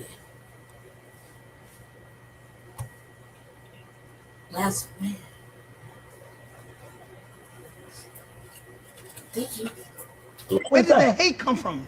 I don't know, bro, because you told on some brothers. You told on some black men, and you're a Mexican probably. Oh, cool. All right. That's how I feel like. So this is what I'm saying. So I told on some brothers. Who killed Nipsey? A brother. For sure. Who killed Vaughn? For sure. A brother. For sure. Who killed PNB Rock? A brother. For sure. Who killed Pop Smoke? A brother. Who killed Biggie? A brother. Who killed Tupac? A brother. Who killed Slim 400? A brother. Who killed? Bro, I want to be Martin King. This is how I feed my family. So it's work. This work, but it feels fun. If people didn't know, I don't know if you want to cut this out. I'm paying you to be here. I'm not saying what. I'm paying you to be here. Oh my God, what does that mean? You know what I mean? So this is my job. What you want me to be like? Oh, yo, it's Big Dick, the spokesman, man. He's back. Another edition of Urban Politicians TV, UPTV. Make sure you stay on your pivot at all times, man. Had to come tap in at 6'9". It's all over the timeline, getting reposted, reshared everywhere once again. And this is most definitely part of his plan and the goal that he wanted to achieve with all the antics, theatrics, gaslighting, screaming, hollering, yelling, manipulating, exploiting, and carrying on he was doing. We noticed exactly was the point of him even doing this interview, as he's now revealed with Big Bank that he paid for it. And I had a link in the description where you can watch that clip in the beginning in full and on Big Bank channel, as they had already announced that this interview was coming, probably already had it shot at that time, or already had a date set when he told everybody to tag 6ix9ine for it. Might have already been in the discussion here, because it was all they played for 6ix9ine to be in the conversation and put it in ATL face. But I was already going to talk about 6ix9ine today or yesterday. I didn't get around to it. I didn't even know this interview was about to drop right then last night. But that just added more fuel to the fire, because he tried to bring race into it. And on every level, he's 1,000% wrong and gaslight. Now, with this interview right here, he tried to say, look how many black rappers or black guys that got killed. They were done by other black men. Because Bank grew up there. Maybe they feel that way. I don't know. He really said he don't know. Probably because you a Hispanic dude and you told on some black dudes, man, that's why. No, that's not why at all. The reason why they're not rocking with 6ix9ine is because he's an actor. They saw his whole storyline. It was blasted everywhere. People knew that he was a fraud. They felt that he was a fraud, but he had the Bloods backing him. When it came time to show people, and not just black people, his fans, the whole entire entertainment business, that it was some type of truth to it, he completely showed, oh, I'm just a kid. Oh, I wasn't this. I just picked up a flag. People can see that it's all a form of Malibu's Most Wanted in real time. That just is what it is. It ain't even about, was he like, hey, he didn't hold it down and keep it solid. You got dudes that was really in the streets when it came time of the code that they signed up for, the code that they glorified. They weren't able to stand on that as men and take they lick like men, but people knew that their storyline from that came from a real place. You look at his old storyline, this was completely as a character that he was pushing. And he still had the industry backing him with that. Still was able to get to the biggest platforms, the biggest playlists, do all the shows, be on all the blogs and things, because he was able to back it up off the Bloods. Let's keep it all the way 100. Once that faded away, the facade was gone. It was over with. Now people that tune into him, they look at him because he's a train wreck, he's disrespectful, and he's willing to do and say anything, but he can't produce no hits. Now, when y'all get to talking about this Blacc stuff right here, this is where I don't even know what Big Bank said because I didn't watch the whole interview and I'm not going to watch it. But when Big Bank got you supposed to tell him like this, Big Bank, hey, bro, well, black dudes killing black dudes, that's because humans kill in proximity. You go to the Hispanic, the Asian, the white, any race and group of people community, they're going to kill their own more than anybody else. That's not me excusing murder and saying that it's okay, but you're not going to gaslight black and black people into thinking, hey man, it's this and that. Y'all always killing each other. No, if you look in the, because he's Hispanic right now, you could go with any race with this, white, Hispanic, Asian, whatever, or any country. People are in jail for killing their own people because humans kill in proximity. I'm not letting some outsider come over here and control our narrative and try to tell us that we racist in our own culture. Exactly. On top of the fact, he went on Vlad TV, and this is what I was about to speak on, and said that it's because of his skin color why people are doing him wrong and not accepting him in music no more. He said, if you're black, it's okay to rap, but because I'm Latin and Hispanic, you're boxing me out. When was the last time you seen a Latin superstar besides me? And how come they're not letting me in? It's all because of racism. They're all racist and things like that. So you, the dude that's on the internet, said the N-word 1,000 times, all in black people's face, whoop-de-whoop. You the one that's waking up, dressing, acting, talking by a jury, your whole style like a black person, but we being racist. What happened before you went to jail? Was they racist then when you was having your way? Or was it just the fact you was being a villain, you was being antagonist? People really never did like you in the first place, but there was a point. The machine was right there with you. The things were there with you. The Bloods was there with you. So people had to accept you. They had to take it for what it was at that point in time, or they felt they did. But the industry don't have to do that no more because guess what? They really get to see in real time this dude is nothing positive. He's not adding value. He's not trying to uplift the culture. He's not trying to push us forward. He's not trying to encourage people to stay out the streets and do better in life. He's not putting no type of message or anything with that. Hey, he done went back to jail twice since he done got out, if I'm not mistaken, maybe even 3 times. And guess who put hands on him? His own people. Your own people put hands on you, bro. With no brothers that beat you up at that gym. So if we so racist and we so hateful, how come we ain't put our hands on you and things like that since you came home? Now, what happened beforehand, them was the old dudes that you was paying. So what is we going at with this right now? To come out here and say that we racist? No. What it is you ashamed of yourself. You wake up every day and you beg for these people attention because you want to be accepted. You want to be at the cool table, and you realize that you'll never get there, and it eats you inside. Don't ever try to come over here and play the race game in our culture and tell us we racist. When everybody can come in, everybody can do what they want to do. I'm going to ask all the people who agree with that garbage that 6ix9ine said, what rapper do y'all feel that's in the game at the top who place he should be able to take? Who can he match talent level wise? Nobody. Who can he match skill set level wise? Who can he match their story coming from a real place wise? We get to see what you was doing before rap, G. You understand what I'm saying? You's a weirdo. You's an outsider. Just keep it all the way 100. But when you brought the race into it, that's when I say, oh, no, we not finna do that. Right. Everybody else get to do this and that. Well, we gonna point out this and try to make it be that. Nah. But Big Bank, he said, I did the interview. And let's be clear, Big Bank did this interview for the paper and the money. This wasn't about having an intellectual conversation that was needed. 6ix9ine been dragging Atlanta through the media for a while now. And you being a voice in Atlanta, you gonna say, well, I'm gonna go sit down with the dude who been dragging Atlanta. This is strategically done for you, which is fine. Get your paper.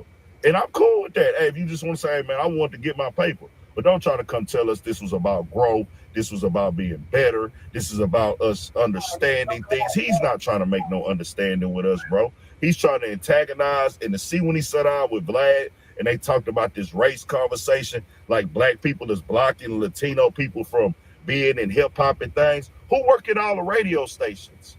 Who got all these office positions? Non-blacks. Guess who running these labels? Non-blacks. Let's keep it all the way 100. Like, knock that stuff off, bro. Don't even try to come do that. That's disrespectful, and that's racist to try to gaslight us and play us and manipulate on us. Keep it all the way 100. Tell me what y'all think. We got more coming, more videos, all that. 1000. It's a shit show. Stay on your pivot. I gotta elaborate on this more because it's a lot more that gotta be said about this right here. But we'll be here all day talking. Happy Mother's Day to everybody out there. Tap into the Urban Politics TV Patreon on the website of the app. 1000. Yes, that was live. I did, dude. He'll be off in the zone somewhere. I said it did happen. It did. You passed it already. Yes. Look, I don't have a mama because I kind of keep up my mama. So it's been a few years. I forgot about Mother's Day. My bad. Shit. She sent me nothing. So I guess no love lost. I forgot. I didn't know it happened. I just be free. Every day is like Groundhog Day to me. You're like, real bird.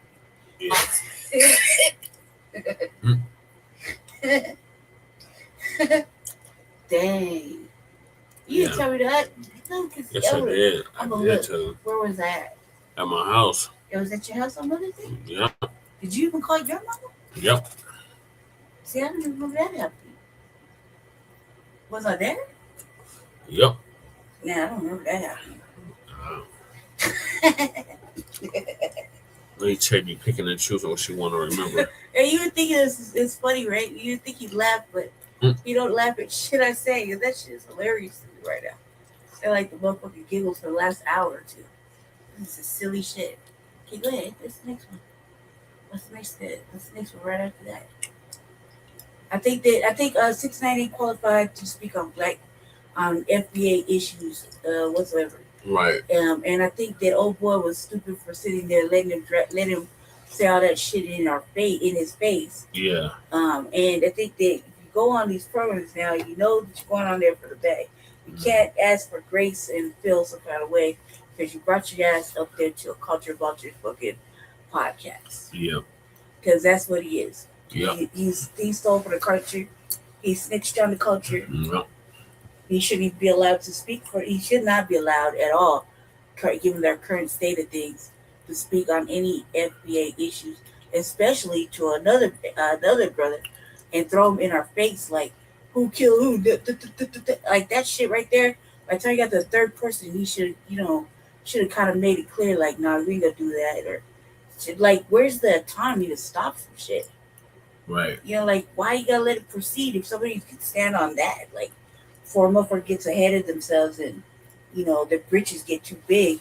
Like, can't you stop them from being an ass? Like, where's the A? Like, stop. You ain't gonna do all that. Not here. Not. Right. I don't give a fuck. Do that to somebody. Some other guest. Right. You gonna respect me? How can anybody do that? Like, you see, everybody's just taking it and then they want grace. It's like, that. Just say that's part of the show too. You know what I mean? Okay, right. Yeah, son. What do you think? I think he's full of shit. Snitch 9, I don't believe nothing that come out of his mouth. Yeah, majority of those people that he named were killed by tellers. That's what he left out. Those were goddamn tellers that killed them. Teller activity? No. Yeah, it's tellers. Just the activity, because you know that's a big old whammy right there. Goddamn tellers. Explain this. City Cuz was a goddamn teller. From where?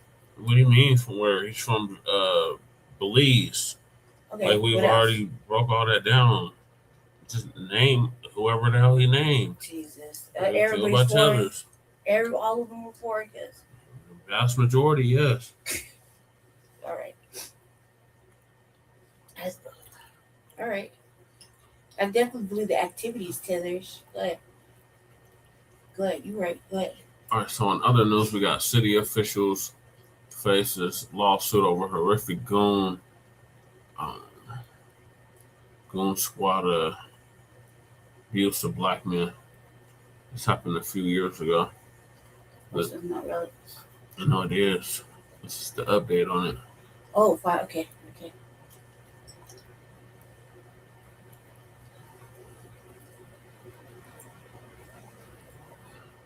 Remember, we brought you this story day one. We've been keeping you updated on this story. They now sue city official. Here it is. Michael C. Jenkins was in the hospital after he was shot in the mouth. The mouth. By one of the deputies. Jenkins was left for dead. Essentially, his deputies rendered no aid to help him whatsoever. I remember the picture of Mr. Eddie Parker, Terrell's injuries. The crime scene of January 24th, 2023. Again, 6 officers entered the residence of Jenkins and Parker without a warrant, alleging they were there to carry out a late drug raid that resulted in both black men being beaten, sexually assaulted, waterboarded, assailed with racial slurs and shot with tasers, roughly 90 minutes or more, all while handcuffed. Accusations of them dating white women were hurled. Items found at the crime scene, a sexual device on the left, eggs on the right. After officers attempted to sexually assault the men with the sexual device, both men were forced to shower together. Eggs were also hurled at the 2 men. When we saw the photo of you in the hospital, when my team and I received the information about what happened prior and that the officer shot you in the mouth, what was it like after, the aftermath of this, the hospital stay, the conversations that needed to happen around why were you placed in this situation? It was difficult. The hardest part was when they get my mama. And they left me for dead, and then turned around, wouldn't let my parents see me, and then go in my room 24 hours, and just waking up, seeing them, handcuffed to the bed, feet, arms. Man, it was terrible. It was terrible. It was bad. Yeah. I would imagine that even after you're in the hospital, Michael, that you are likely thinking these individuals are going to try to do something else to you. Did that sentiment ever go through your mind? Yes, sir. We now have a major update. Those men went through torture. Yeah, they did. By road cops representing 2 different police agencies that night. Yeah. Those cops have been arrested, sentenced after conviction, both state and federal. There's more. In an update, according to Atlanta Black Star, 2 days after Eddie Parker and Michael Jenkins received a $2.5 million settlement for being sexually abused by a group of corrupt cops in Mississippi, known as the Goon Squad, Rankin County Supervisor Steve Gaines falsely accused. This is the Rankin County Supervisor. Remember, the Rankin County Sheriff's Office is the agency at question. The supervisor of Rankin County, according to the allegation, falsely accused the black men of being, of sexually exploiting and violating others, and also being drug dealers. That was the accusation. Whoa. Now, Jenkins and Parker have each filed individual defamation lawsuits against Gaines, who made the false accusations during a sheriff-sponsored breakfast attended by about 100 people, including media, on May 3rd, 2025. Despite the 7-figure settlement, Gaines was bragging that the attorney representing the county, Jason Dare, quote, beat the pants off those guys, the dopers, the people that and dope your daughters. He beat their pants off, end quote. But neither Jenkins nor Parker have ever been charged or convicted of any type of assault, sexual assault, or otherwise. Mississippi Today, an online news site, reported Gaines' remarks 3 days later, sparking a backlash from residents who demanded his removal. Meanwhile, 6 members of the Goon Squad, including 5 former Rankin County Sheriff deputies and 1 former Richland City police officer, are now serving a lengthy prison sentence for torturing and sexually abusing multiple victims, some of whom are still coming forward.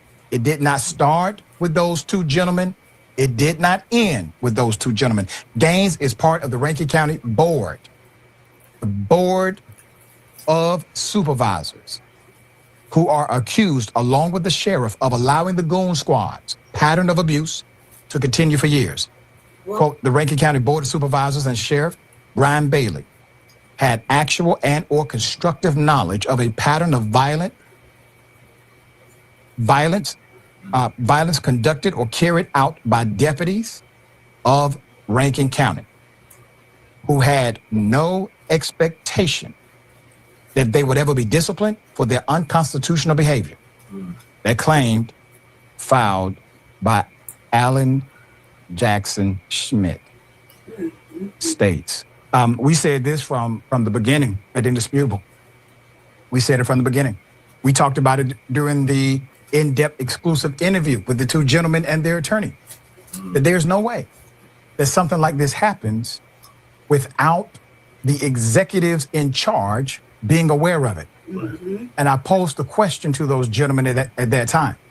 Was it well known that these individuals were the Goon Squad? How did this name come? Who knows them by this name? He said, everybody knows that they're the Goon Squad. So everybody but the sheriff? Everybody but the person in charge of the county? That don't make any sense. Made no sense. And then we find out later, not only did they do those unspeakable acts to those men, but the sheriff had people working basically as slaves. Even had deputies working on his plantation, taking equipment from the county, according to one deputy, and utilizing it along with prison labor for his own benefit. We're going to bring you updates as they come. Obviously, this is early in the phase of this, but naturally, the settlement did not cover the statements of Gaines.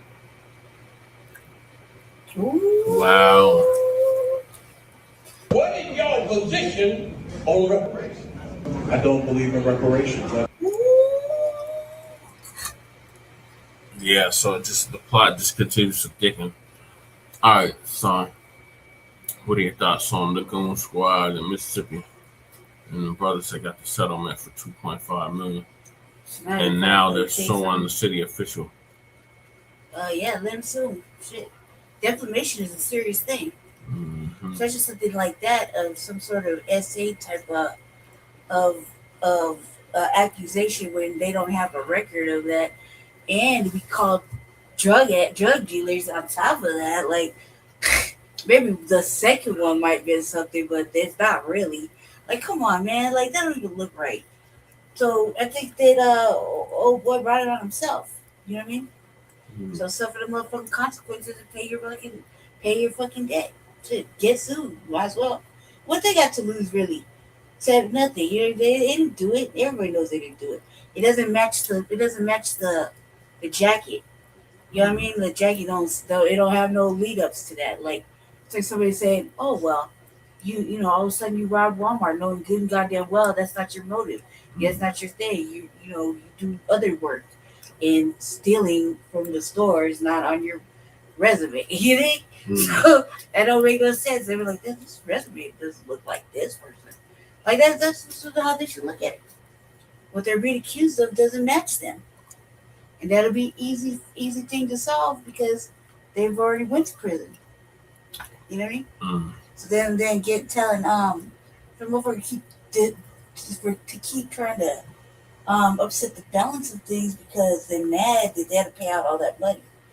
But that sounds like a personal problem. And now you're going to pay some more shit. Yeah.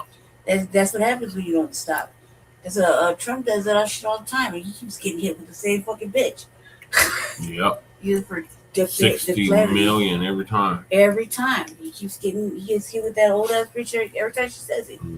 And it hasn't been wrong. He still continue to talk shit, even in court. So that's not standing on business at that point. That's just you being a dumbass. Right. You know what I mean? But all right, so moving along, Byron Donalds, Florida. If you're in Florida, he's running to be your next governor. He done completely to hell with getting a black vote. He gonna pander to the Latinos. He's Panamanian and he's Panamanian and Jamaican. Who? Byron Donalds. Panamanian Yes. and Jamaican? Yes. Panamanian? Yes, he's Panamanian. Jesus. So, Quite the combo. our brother Water God TV gonna give us an update on that. Good. Next. Well, then you don't name the black community. That's right. Of all black. What is your position on reparations? I don't believe in reparations. I don't. Good. Next. Well, then you don't name the black community. That's Of all black people in the country, how many of them are actually descendants of slaves? Because you've had a lot of immigration over the last 100 years in America. Am I eligible for reparations right now? I would say the answer is no, I'm not. Because my family is from Jamaica. My father's Panamanian. His grandparents were born in Panama. My father immigrated to the United States. So does that make me eligible? So you got to go through all of that. So if you're going to talk about reparations, today what you're talking about is taking money from other Americans. 2/3 of the American people did not go to college. Is it okay for Joe Biden to say, well, we're going to forgive student loans, even though 2/3 did not go to college? Is it now the debt burden of 2/3 of the American people that did not go? I will tell you the answer is no. I'm representing Florida's 19th congressional district, and I just want to let you know that we always are going to stand by the great state of Israel. You are our #1 ally in the Middle East. You are a friend to our country, and we will always stand behind you 100%. God bless you. Stay safe. Might have to drop a dime on this. Sure. You know what I'm saying? Stop. I don't like that shit. For sure. I don't like that shit.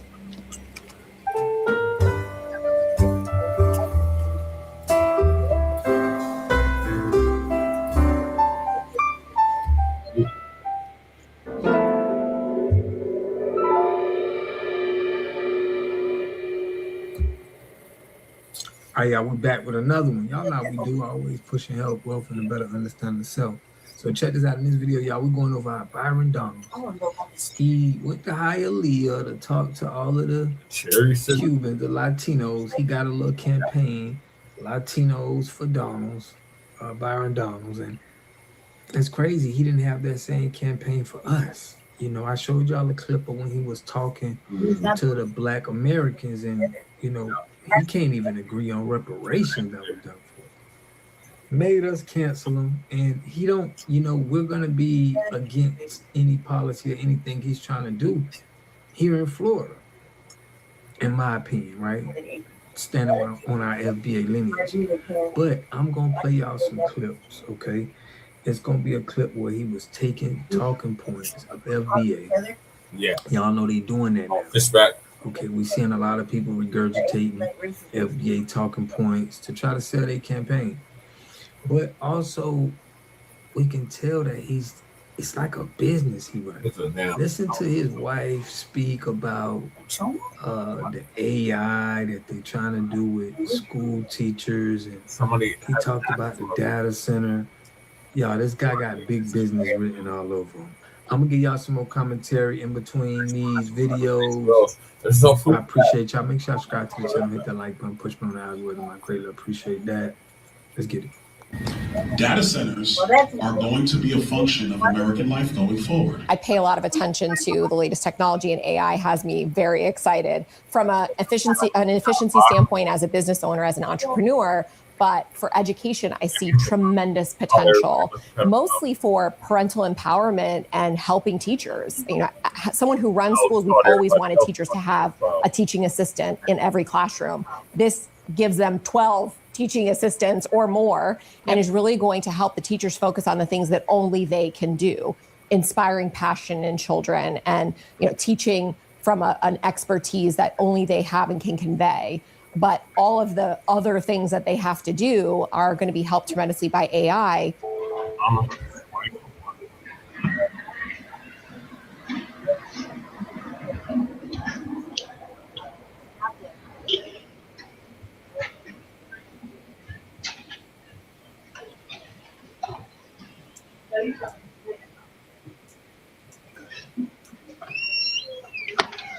What's up, baby? What's going on? You need something? Yeah. What you need? How you got that? How I got what? How you got that? How I got what? The hunt right here. My butt? Yeah, how you got that? You said how did like we gotta yeah, go home. All right, so y'all seen in the video, Byron Donald's wife said, you know, she's been paying attention to a lot of, you know, new technology, but she don't understand our kids in our neighborhood are paying attention to a lot of technology as well. As you can see, the boy noticed some unusual things in his neighborhood. Now, neither here nor there, check out Byron Donald just stole some FBA talking points as he trying to go at the Democratic Party. Y'all check this out. Let me know what you think. This November, you make sure the Democrats know loud and clear that you never fought for us. You never stood for us. You never protected this nation. You don't stand for our Constitution, and you do not deserve to have any power in Washington or anywhere else in America.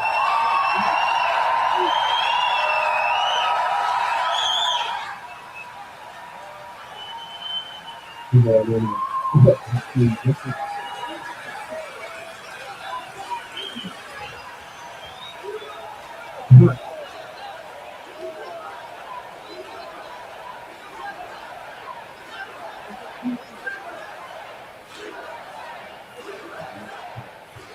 got Hakeem Jeffries coming down here trying to lecture our governor and our members of the legislature.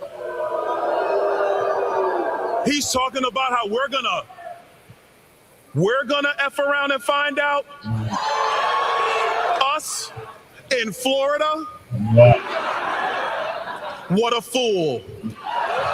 There's a reason why he's the minority leader in Washington, D.C., and after this November, when you go to the polls, he will remain the minority leader in Washington, D.C.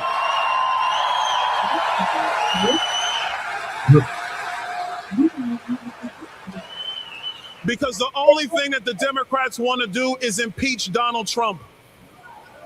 The only thing they want to do is impeach. We got another crazy one. Impeach Pete Hegseth. Pete Hegseth is doing a great job as the Secretary of...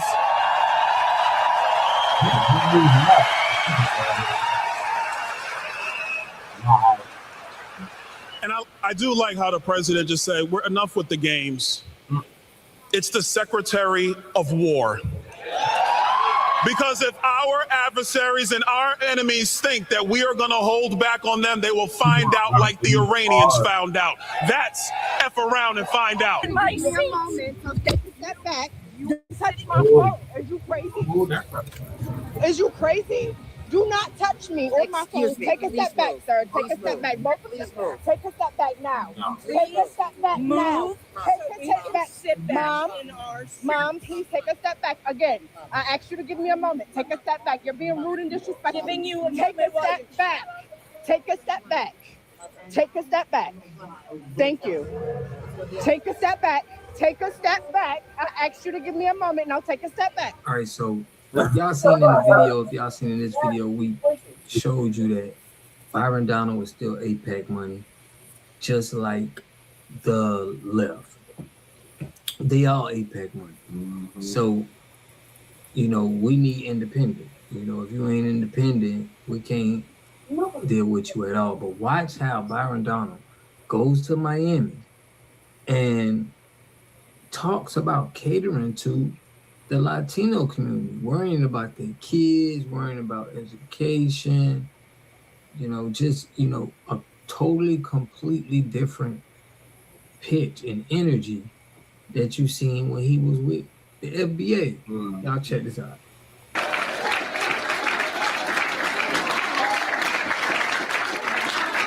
And a free Cuba, free from tyranny, will always have a friend here in Florida.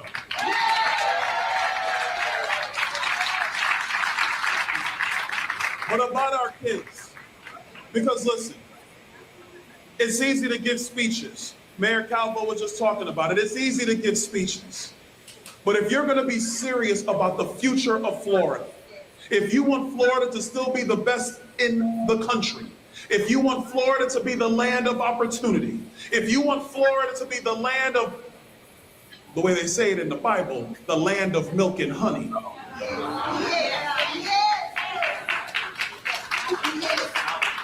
Then it starts with our kids. Our kids in schools across Florida, across Miami, across Hialeah, they're gonna master math, reading, and writing. Our kids are gonna have a pathway to success where they can put real food on the table and a roof over their heads. Our kids, if they go to college, great.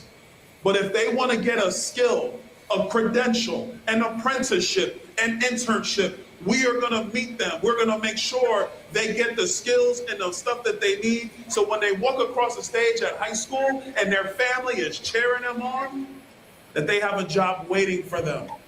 So they can build their dream for themselves and their lives.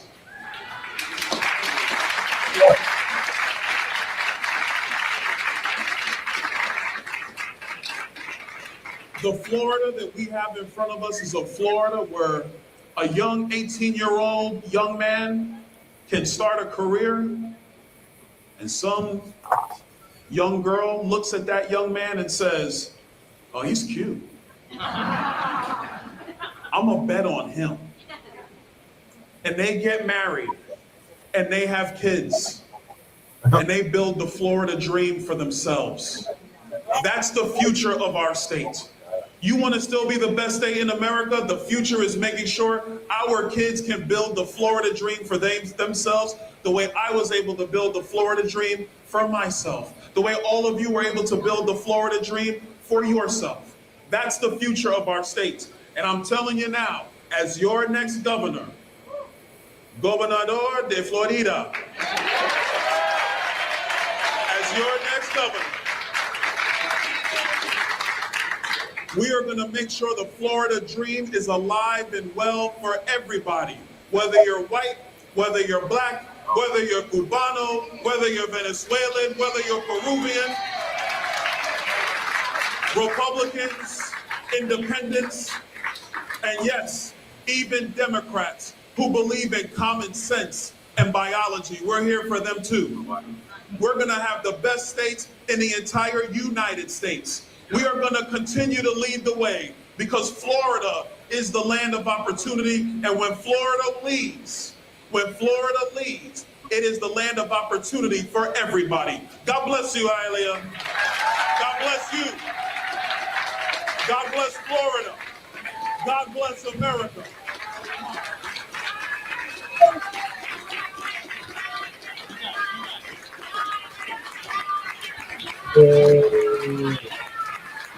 Killed it, man.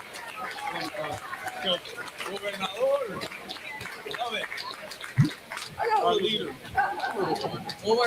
Our leader. Oh, y'all can see they already calling him the leader, which y'all know we don't like that. But we definitely canceled Byron Donald for not standing with our policies. And, you know, he shouldn't be using he shouldn't be able to use our image, name, and likeness, you know, for his campaign. But we know that he's a pet for the higher ups. It's a good look for them to have a black man on the right side. Feel like it'll get passed more, but these politics play, you know, on our melanated skin. It's just like nobody has that liberation, you know, on each side. It's all fake liberation, but I want to give a big shout out to everybody who's been supporting the channel, man. Everybody who's been, you know, sending the cash apps and coming to the meetings, joining the Discord, hitting that like button, watching the videos to push us out. Shout out to Ainsworth. He was the top who gave out the most hype points, man. I appreciate you, bro. And everybody else, man. There was a lot of people. I took a picture of it. I'm gonna probably post it, but I appreciate all y'all, man, for helping the channel grow. Y'all know we got more to put out, more linking up to do, more research to be exposing. But y'all know where to find me if y'all want to send me something. Y'all know I got my social media handles. in the description, man. Y'all can definitely reach out to your boy. But I'll let y'all later. I'll catch y'all in the next video. Peace and love. A community must have three things to have a community in it. You must have a wholly independent economic structure that can provide goods, service, products, and things for your own people, and jobs and tax bases for your own people. You should at least control 4 basic things. You should be trying to control water, food, medicine, and energy to be able to survive and compete. Here we got Mr. Pollock. He had a cornfield. He took advantage of a free water test from us, and this is what we found in this water. We found sulfur, we found hardness, and we solved these problems with an easy fix of 2 tanks. So get your free water test today. Stay blessed. Click the link below. What they would do over here for certain shit, because the water's starting to... Somebody get him a banana. Yeah. Serious. Woo! I can't wait, man. We've got a good update, right? Yeah. This is punk ass MYRON Games. So on other news, another goddamn Tether is upset that Chud the Bussy is in prison or in jail right now. Getting stretched. Like, I'm just getting... he has a message for the Black community. Oh, Lord. It's gonna be some racist shit. MYRON engaged in serious backlash after defending Chud and disrespecting Black Americans. So American. I'm what is his damn name? Amaru Fidado, whatever. Fleeing Tether is upset. We don't give a damn. So Street Media TV's gonna give us an update on that. Come on over here. He said, what's the... That man right there was Chud the Builder, the ultimate crash out. Now, this guy was going around Clarksville, Tennessee, and also Nashville, antagonizing Black people. He was doing all kinds of stuff, man, calling Black people the N-word, telling them to stop chipping out, right? But the whole thing is, he has a whole bunch of people online that's agreeing with him. One of them is MYRON Gaines, right? MYRON Gaines has said a whole bunch of disparaging things about Black people, right? Now, mind you, he's a Arab from the Sudanese region somewhere. He's an immigrant, come over here. All he does is talk bad about Black Americans, right? But he's backing Chud's ability to have freedom of speech, right? But freedom of speech at what cost, right? Because it's hate speech, especially to a group of people who's been through so many horrific things in this country to be walking up to people with a firearm using those words. So now Chud is locked up because he ultimately pow a man in the stomach, right? So he went to court and was given this bail. I'm on set initial bond at 1.25 million. So we just got a hold of an arrest warrant for Dalton Etherly that reveals new details, including the name of the man that he got into an altercation with and is alleged to have shot, that he's facing this very serious charge of attempted murder. That other man has been identified by Montgomery County officials as Joshua Fox. We also got a narrative here within the affidavit. They gave a lot more details into what happened outside of that Montgomery County courthouse on Wednesday. Officers noted that they watched surveillance video, and in that video, they saw that this started out as a verbal fight, that Etherly turned toward Fox and then reached for his firearm, and then a physical fight ensued. Etherly, according to this affidavit, then shot Fox multiple times. Fox was then airlifted over to Vanderbilt Hospital, where he underwent emergency surgery. So his bail was set at $1.25 million, right?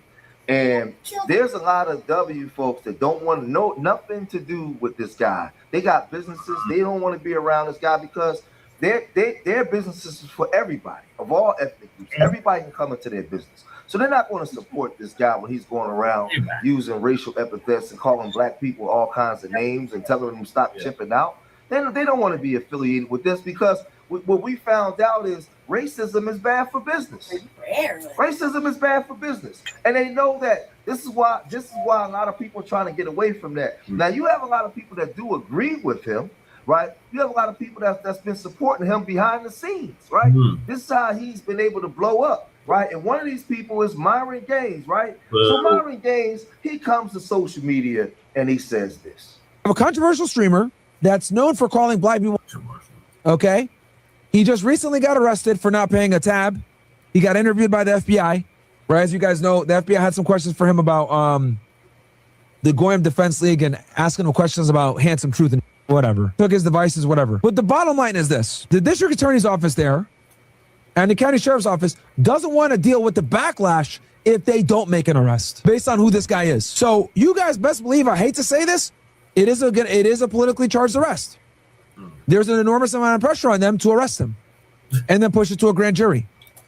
Because everyone wants to be able to say, we tried. And you guys also need to understand, probable cause is not a high standard. Probable cause when it comes to the state and the county is very low. Okay, we're not talking about a federal case here. We're talking about a state case. And we're talking about a state case with an individual, right, that's nationally known, is provocative, and he's provocative on one of the most divisive topics in America, which is race relations. So I'll be honest with y'all, I kind of knew he was going to get arrested from the rip. I was like, ain't no way they're not going to arrest. Chud the Builder is saying and doing what a lot of people in America wish they can. That's tough. I get it. Some of you like to hear that. Some of you guys are mad about that. But there's a reason why he's had a meteoric rise over the past year. People are tired of do I gotta be the one? We're tired of you. We're tired of y'all, man. No one wants to live around y'all. No one wants to go to Atlanta. No one wants to get on Spirit Airlines. No one wants to get on any budget airline. And deal with Atlanta then. Nobody wants to go into a gas station where they say we accept EBT and SNAP. Nobody wants to date black women because pounds.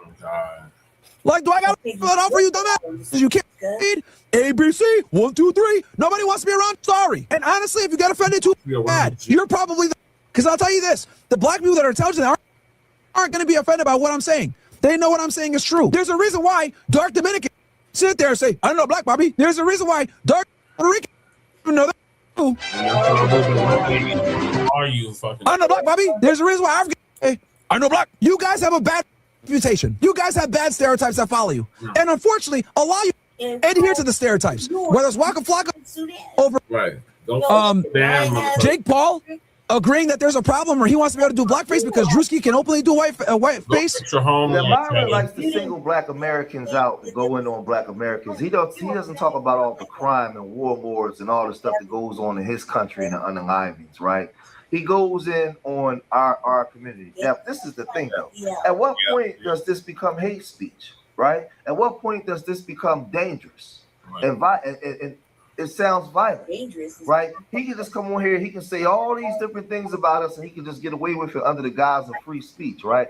Knowing that a lot of our people have been unfairly incarcerated. Laws have been used against us to put us in positions of vulnerability. The government knows this. Everybody knows this, right? Are black Americans perfect? Absolutely not. But nobody's more American than us. We've been here longer and before any of these other immigrant groups, and we were the footstool for everybody else. And yet, and still, he get to come here and say all those disparaging things about us. And then he goes on. Then he goes online with a lot of these lawyers that are questionable, suspected, you know what, right? And start having conversations with these so-called suspected, you know what, attorneys. He got a $1.25 million bail. I know he has a GoFundMe. I think he has enough to probably post the bail because I think he's got to post 10% or whatever. I doubt it.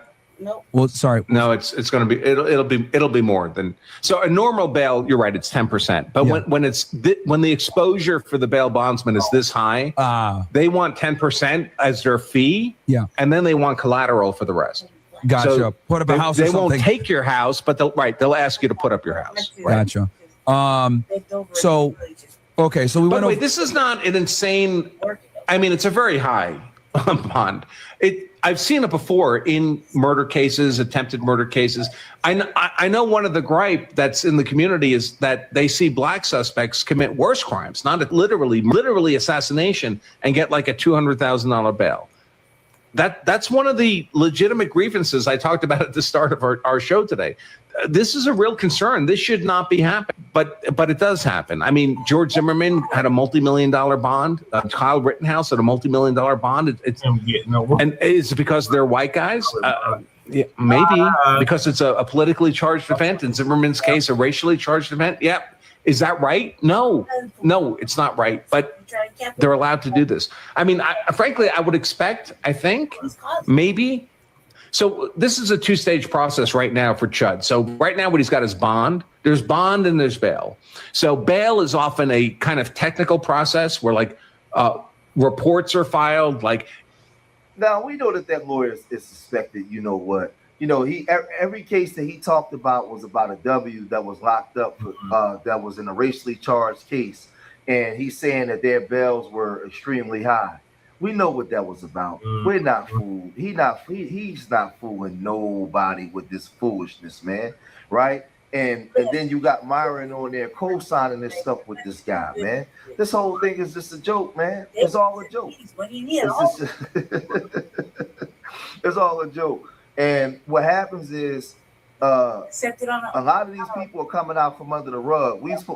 People was telling you that racism didn't exist no more. America wasn't a racist country. Well, we're seeing different. We're seeing a lot of these people come out, man, out from under the woodworks, man, and say a whole bunch of disparaging things about black people. And they're painting all black people under this one umbrella, man. And this is what's happening, right? This is definitely what's happening. And, you know, the sad thing is this guy, you know, he was able to just walk around and just do this in 2026, man. 2026. But this is the thing. There are people pointing out that his self-defense thing goes out of the door because of what happened while he was in court. There was something that happened in the courtroom, right? That just totally just threw that out. And this guy's in serious trouble. Okay, guys, so this just in. The arrest warrant just dropped, and there is one detail buried inside it that changes this entire story. 28-year-old Dalton Etherly, known online as Chud the Builder, did not reach for his gun after being hit. So according to investigators, he reached for his gun before anyone laid a hand on him.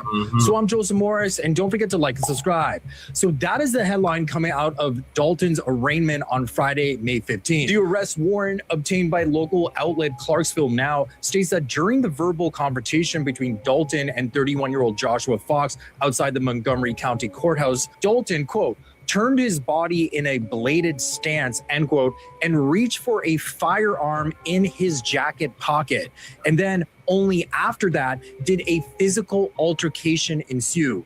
The warrant states it plainly. He went for the gun first. So let that land for a second. Dalton's entire defense has been built on the claim that he was attacked, that he was hit, and that he fired in response to protect himself. But the arrest warrant is telling a completely different story. It is saying that before a single punch was thrown, Dalton had already positioned his body and reached for his weapon. That is not a man who was caught off guard and reacted. That is a man who made a choice before the fight even started. Now let me walk through exactly what the warrant. So this case is going to be interesting, man, because we're starting to see a lot of other people pop up and try to do what they saw this guy doing, man. This whole thing is crazy, man. But the person in office right now at the head office, he's exposing all this kind of stuff, right? You know, him coming out doing the things and the shenanigans that he's doing, he's opened up the door for all of this stuff to be exposed, all of this stuff to be talked about now. So now what happens is everything is coming to the woodwork. Everything is coming out, man. And that's just where we at with it today, man, right? This guy, man, he's going to be in jail for a very, very, very long time, man, because he wanted to come out here and do this. And a lot of W folks are upset because they agree with Chud. And they want Chud, they want to be able to come out here and say and do whatever they want to do to black folks, man, unfortunately. That's just where it is, right? At what point, who protects us from hate speech? Who protects us from hate crimes? We have no way of knowing because we got to go straight. We still got to go to the government, the same government that was complicit and hurt us. We got to go to them for justice. So who protects us? But y'all gotta let me know what y'all think, man. If y'all made it this far in the video, hit that like button, subscribe to Street Media TV, leave your comments in the comment section. And remember, I love y'all. Till the next time, peace.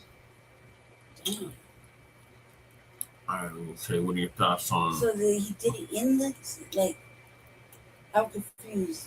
Like, why did they even let him in the building with a piece? That's the whole. That's where the questions need to start. If you're going to the courthouse, why the fuck they let you through the metal detector with a piece? If I go right now tomorrow to go to the city council, right, and as heavy as I'm riding, if they kind of see it, then they can maybe turn it in. Yeah. But they don't. But let's just say if a piece though, they're not gonna let me take that in the building. You know, they're not gonna let that happen. No way. Because you know the climate is fucking is feisty right now. They're not gonna let a motherfucker walk in there with a pistol. Like, come on, that's stupid. So they let him in there with a pistol on his person, and then he did all that. So I don't know, man. Kind of like I want to see more about it. Like, why? How is that legal? Can you do that? Like, he's nobody It's special. Tennessee. The laws are different than Tennessee. Tennessee, you can just walk in with a pistol, like. I mean, it's a Ku Klux Klan state. I mean, we're a Ku Klux Klan state too, but Even if that's the case, I mean, there's still rules.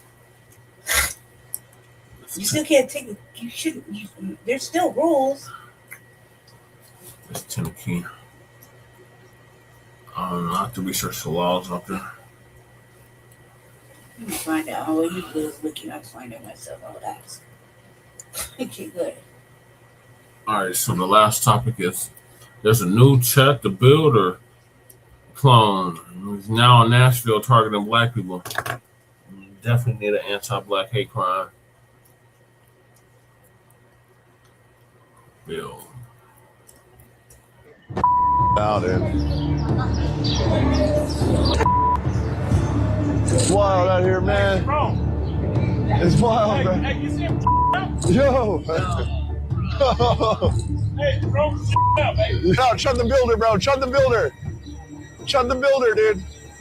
So unfortunately, there's another Chud the Builder. I believe this guy goes by the name Nexum Light on Kick. Now you can try and search for this guy, but you're probably not gonna find him. Kick probably already kicked him off of the platform due to how Chud the Builder already got indicted based on his extreme actions. Kick is probably trying to avoid another situation being broadcasted on their platform where someone gets pepper sprayed that's pregnant, or any other extreme act where the platform might get boycotted or suffer a cancellation, perhaps. Not like that'll ever happen. But this guy, Nexum Light, is trying to continue the Chud the Builder legacy after Chud the Builder just got put in jail for an attempted murder charge amongst other charges. And me and other people kind of predicted that this would end up happening. There would be mock Chud the Builders or people who are inspired by him trying to do similar content,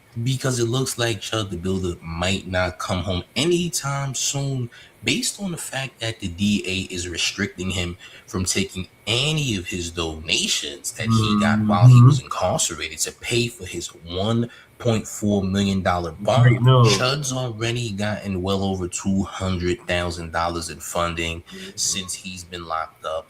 And the only way that someone can get him out is if someone personally pays that 25% to get him out of jail. And even if someone does pay Chud the Builder's bond, that doesn't mean he's going to hit the streets right away and get back to what he was already doing. Because I'm pretty sure by law, he's not allowed to do that.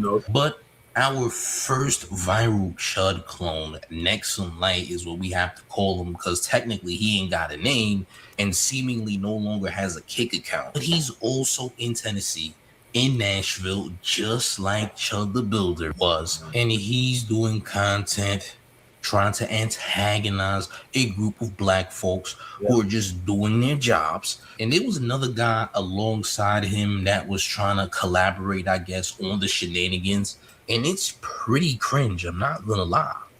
Take a look. Been out there.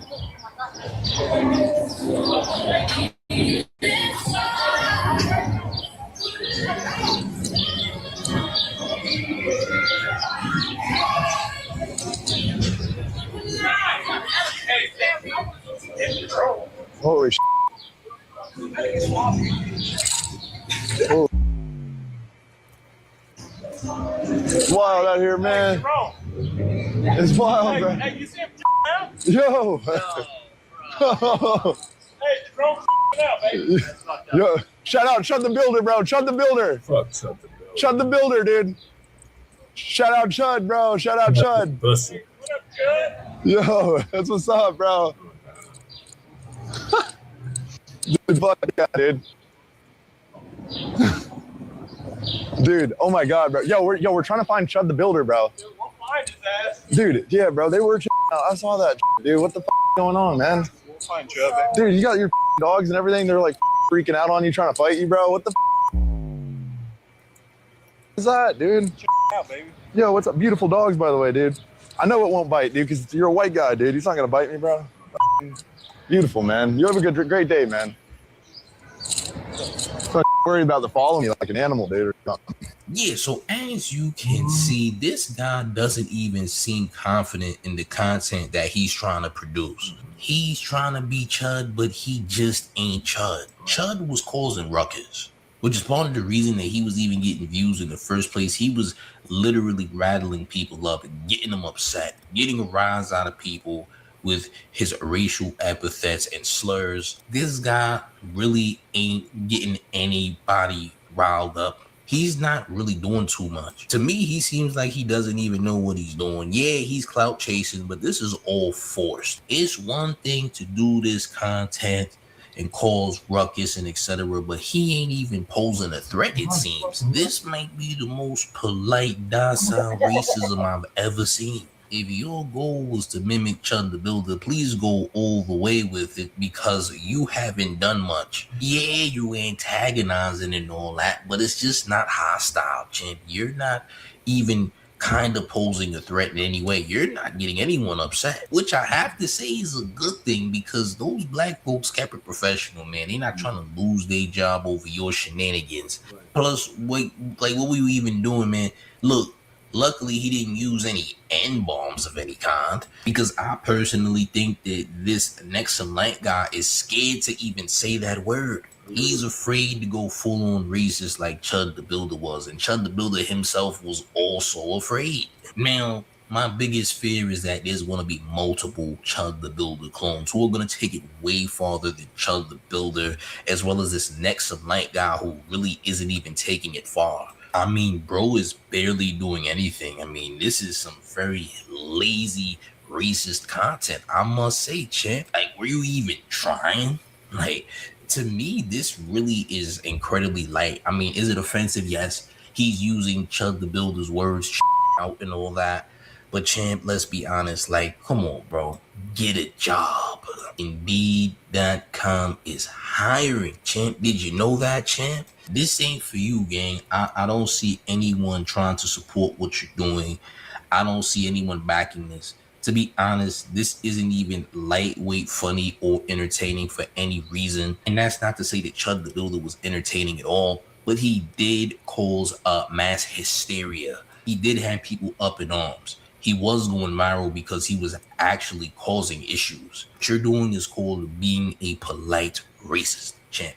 Yeah, you being racist with manners, which is barely offensive to me, because I'm like, sheesh, champ, you didn't even really do much. I mean, the most racist thing you did was not hold the door for a black person that was trying to go into a store. At least that's the type of vibes you was giving off. Extremely light male racism. There was barely any calories in this racism. This was racism on a calorie deficit. Yes, calorie deficit racism for the first time in history. Am I saying that bro isn't racist? No, I'm not saying that, but this guy's clearly trying to capitalize off of what Chud the Builder already built, and it's just not working, which is probably part of the reason why he doesn't have a Kick account. Now, I did say earlier that Kick probably got rid of his account, but now I'm starting to think that he did that on his own, like he deleted it. Maybe he was rethinking the content, like, this really ain't going to do it. I'm going to go get a job. Which is the right decision, champ, because I don't think you should be doing content anyway. I didn't think this stream was the best. I didn't think that you really went all the way. I don't think you really have it in you like you think. I mean, you tried it out, but it just didn't work in your favor. I mean, hey, nobody was really offended. Nobody was trying to chase you. Nobody got upset. And this is a good thing. Good for you, champ. You survived. You weren't really threatening anyone, but you were trying to be offensive. It just didn't work, champ. Yeah. You were basically just not being that offensive. Nobody really batted an eye at you. After a while, people just ignored you and pretended you didn't exist, champ. The only people that knew you existed was however many people were in your live stream. And this stream did get put on Instagram and etc. They give a little brief description about the situation. It says, new grifter spotted. Nashville, this loser and Chud wannabe was seen on video harassing downtown Partnership folks for not letting his dog into an area and using racist white supremacist phrase on the workers.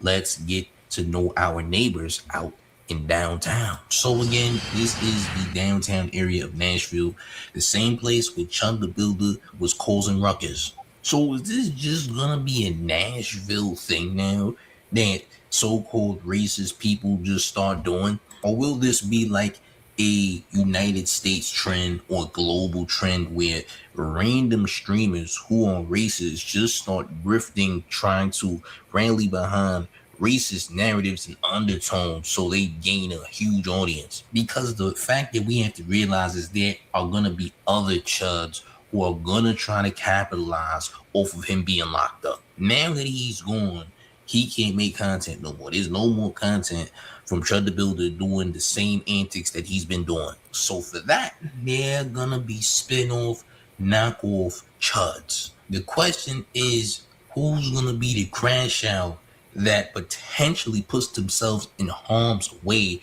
in the name of views? Who's it gonna be? I mean, think about it.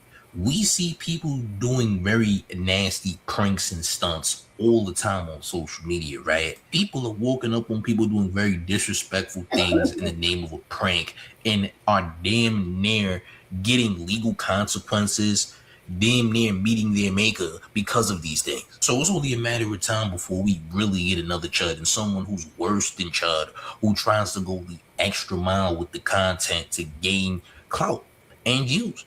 This is just something that we can't stop, and that's inevitable because that's just how social media is. So because of what Chud did and the reception that Chud got, there's definitely going to be another Chud who tries to mimic the same things.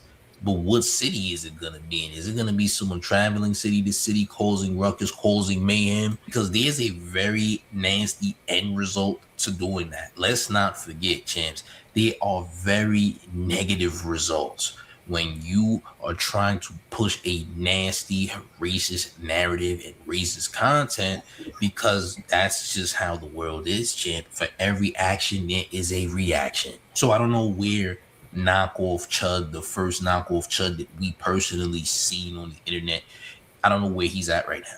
I don't know if he's going to continue this content. To me personally, in my opinion, I think he just gave up on it, or Kick literally just knocked him off the platform because they don't want any more Chuds. All right, they already kicked Chud the Builder off of Kick based on the fact that he maced a pregnant woman. So I don't think they want to face any more backlash due to the nonsense of other creators. But I do think there will be another Chud and things will get out of hand, because that's just how the internet is, man. People are going to be out of hand in the name of clout, and people want to grift. All right, there's always a grift. There's always some way to capitalize. So if someone wants to capitalize off being a so-called white nationalist, well, champ, so be it. Damn.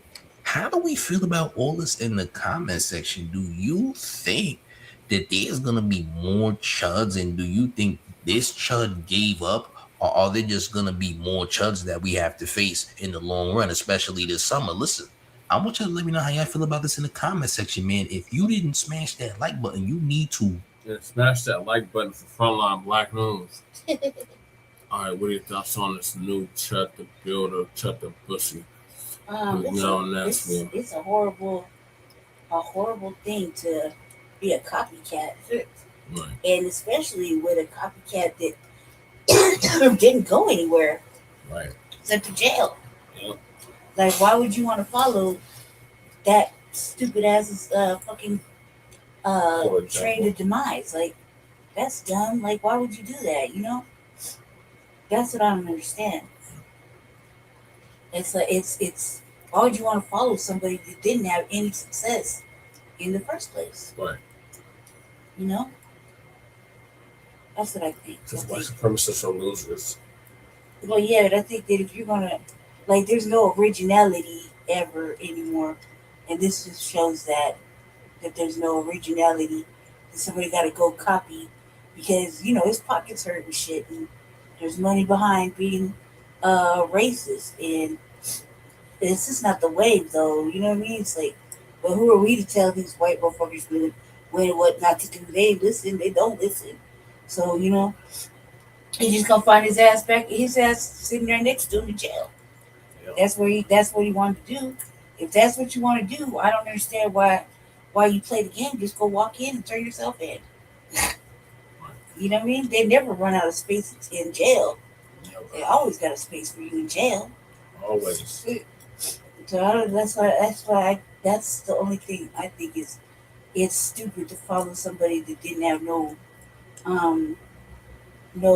success. It's dumb. I would follow somebody. I want to follow somebody who's successful. Right. There's no success by being a racist. It's gonna come back anyway. And you lose your job, your everything just because of being a racist. If they haven't learned that by now, then you know shit. They get what they asked for. Yeah. I concur. Okay, y'all. So we're gonna wrap this up. Appreciate y'all tapping in to season 6, episode 26, part 2. Whoever was in here, there's still people watching. What topics do we not get to? We got to all the topics. So again, this is going to conclude season 6, episode 26, part 2 of the Frontline Black News. Join us later on after City Council for part 3. In the meantime, make sure you like and subscribe to all of our platforms. Frontline Black News on YouTube and Facebook, The Revolutionary Agenda on YouTube and Facebook, and Shabaka's Black Experience Enhanced on Facebook and Twitter. Appreciate the people that did tap in. AI How 99,000. Cardenas, 7 points. Appreciate you tapping in from the Detroit area. We got Fresh Always in the building. We got Stolen Ancestors. Appreciate you, sister. We got Kahari and Twin. Anybody else peeking and not speaking? All right, so we'll see y'all later for part 3. In the meantime, make sure you hit that like and subscribe button on your way out. Peace. Thank you, Shabaka, for joining us too.